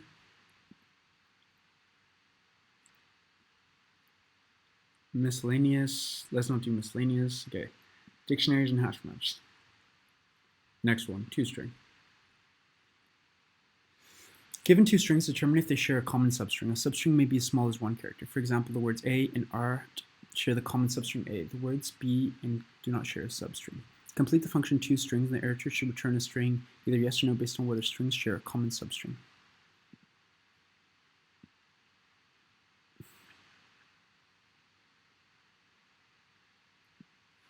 Oh, it's going to be as small as one character.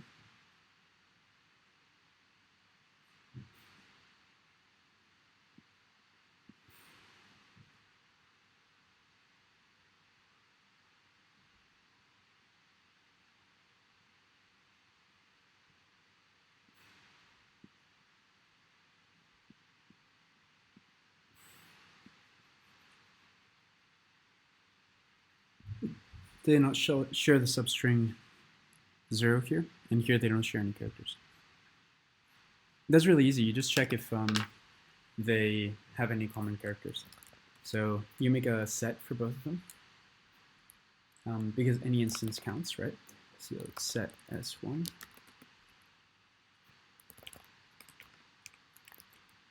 Set S2.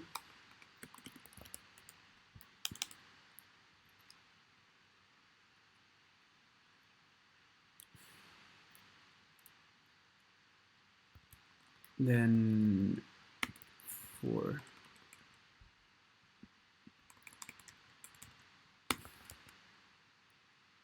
let's just see, Python add. Oh, actually, you can just do set S1 and set S2 like this. Then you just iterate on S1 for C in set S1, if C in set S2, return yes, and if not, return no. Is that what they want us to return? Okay. Let's try this out. Yay. Okay, that was a bit of a joke.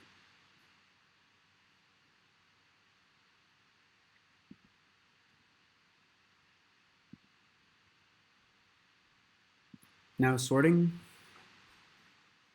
Okay, Mark and toys. Mark and Jane are very happy after having their first child. Their son loves toys, so Mark wants to buy some. There are a number of different toys lying in front of him, tagged with their prices. Mark has only a certain amount to spend, and he wants to maximize the number of toys he buys with his money. Given a list of prices and amount to spend, what is the maximum number of toys Mark can buy? For example, if prices are 1, 2, 3, 4, and Mark has K equals 7 to spend, they can buy items 1, 2, 3, 4 for 6, or 3, 4 for 7 units of currency. He would choose the first group of 3 items.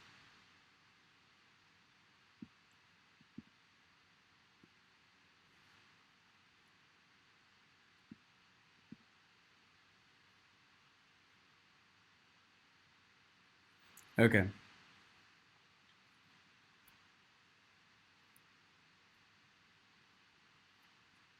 So you basically want to sort them and then take the minimum amount until. Okay, so you do sorted prices equals prices.sort,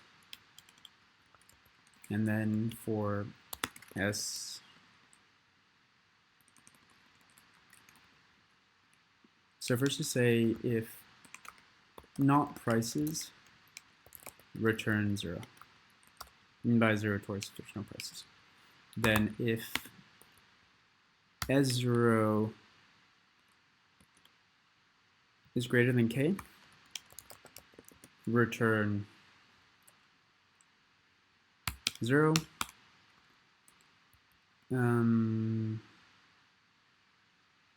Sorry, sorted prices is greater than cray.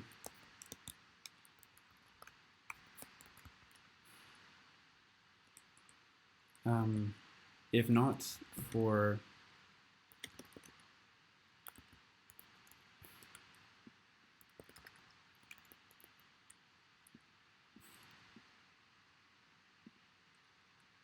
S in sorted prices. So for P in sorted prices,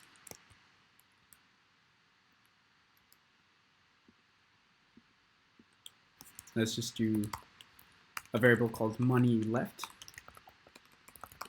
yield decay.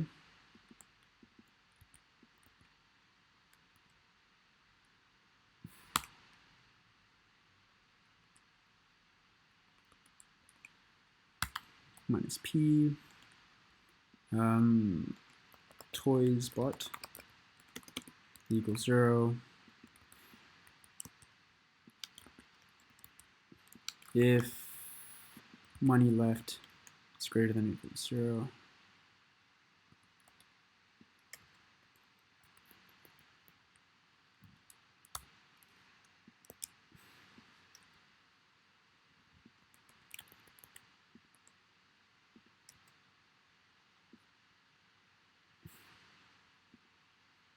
if money left is smaller than 0, return toys bought.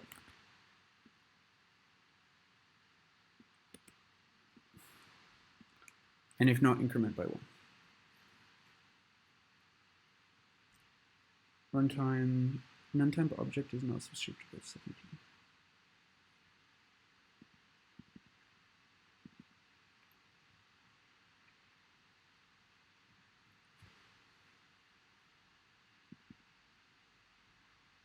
Equals prices, right.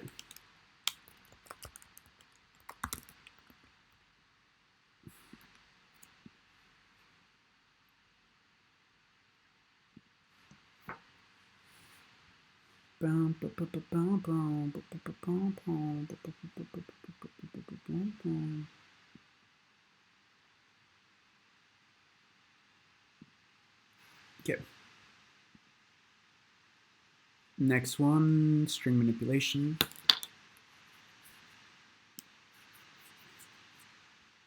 You're given a string containing characters A and B only. Your task is to change it into a string that there are no matching adjacent characters.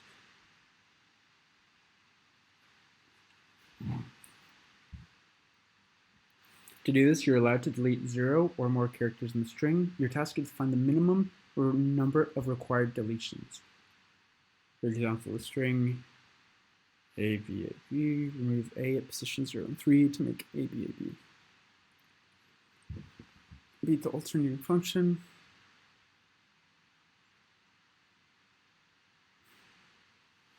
Minimum number of deletions. So let's just go through some test cases, some example cases.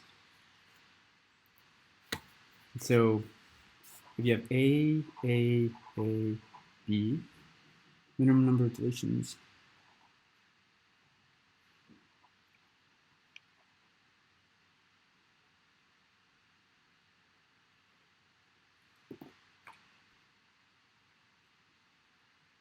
You basically want, that's just going to be the difference between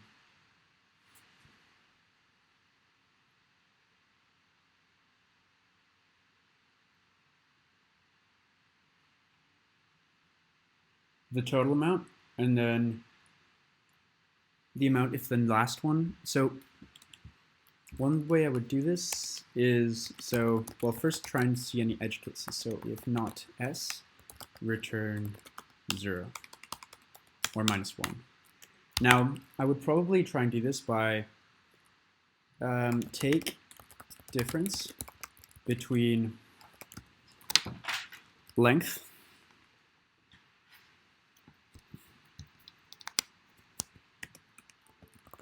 of string and non-repeating letter segments. So find non-repeating, find length of non-repeating segments. So non-repeating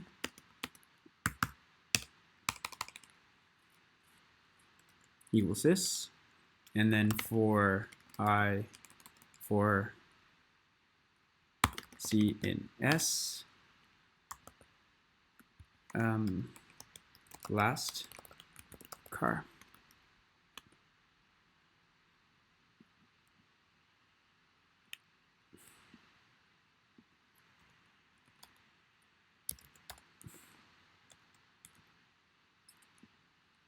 S car equals 0 if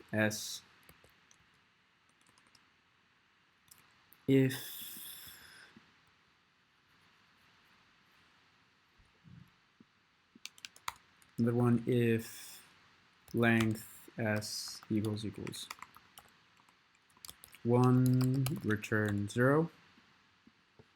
So here, if the character is in, and for every character in here, if C is equal to the last character,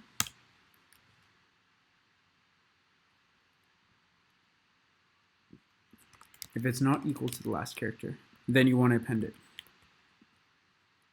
So non-repeating.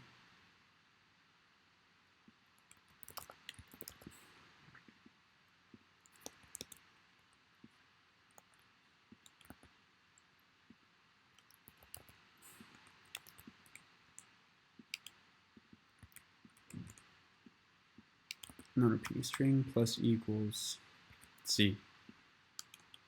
Then at the end, you return the length of non-repeating string, so the length of S minus the length of the non-repeating string.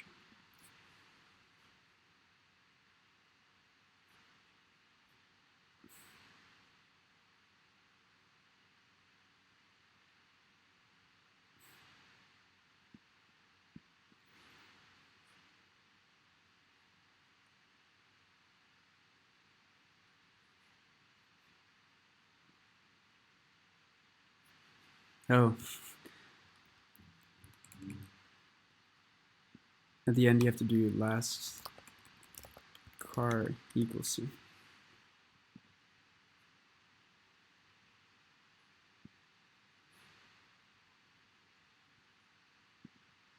All right, this is hour 5.5. So we have an hour and a half to complete this challenge. Yeah. So been doing pretty well so far. Just did string manipulation. Now we're going to get on greedy algorithm. I believe we've done about for an hour, which would put us at 16 or 17 so far. Okay, luck balance. This one says easy. I'd like to do some advanced ones. Let's see. Len is preparing for an important coding competition that is preceded by a number. Just want to check that we're recording. Yeah. Len is preparing for an important coding competition that is preceded by a number of sequential preliminary contests. Initially, her luck balance is 0. She believes in saving luck and wants to check her theory. Each contest is described by two integers, L1 and T1, Ti. If Lena wins a contest, her luck balance will decrease by Li. If she loses it, her lucky balance will increase by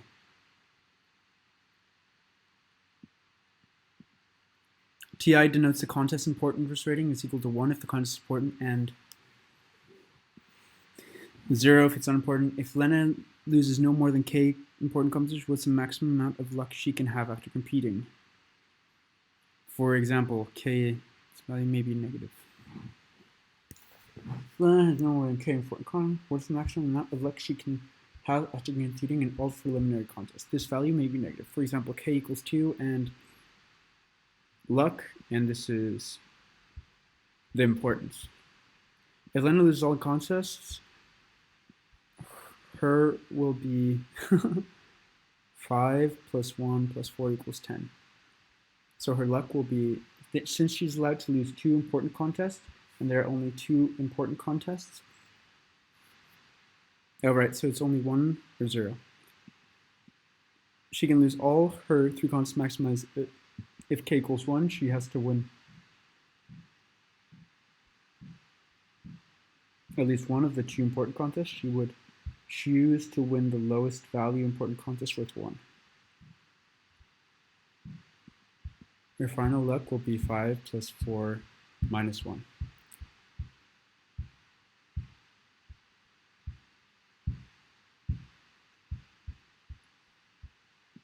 Yeah. So choose the luck balance function. It will return an integer that represents the maximum luck balance achievable. Okay, the number of important contests line can use a 2D array of integers where each contest contains 2 integers that represent the luck balance and importance of either contest. First line contains 2 space separated integers and k, the number of preliminary contest maximum number 4. All right. Let's look at some examples first of all. So, for example, here she has a luck of 3, 7, 8, and 0, 1, 0.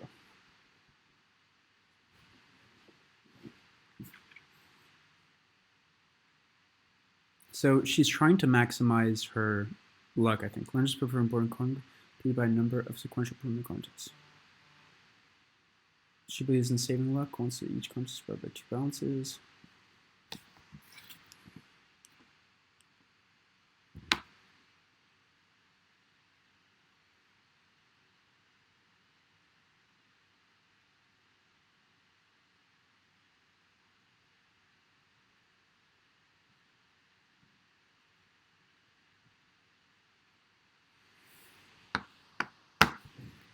K equals.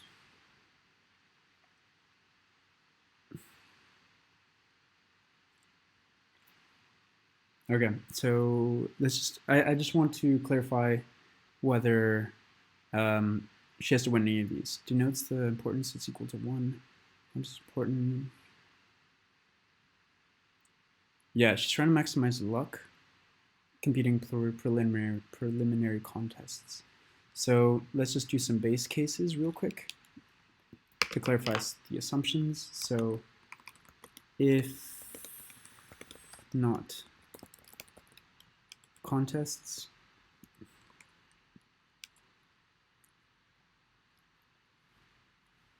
okay, so if k is 0,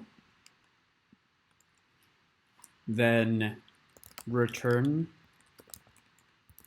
contests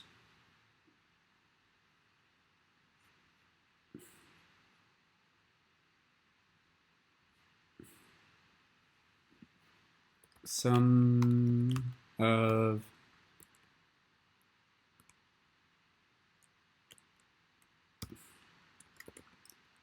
L in for L T in contests.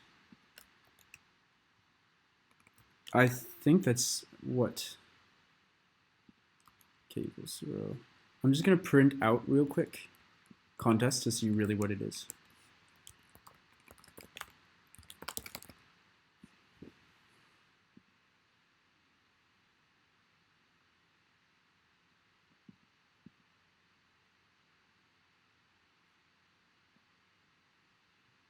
Yeah, okay, so it is what we thought. Now, I think this will work the way that we want it. All right. Now, what's our method to do this? So we want to maximize, basically take the minimum contests. And to do that, we could really just use sorting. I don't know if this is a sorting question. Is it? Greedy algorithm. I mean, it seems like we'd have to sort it first. So, sorted contests. Python sort.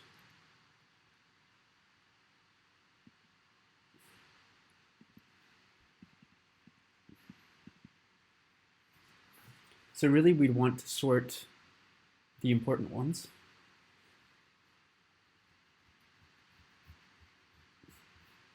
We're going to basically add all the ones that don't count. So let's just divide it into competitions that count and don't count. Imp competitions, important competitions. So divide into competitions that count and don't.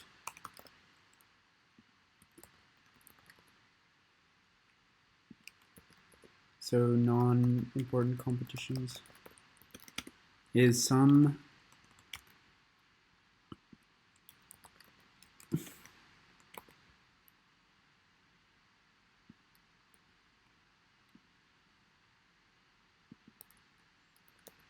of the competitions that count and some the competitions that don't count. So here you'd have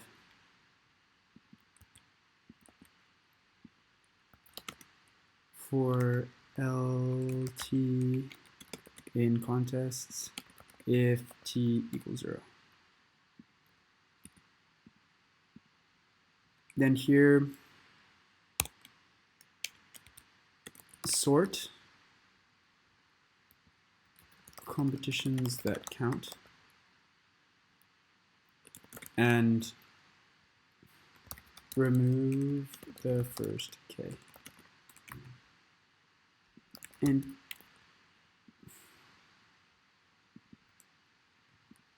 some. So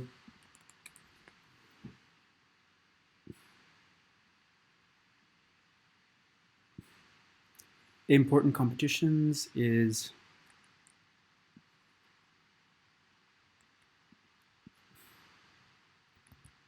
this, but where it's equal to 1. Sorted important competitions.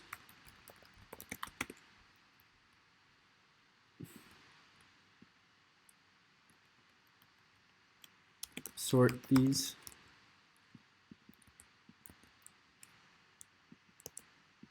So dot sort. Then take or remove last K and sum.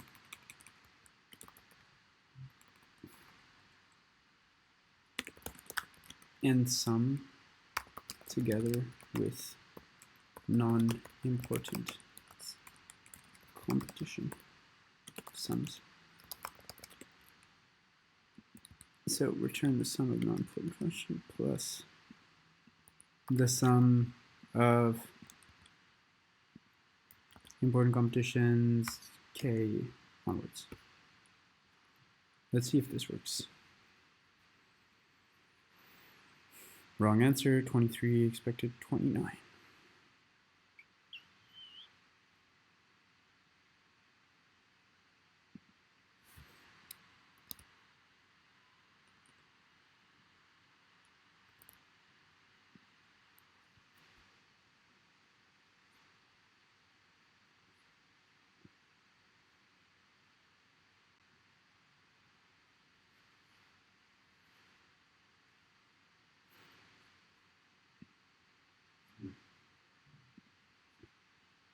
No, it's quite a bit off. Why?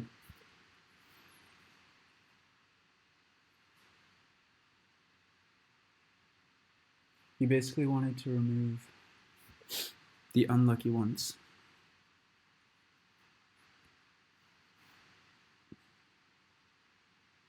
What we did is we sorted the non-important ones, and then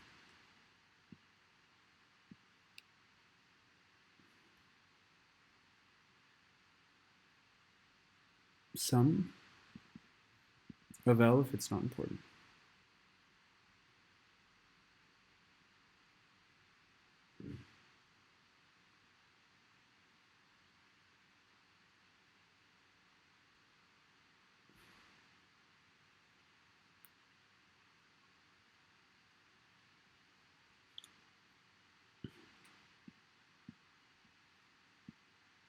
Yep.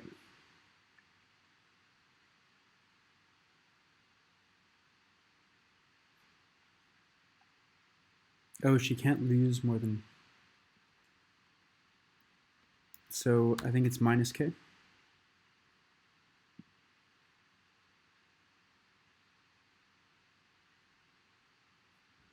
No, neither.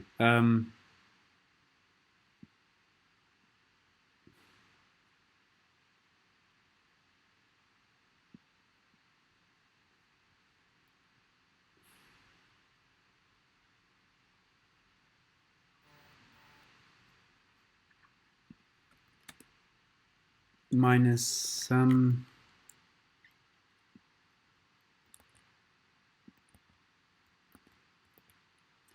of K. K first competitions. Let's see.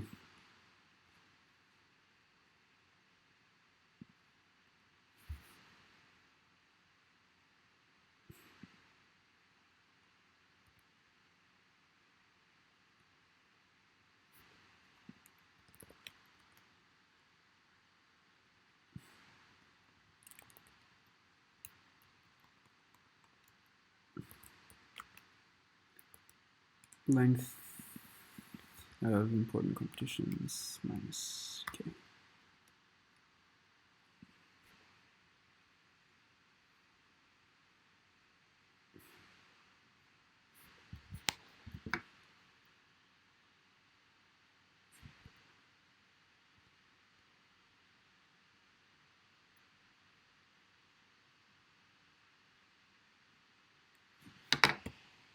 $15. Your outputs. Right. I thought we were supposed to subtract. So we subtract whatever value.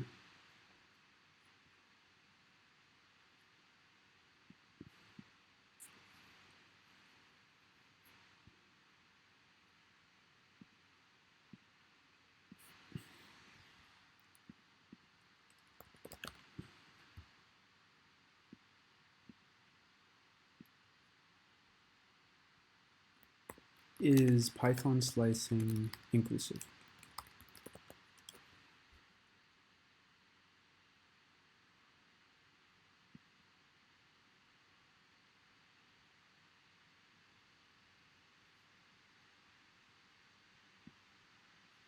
The stop minus 1. But I guess here you want plus 1. Okay. Wrong answer. Still. So here you're getting the biggest values. You have to win at least 3. You can't lose more than... Well, the thing was that K, she cannot lose more than K. So those are the K ones that she will lose. And this is all the ones up until that.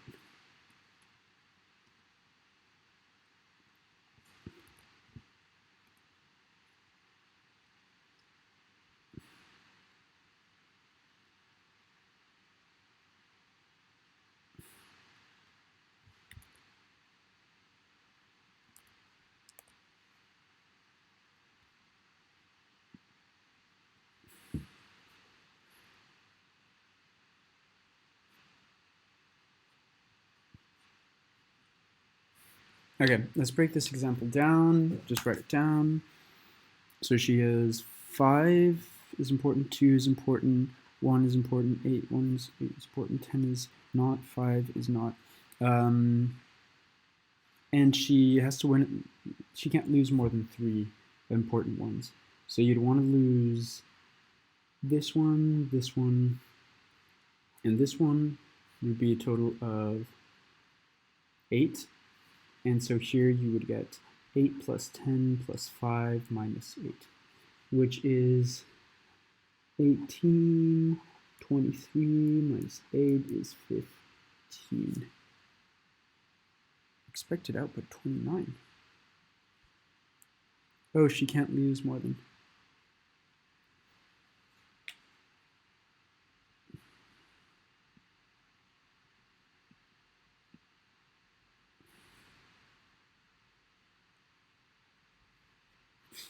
So you take the biggest three ones, and then you subtract the first 4 minus 3 ones.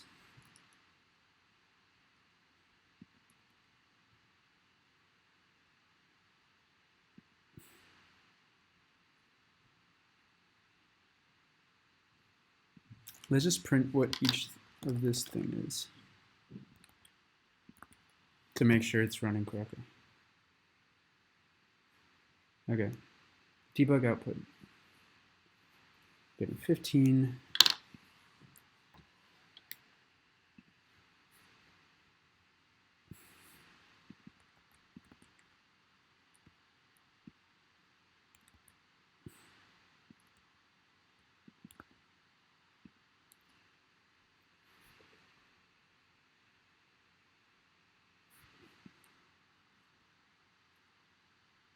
And 1.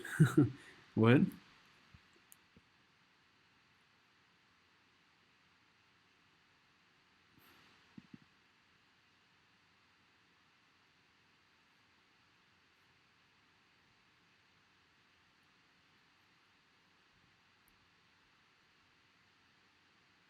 L for T in contests.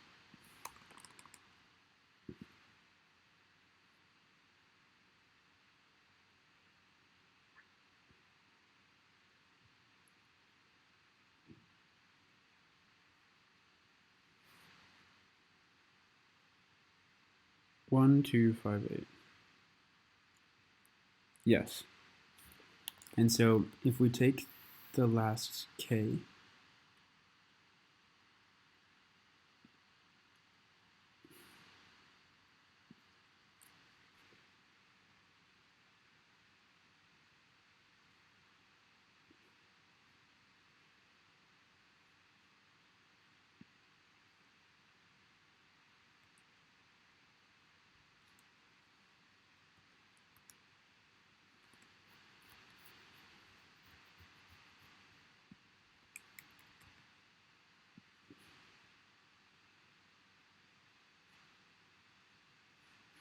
oh, so this is how you take the last few. Okay. Fuck.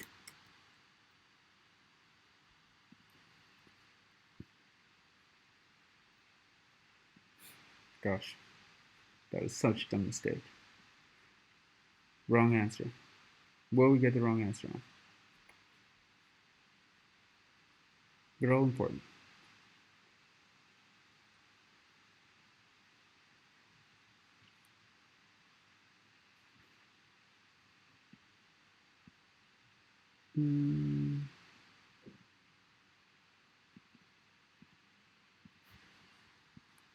Let's just do new K equals minimum between K and length of this. And we just do new K, new K, new K.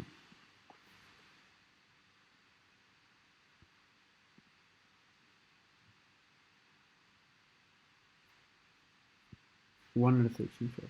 Okay. And why did it fail?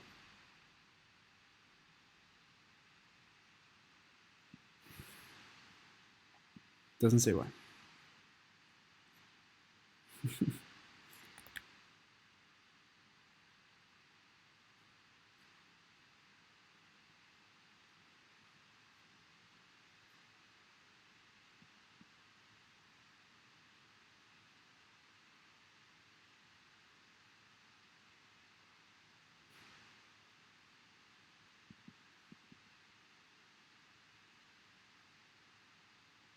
Corner cases.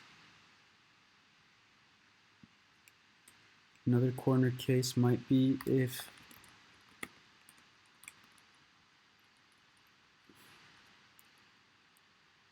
so, right, if K is the same number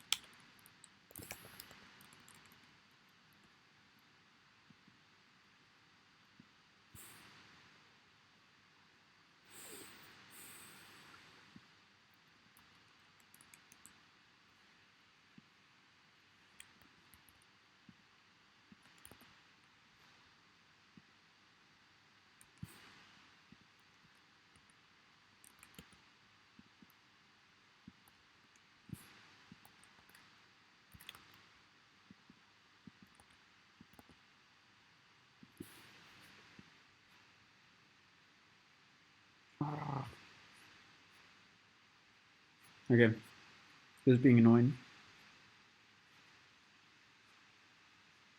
Maybe if there is no zeros.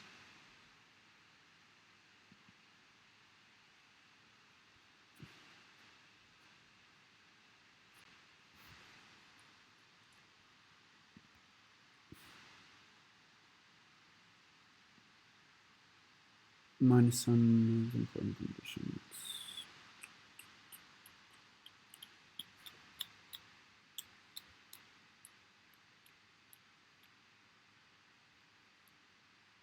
Hidden test cases.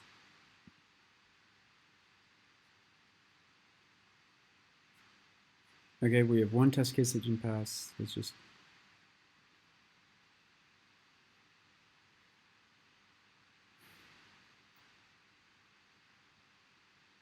what could be a reason? So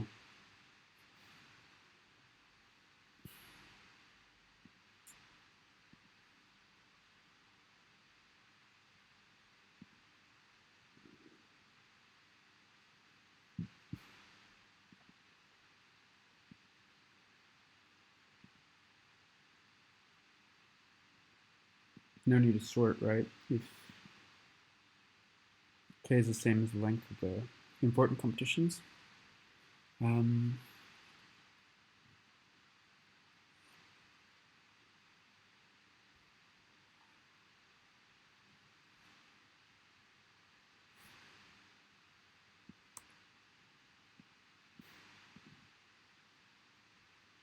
Okay, let's just move on because we did all of the cases except one.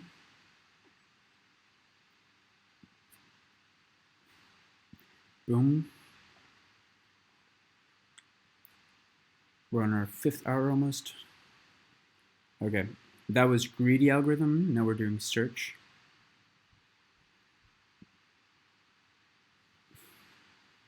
A binary tree is a tree which is characterized by one of the following properties. 1, it can be empty. 2, it contains a root node only. It contains a root node with a left subtree, a right subtree, or both. These subtrees are also binary trees. So this is a binary tree, yes. In order traversal is performed as traverse the left subtree, visit the root, traverse the right subtree. Right.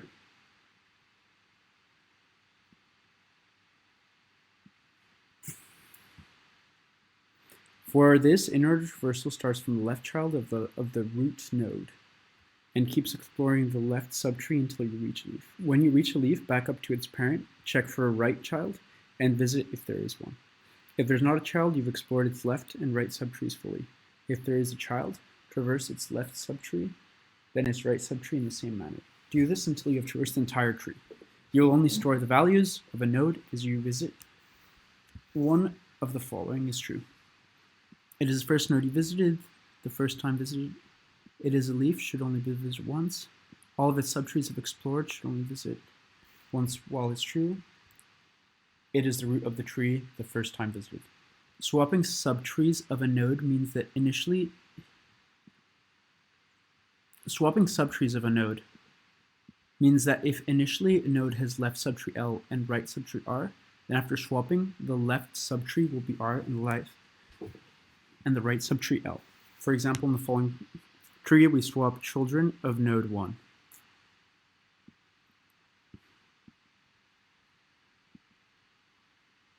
In-order traversal of the tree is 2, 4, 1, 3, 5. 2, 4, 1, 3, 5.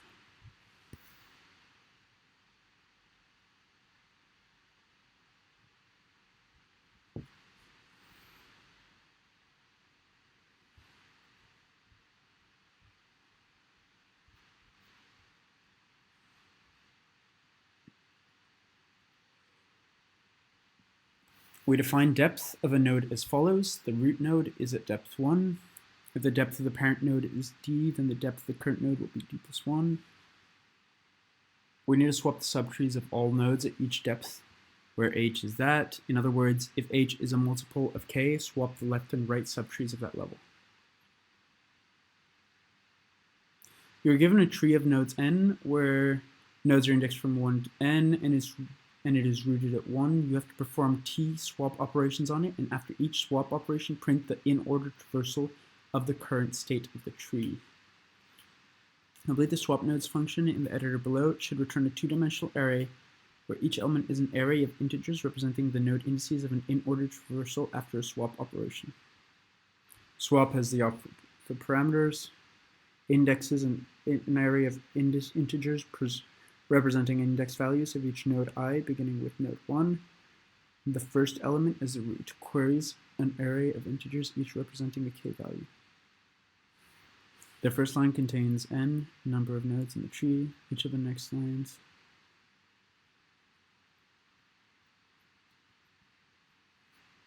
-1 represented a null node. The next line contains an intro to n. This has queries. See an example.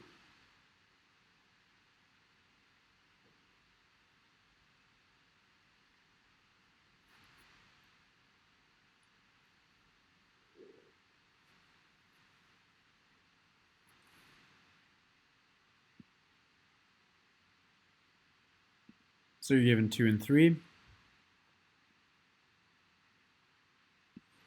We only have to swap.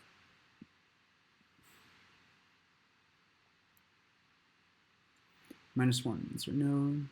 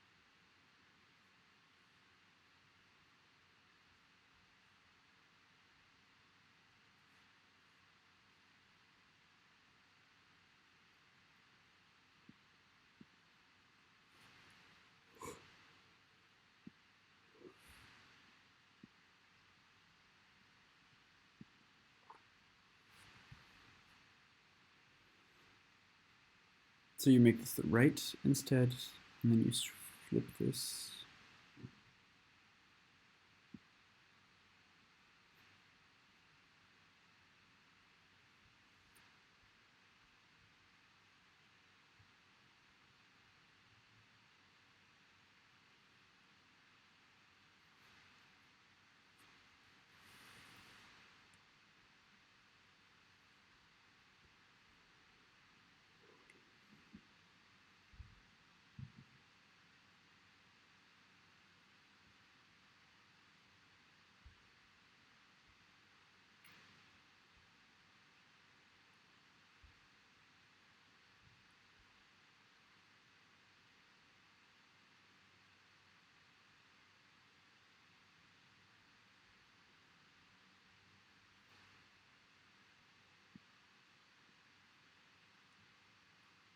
Swapping subtrees means that if initially a node has left subtree and right subtree, then after swapping, the left subtree will be, yep. We define the depth as follows. The root node is at depth 1. If the depth of the parent node is d, then the depth of the current node will be d plus 1. Swap nodes, it should return a two-dimensional array, which each represents the node's indices of an in-order traversal after a swap operation.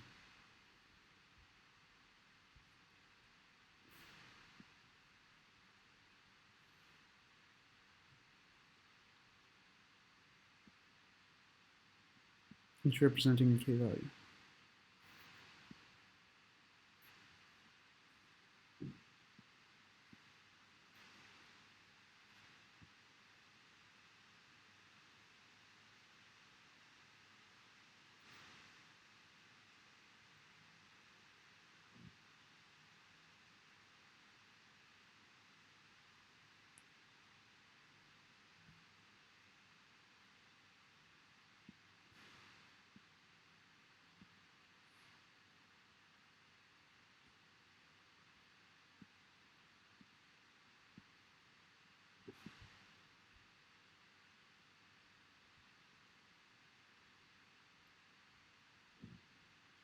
First line, next line contains an integer t, the size of queries.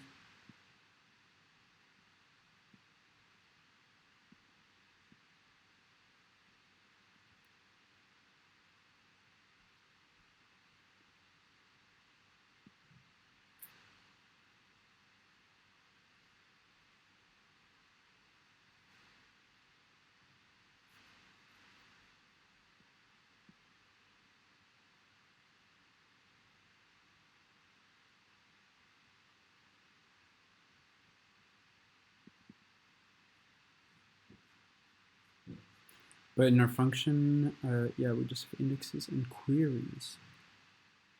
What are queries?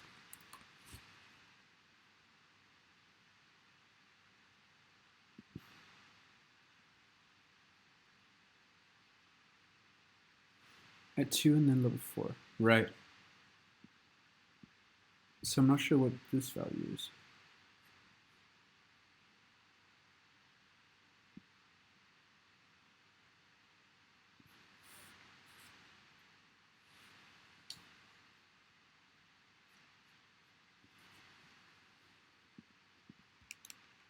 So it seems that we want to have a simple version. So for k in queries, print k. Let's just test this out.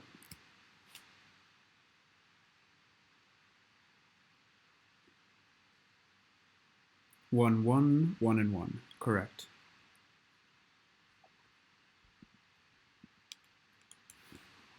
Maybe we could make something smarter.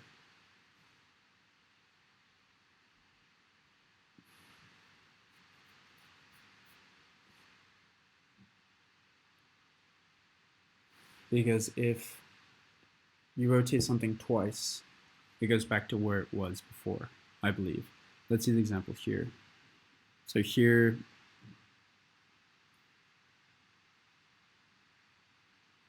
you swap level 2 to be that side. Swap some other level.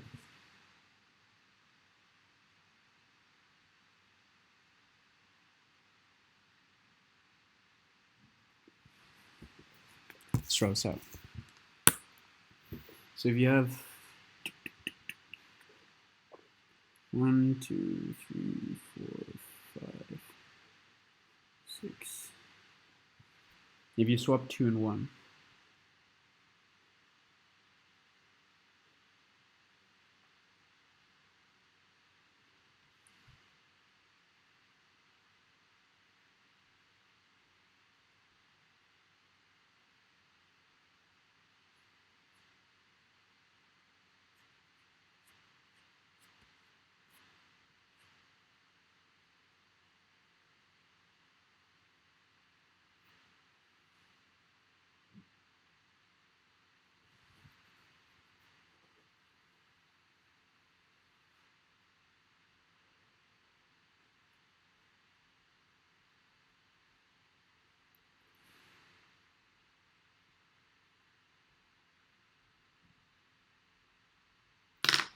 yeah, they're independent from each other, I think. So delete even number queries.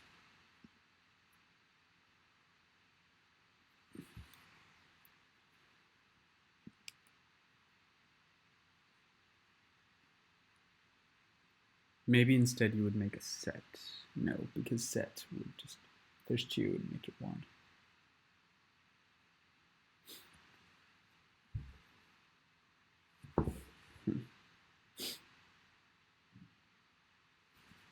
All right.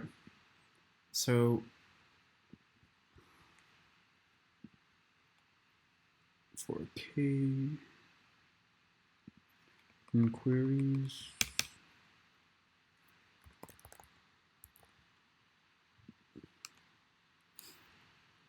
and this is in order traversal. Let's see what happens to the in order traversal, right? So 3, 3, 4, 1.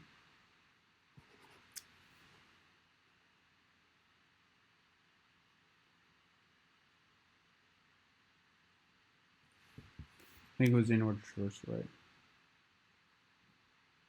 This was 296.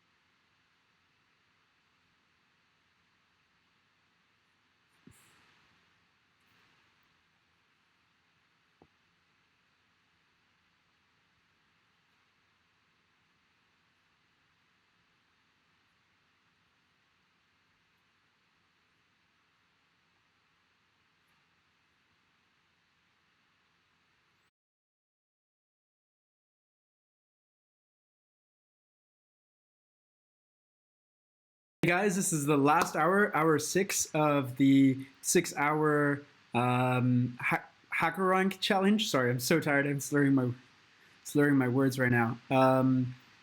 But yeah, let's just get right into it. So we were left off on this question. I think our productivity kind of decreased at the end, but this is one of the harder questions that we've come across so far. So we're given a binary tree, and we have to reverse different levels. And we basically have to swap the left and the right, the contents of the left and the right nodes. We're given it in this format. So it seems that we would have to change the levels somehow. Okay, so here you're given -1 and 9.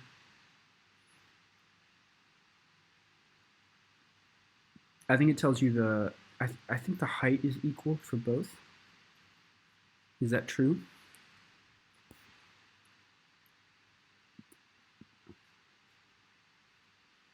Let's see.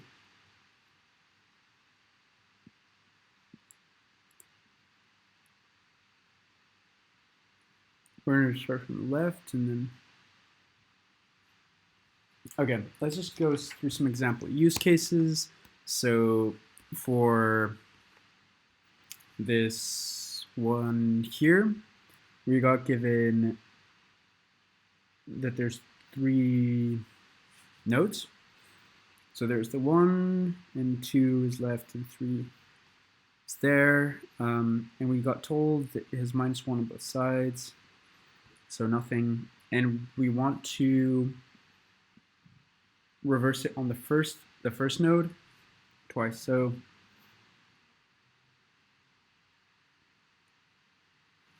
as we got given it, in order traversal of this one as it was is 1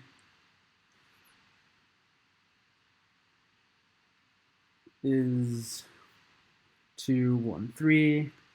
When we reverse the second and the third node, it comes 3 1 2. And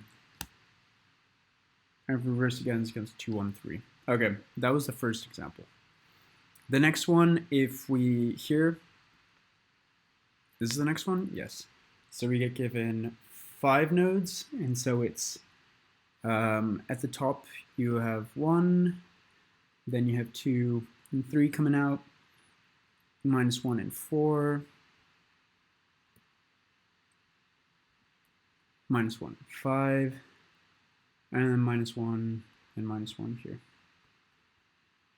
All right, so the traversal of this would be 2 4 1 3 5, I believe. And if we do the reversal at 2,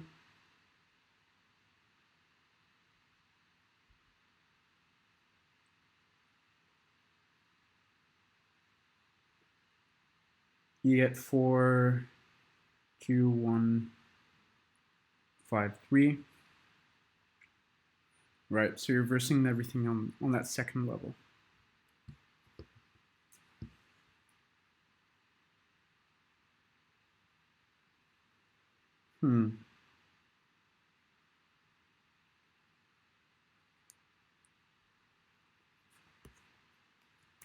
Let's just do a third example. It seems already, if you can start to see a pattern. Depending on if it's full or not, you just take whatever is to the left of that node and you swap places with it in between 1 and that one, and you swap its place. Let's see if this is the case for this last one. So we get given 11 nodes. You have 1, 2, 3. Given 4 minus 1, 5 minus 1, 6 minus 1, 7, 8.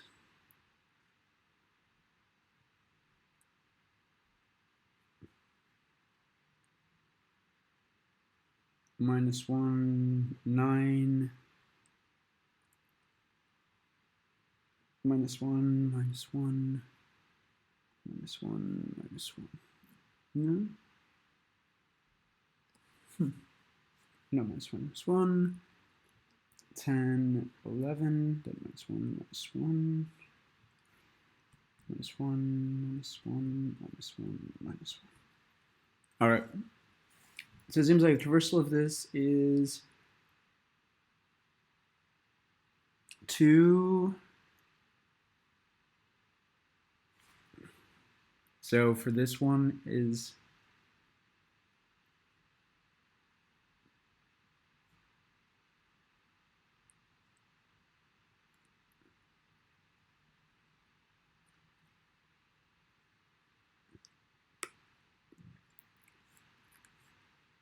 it's rightmost, right? Here you get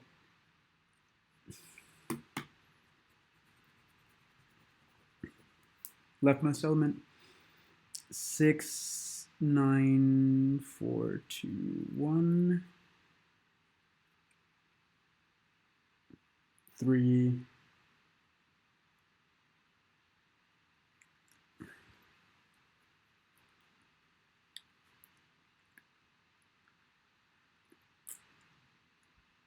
5, 10, 7, 5, 10, 8, 11. Right.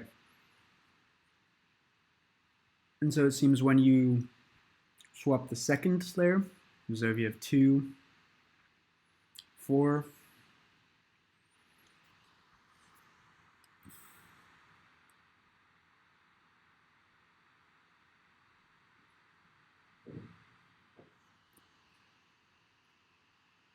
now at k is 2, right, you swapped at k is 2. At the second layer, which is here and here,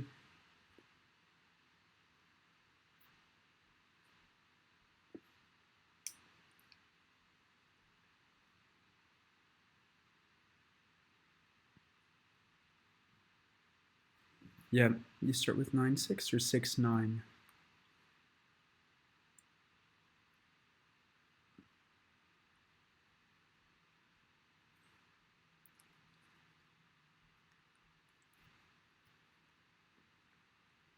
It's around 6, 9.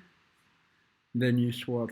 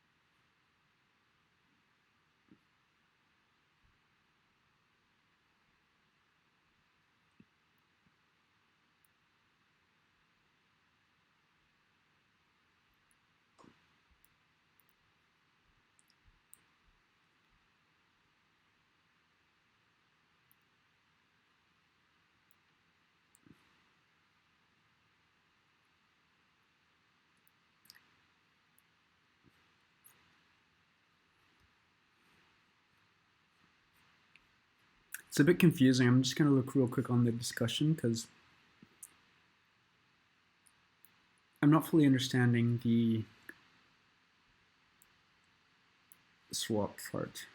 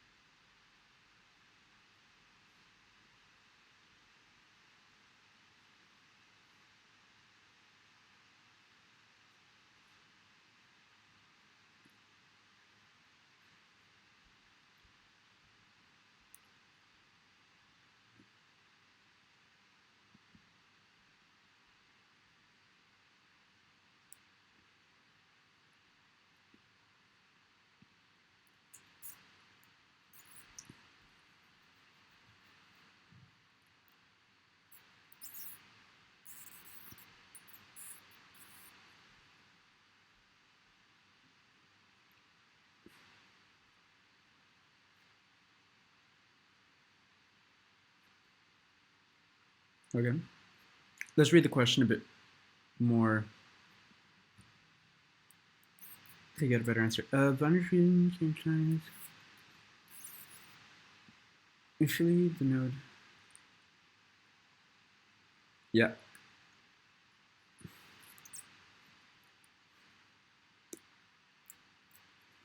I kind of feel like the question is worded a bit strange because if you swap these,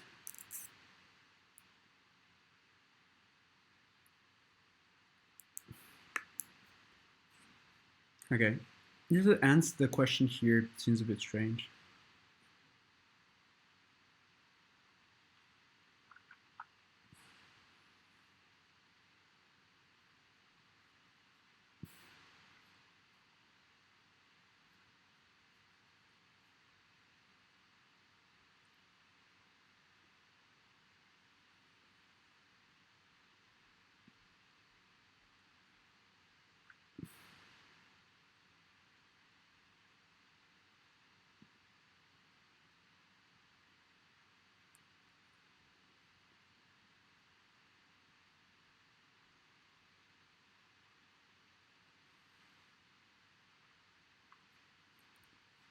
Maybe what's the input? Okay, input format.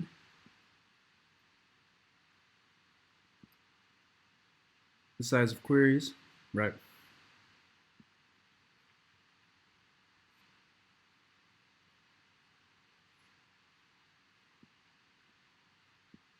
One at depth 2.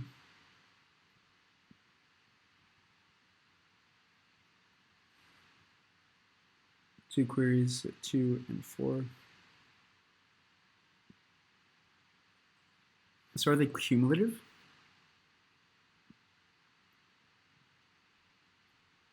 It seems like you did that one twice.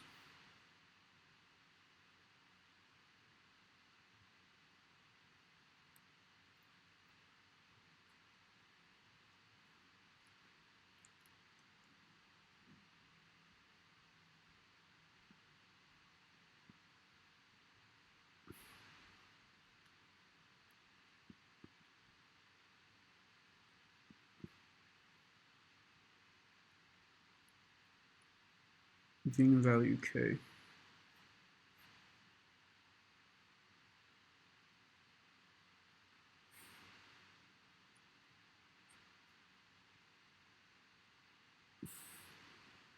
Is 1 and 1. Here it's done it.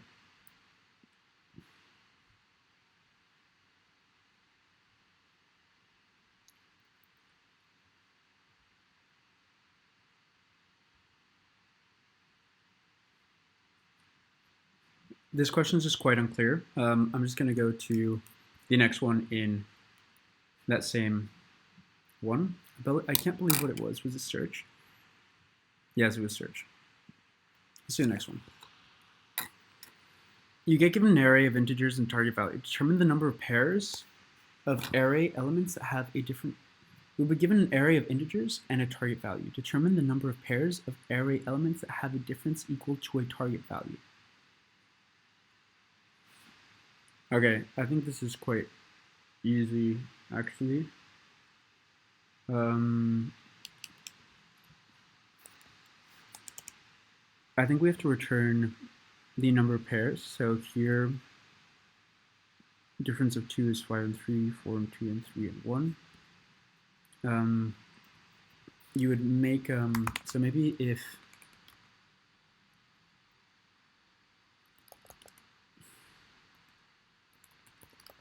not our, just a edge case, return 0.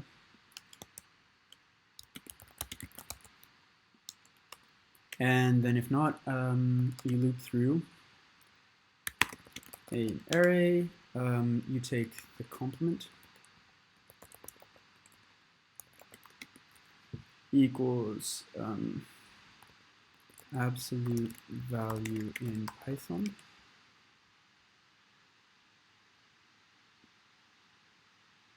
Absolute value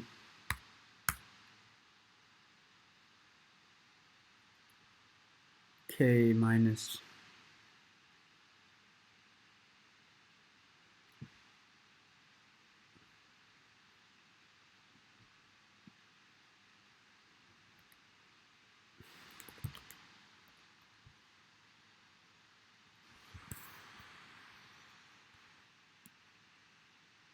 complement is k minus a, and you store it in a dictionary. So dicts complements, and you say if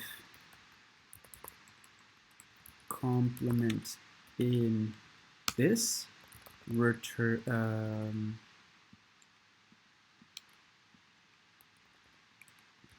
comp count, maybe we just call it comp count plus equals 1, and then you add else you add this to the dictionary.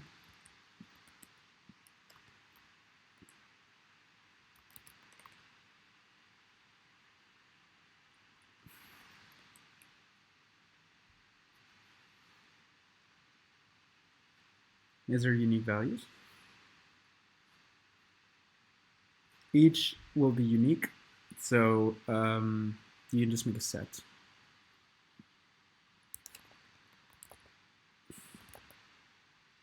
And just do dot add component. Then you return the complement count.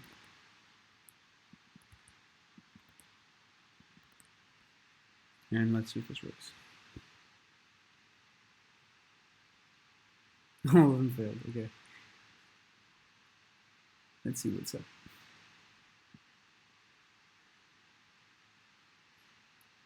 Zero of them had a difference of k.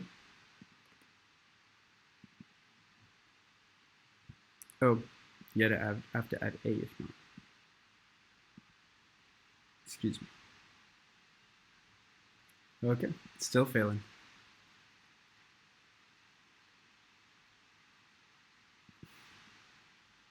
So your output was 0, even though there was 3 different possibilities.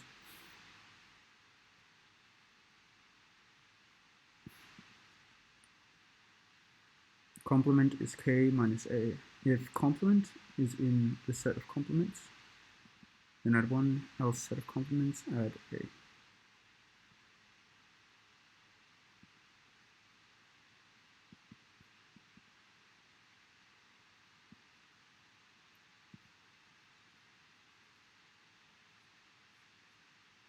Is it always 0? Let's check. Yes, it's always 0. Let's debug this. If complement in set of complements plus count,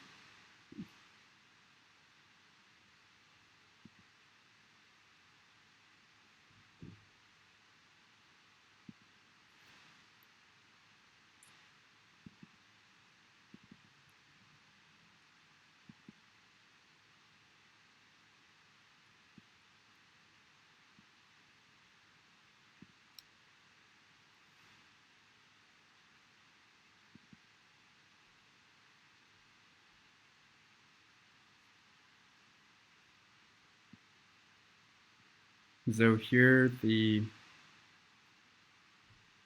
complement is 2.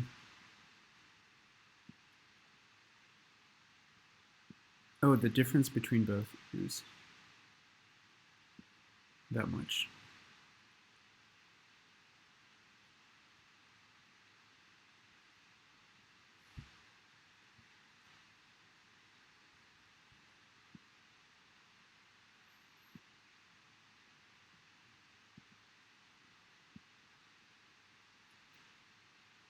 So the absolute value, so I did 2 minus this, but it should be plus. Or minus, you don't know yet.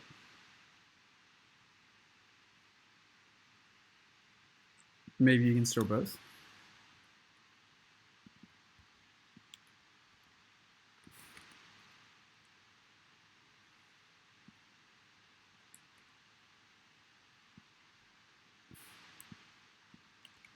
Complement plus, complement minus.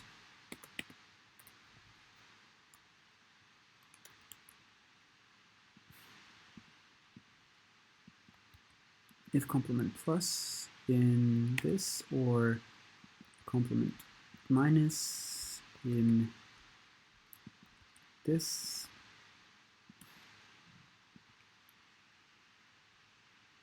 run code. Your output is 2, 2. All right. So what we have to do is you have 1, 3, 5, blah, blah. And you have to see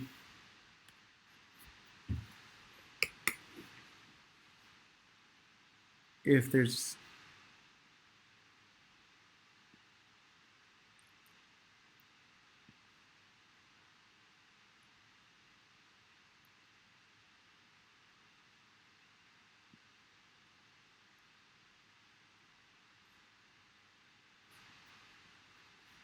absolute difference, right? So here you want to check if, oh, pairs. So you want to divide by 2 perhaps. But it says my output was 2 and it should have been 5 here.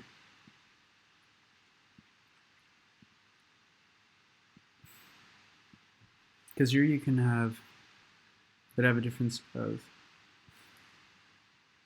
oh right, and you don't know how many times. That's the catch, I guess.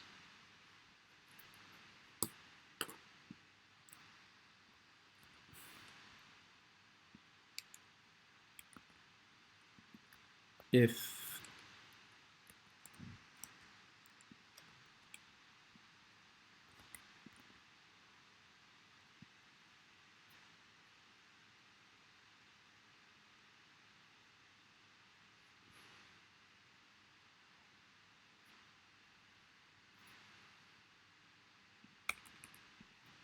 a minus k, and it should be a plus k.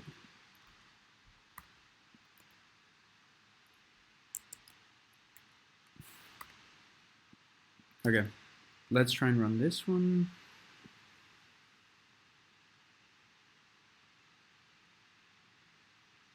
Okay, this case didn't work, and let's see which one we got wrong. So we have 1, 3, 5, 8, 6, 4, 2, and a difference of 2.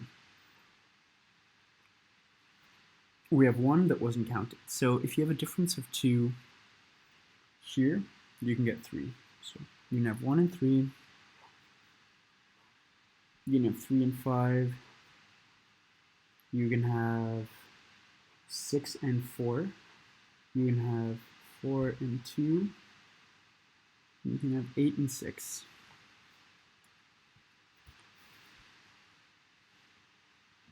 Right. We counted 4. Why did we count 4?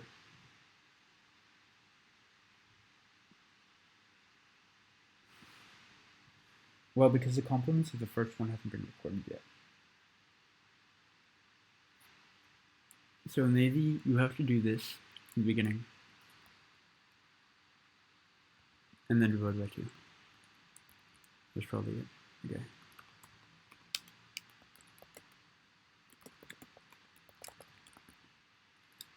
thing is you'll be double counting.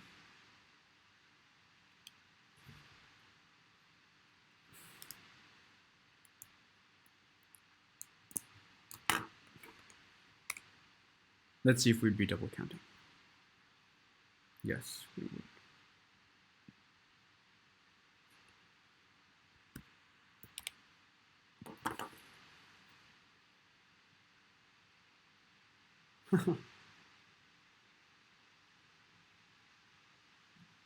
Okay.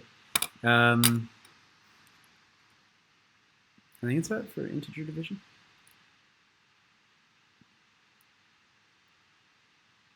Woohoo!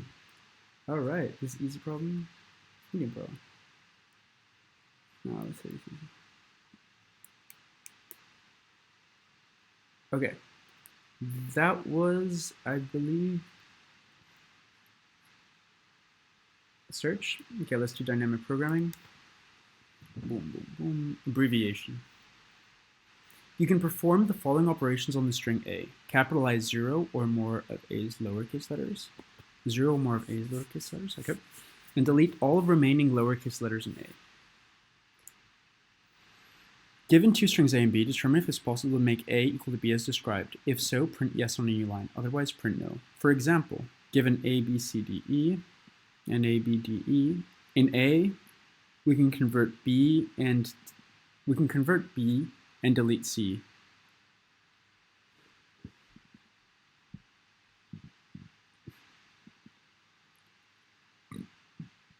To match B. And AFDE is not possible because the letters may only be capitalized, discarded, not changed. AF. An abbreviation.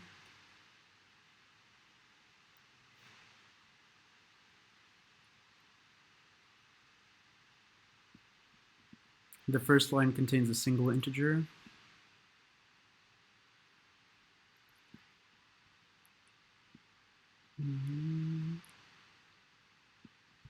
Yes, and so to make string A equal to string B, otherwise print no. Right. I'm struggling to see how dynamic programming would be used, but I think if we break it down in an example, we might be able to see it. Okay. So you have something like D, A, B, C, D, and you have to get A, B, C. And so without looking at dynamic programming or anything, you see we have to capitalize this, and remove lower cases, right? So the only things we can do is capitalize some and delete some.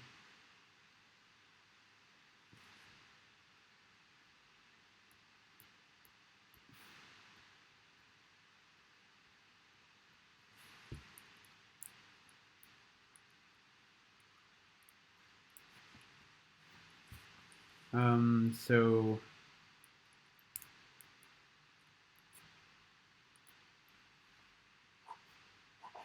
you should definitely remove any letters not in this.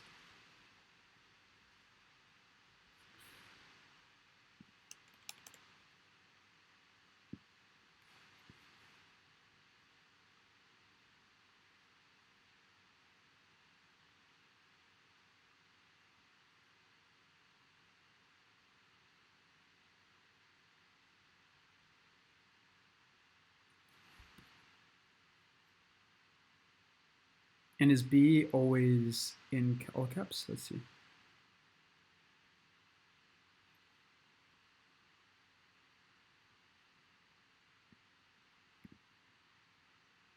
B is only uppercase and lowercase ASCII. Okay.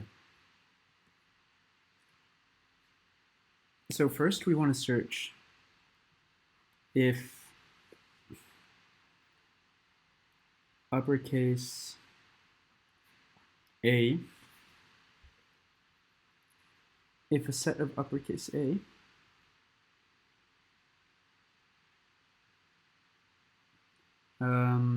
contains, so if B not in uppercase set of A.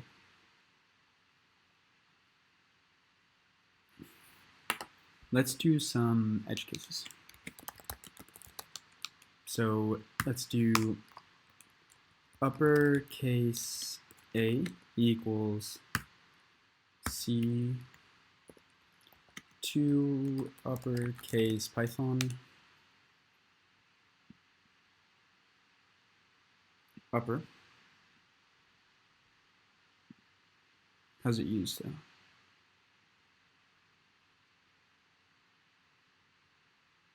Is upper alright?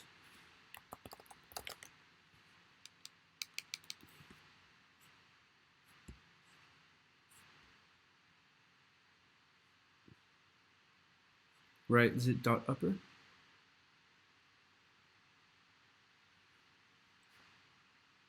Dot upper, yes. All right. So C dot upper for,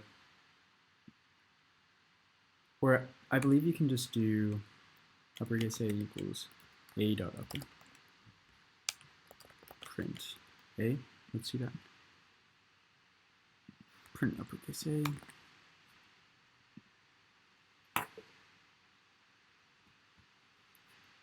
Yes. Okay. Now we want to see, let's just do set, or uppercase A.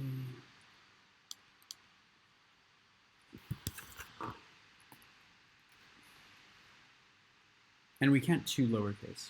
So first, want to check if B has any uppercases that A doesn't even have.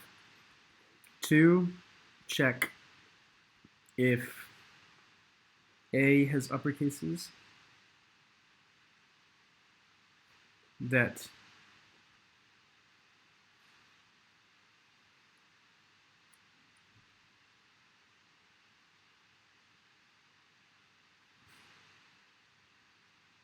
B doesn't have.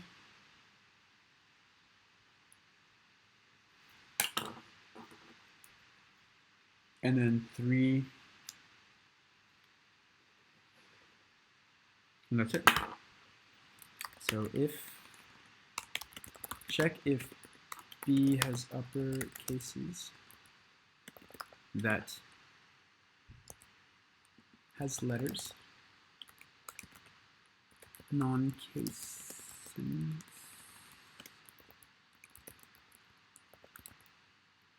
that A doesn't.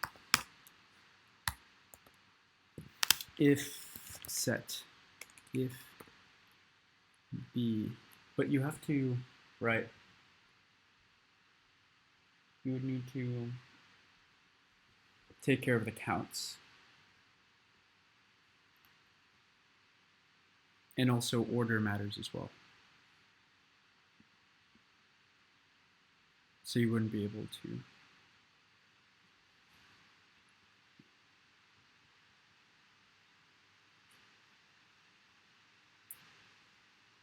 I guess this is more of an edge case check.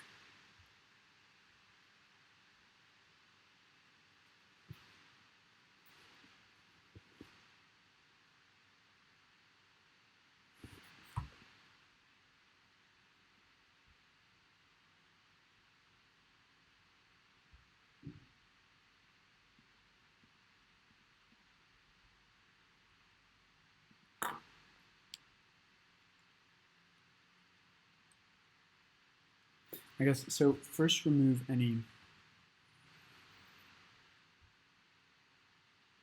letters not in B. Remove letters not in B. That would make sense. And then you constantly want to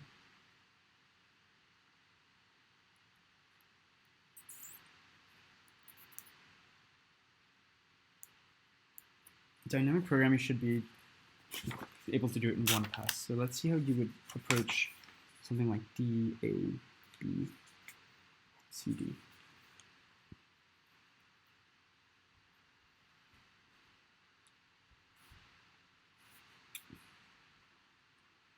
So you start here. You have a pointer here. You wait until this letter is found. And so you go 1 up. Has it been found? Yes, uppercase it. Then you go to the next letter. And if you go through the whole string,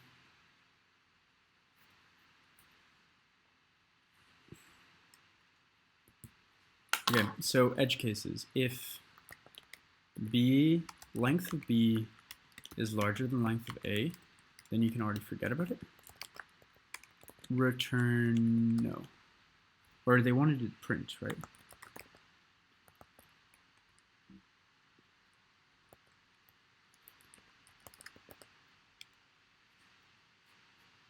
Yes, or print no. Okay. Print.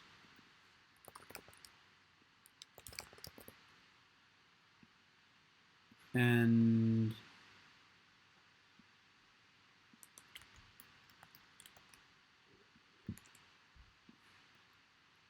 okay.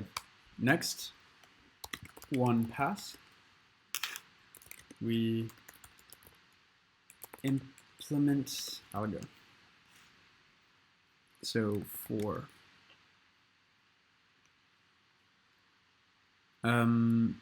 Let's store change A. E equals A.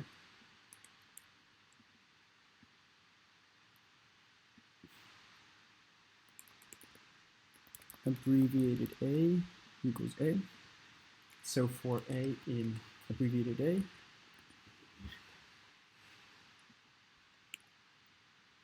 so for C in A, we want pointers really to both. Let's just do while.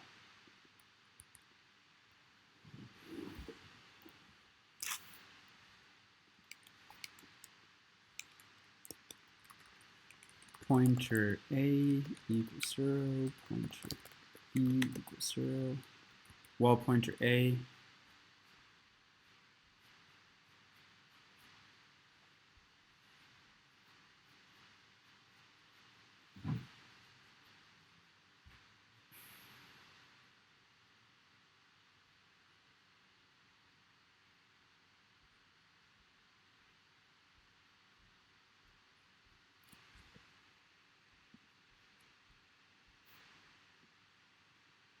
I don't think you need abbreviated A.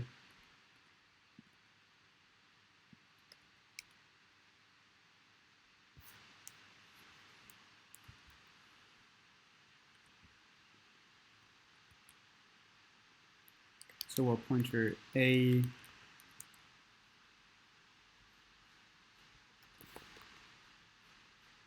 not equal to length of A, you increment both.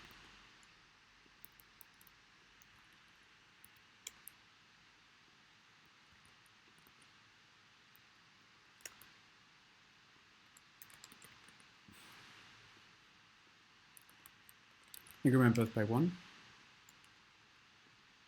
So you check if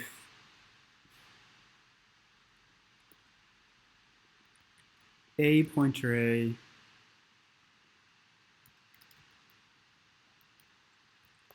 dot 2 upper dot upper. I think that was upper. Dot upper equals B pointer B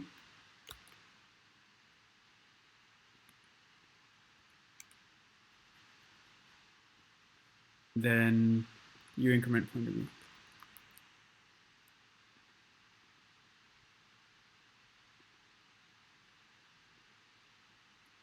What's up here? Right here.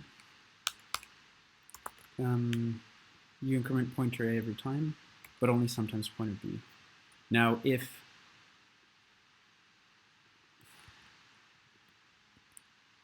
pointer B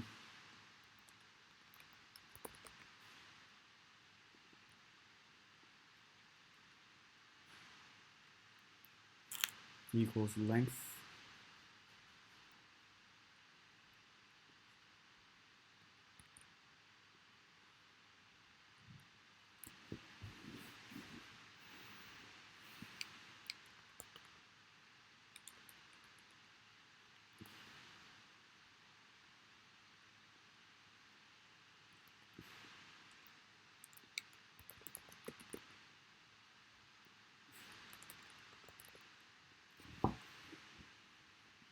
Current A is A pointer A.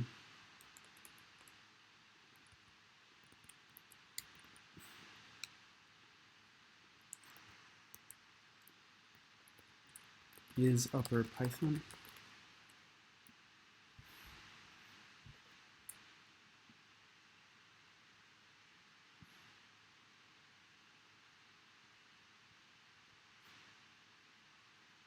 Dot is upper. If cur A dot is upper and cur A not equal to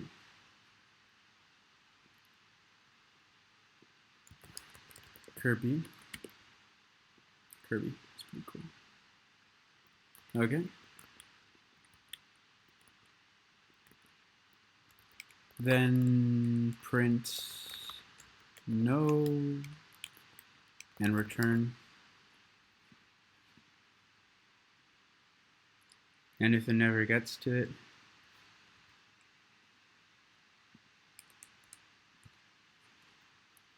length of B. Oh, that's supposed to be there. Print yes, return. And if not, we just print no and return. And this last one is the case if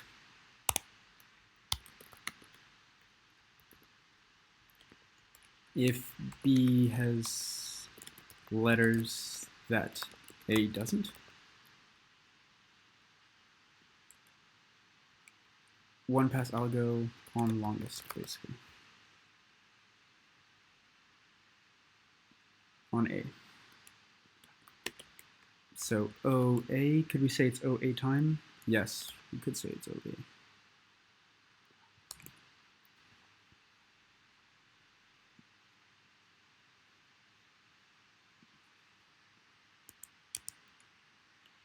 If A has uppercase letter that B doesn't. I think it failed. Yes, none type and string in line 66. Can't see that there.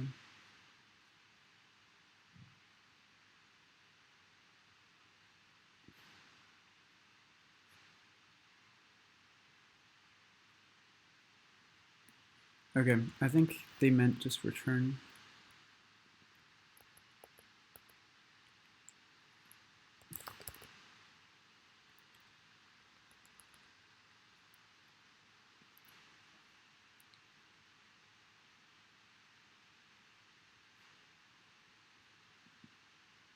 Wrong answer. Okay. So in this one, you could do A, B, C.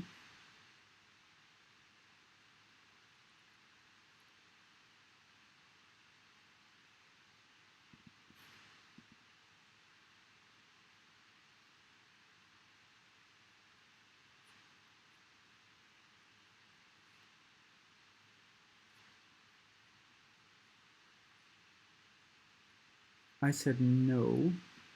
And why did we say no? So here we say print upper in A is not in B.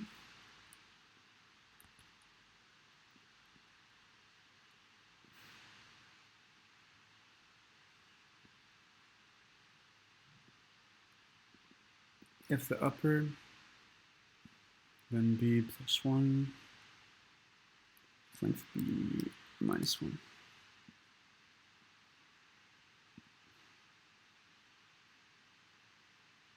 Still no? Upper in A is not in B. Print current A and current B.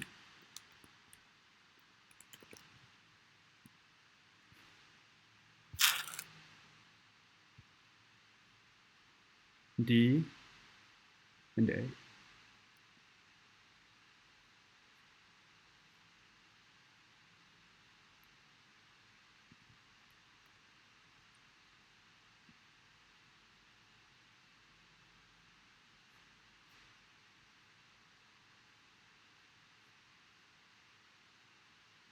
String index out of range.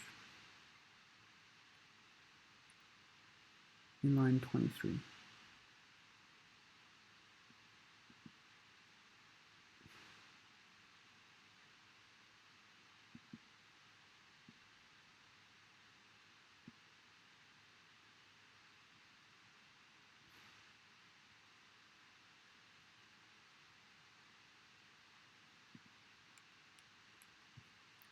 If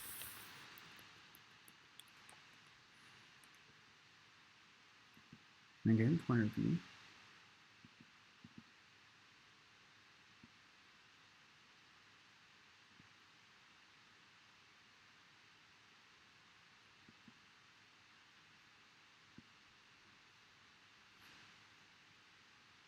Right, we need an equivalent one for. No, that seems okay. Which one's going out of range?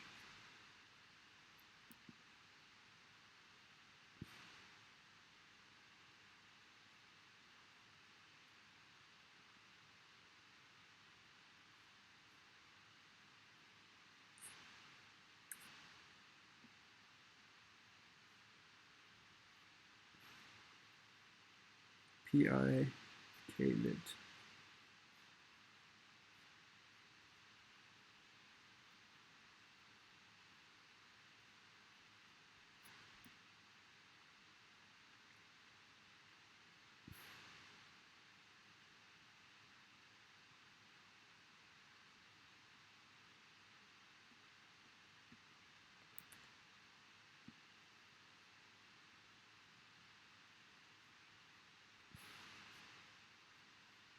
Wrong answer.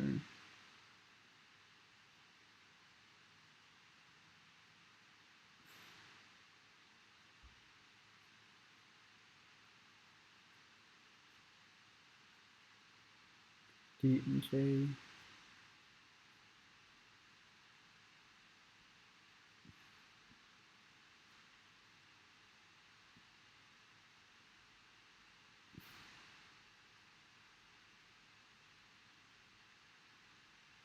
No, yes, yes. We said yes for this one. E, F, G, but it has an H. Oh, right. Okay, there's another another case.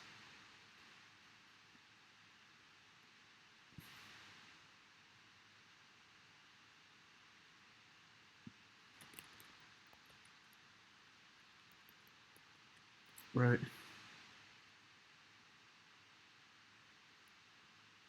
So you have to say all letters in A equals true. Is all letters in A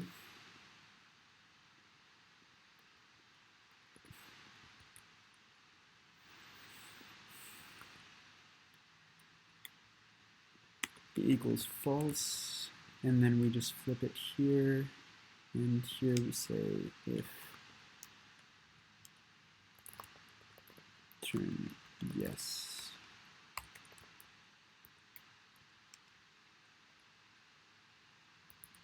Just for clarity.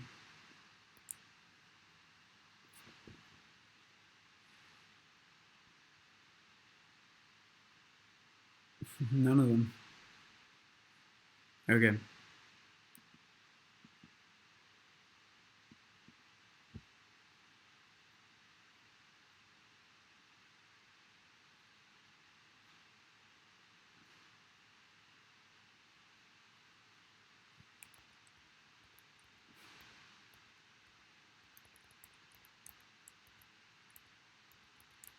Right.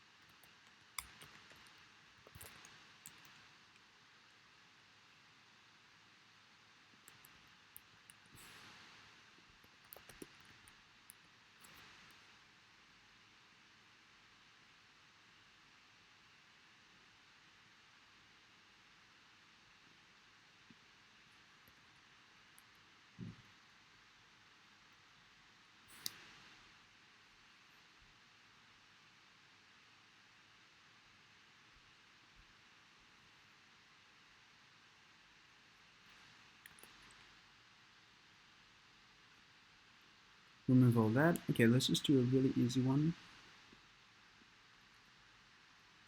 Return any.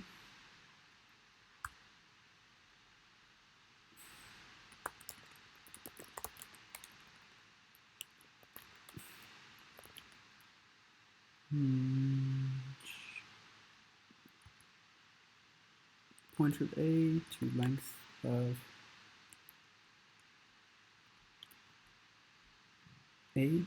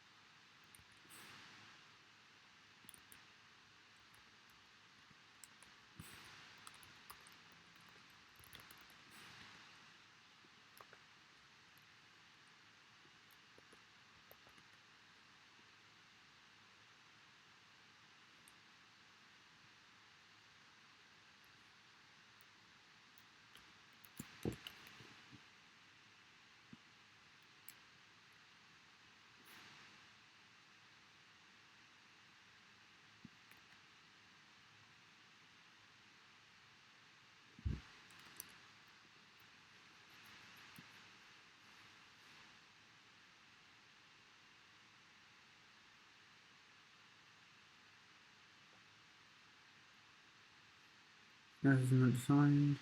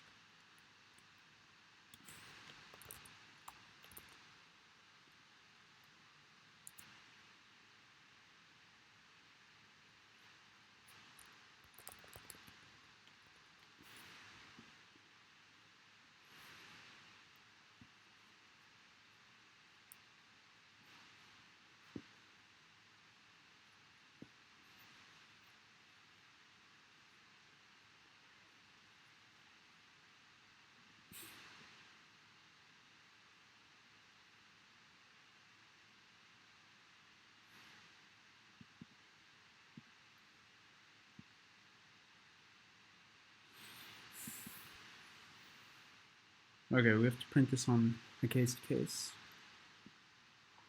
Print each of these case to case.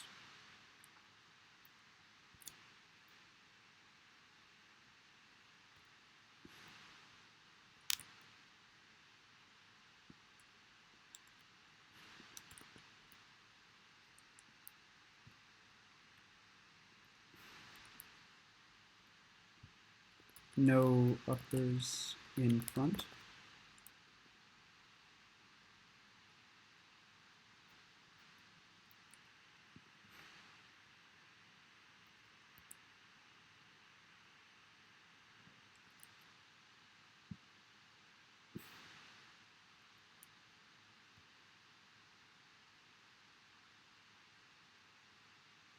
And here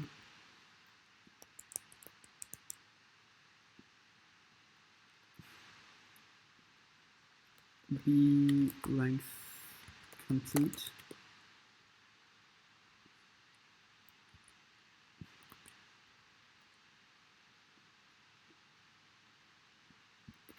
But uppers in front. Length of a exhausted, none found.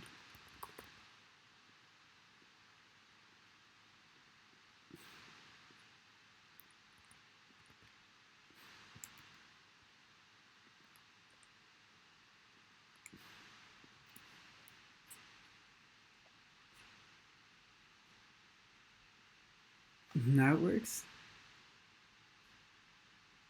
I didn't change anything. This is programming at its finest. You put a print statement and it works. All right, some test cases can pass.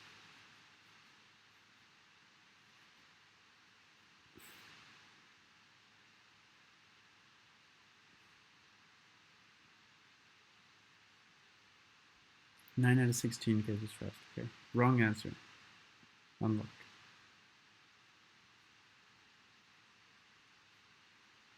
Can't really get much out of this. Let's see what it does pass.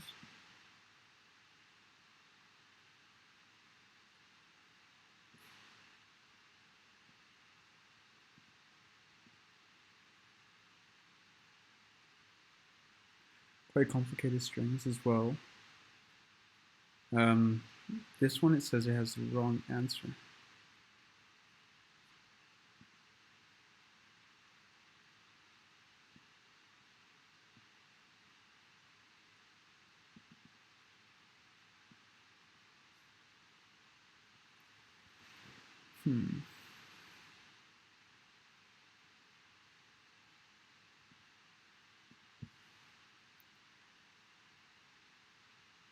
Wait, any uppers in front?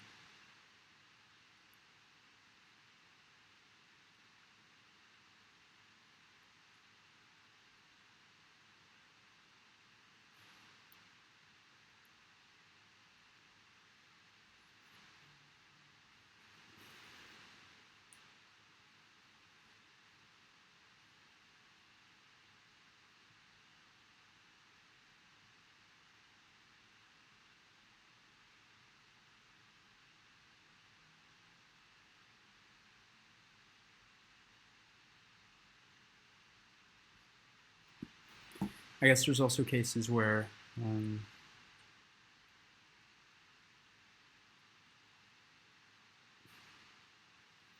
there are cases where B, right, or it could ignore, it could not upper some cases, some ones in front. This is why it's a dynamic problem, dynamic programming problem.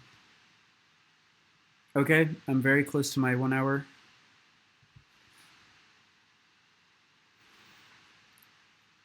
All right, so I wasn't able to solve this last problem, but just wasn't able to solve this last problem. It's okay though. Not all of them were to be solved. It's how much you can do in 6 hours. I can't remember how much was done. I would say, so we got up to dynamic programming again. So it seems like we did 1, 2, 3, 4, 5, 6, 7, 8, 9, 10, 11. No, we didn't do these things. 9, 10, and then 11, 12, 13, 14, 15, 16. So we did 16 questions in 6 hours. So thanks so much. Tell me if you guys would like to see more like this. This definitely helped me prepare for my interview upcoming. I dare you guys to try and do this as well. I'd love to see you guys do a challenge. And thanks for watching. Cheers, and have a good evening.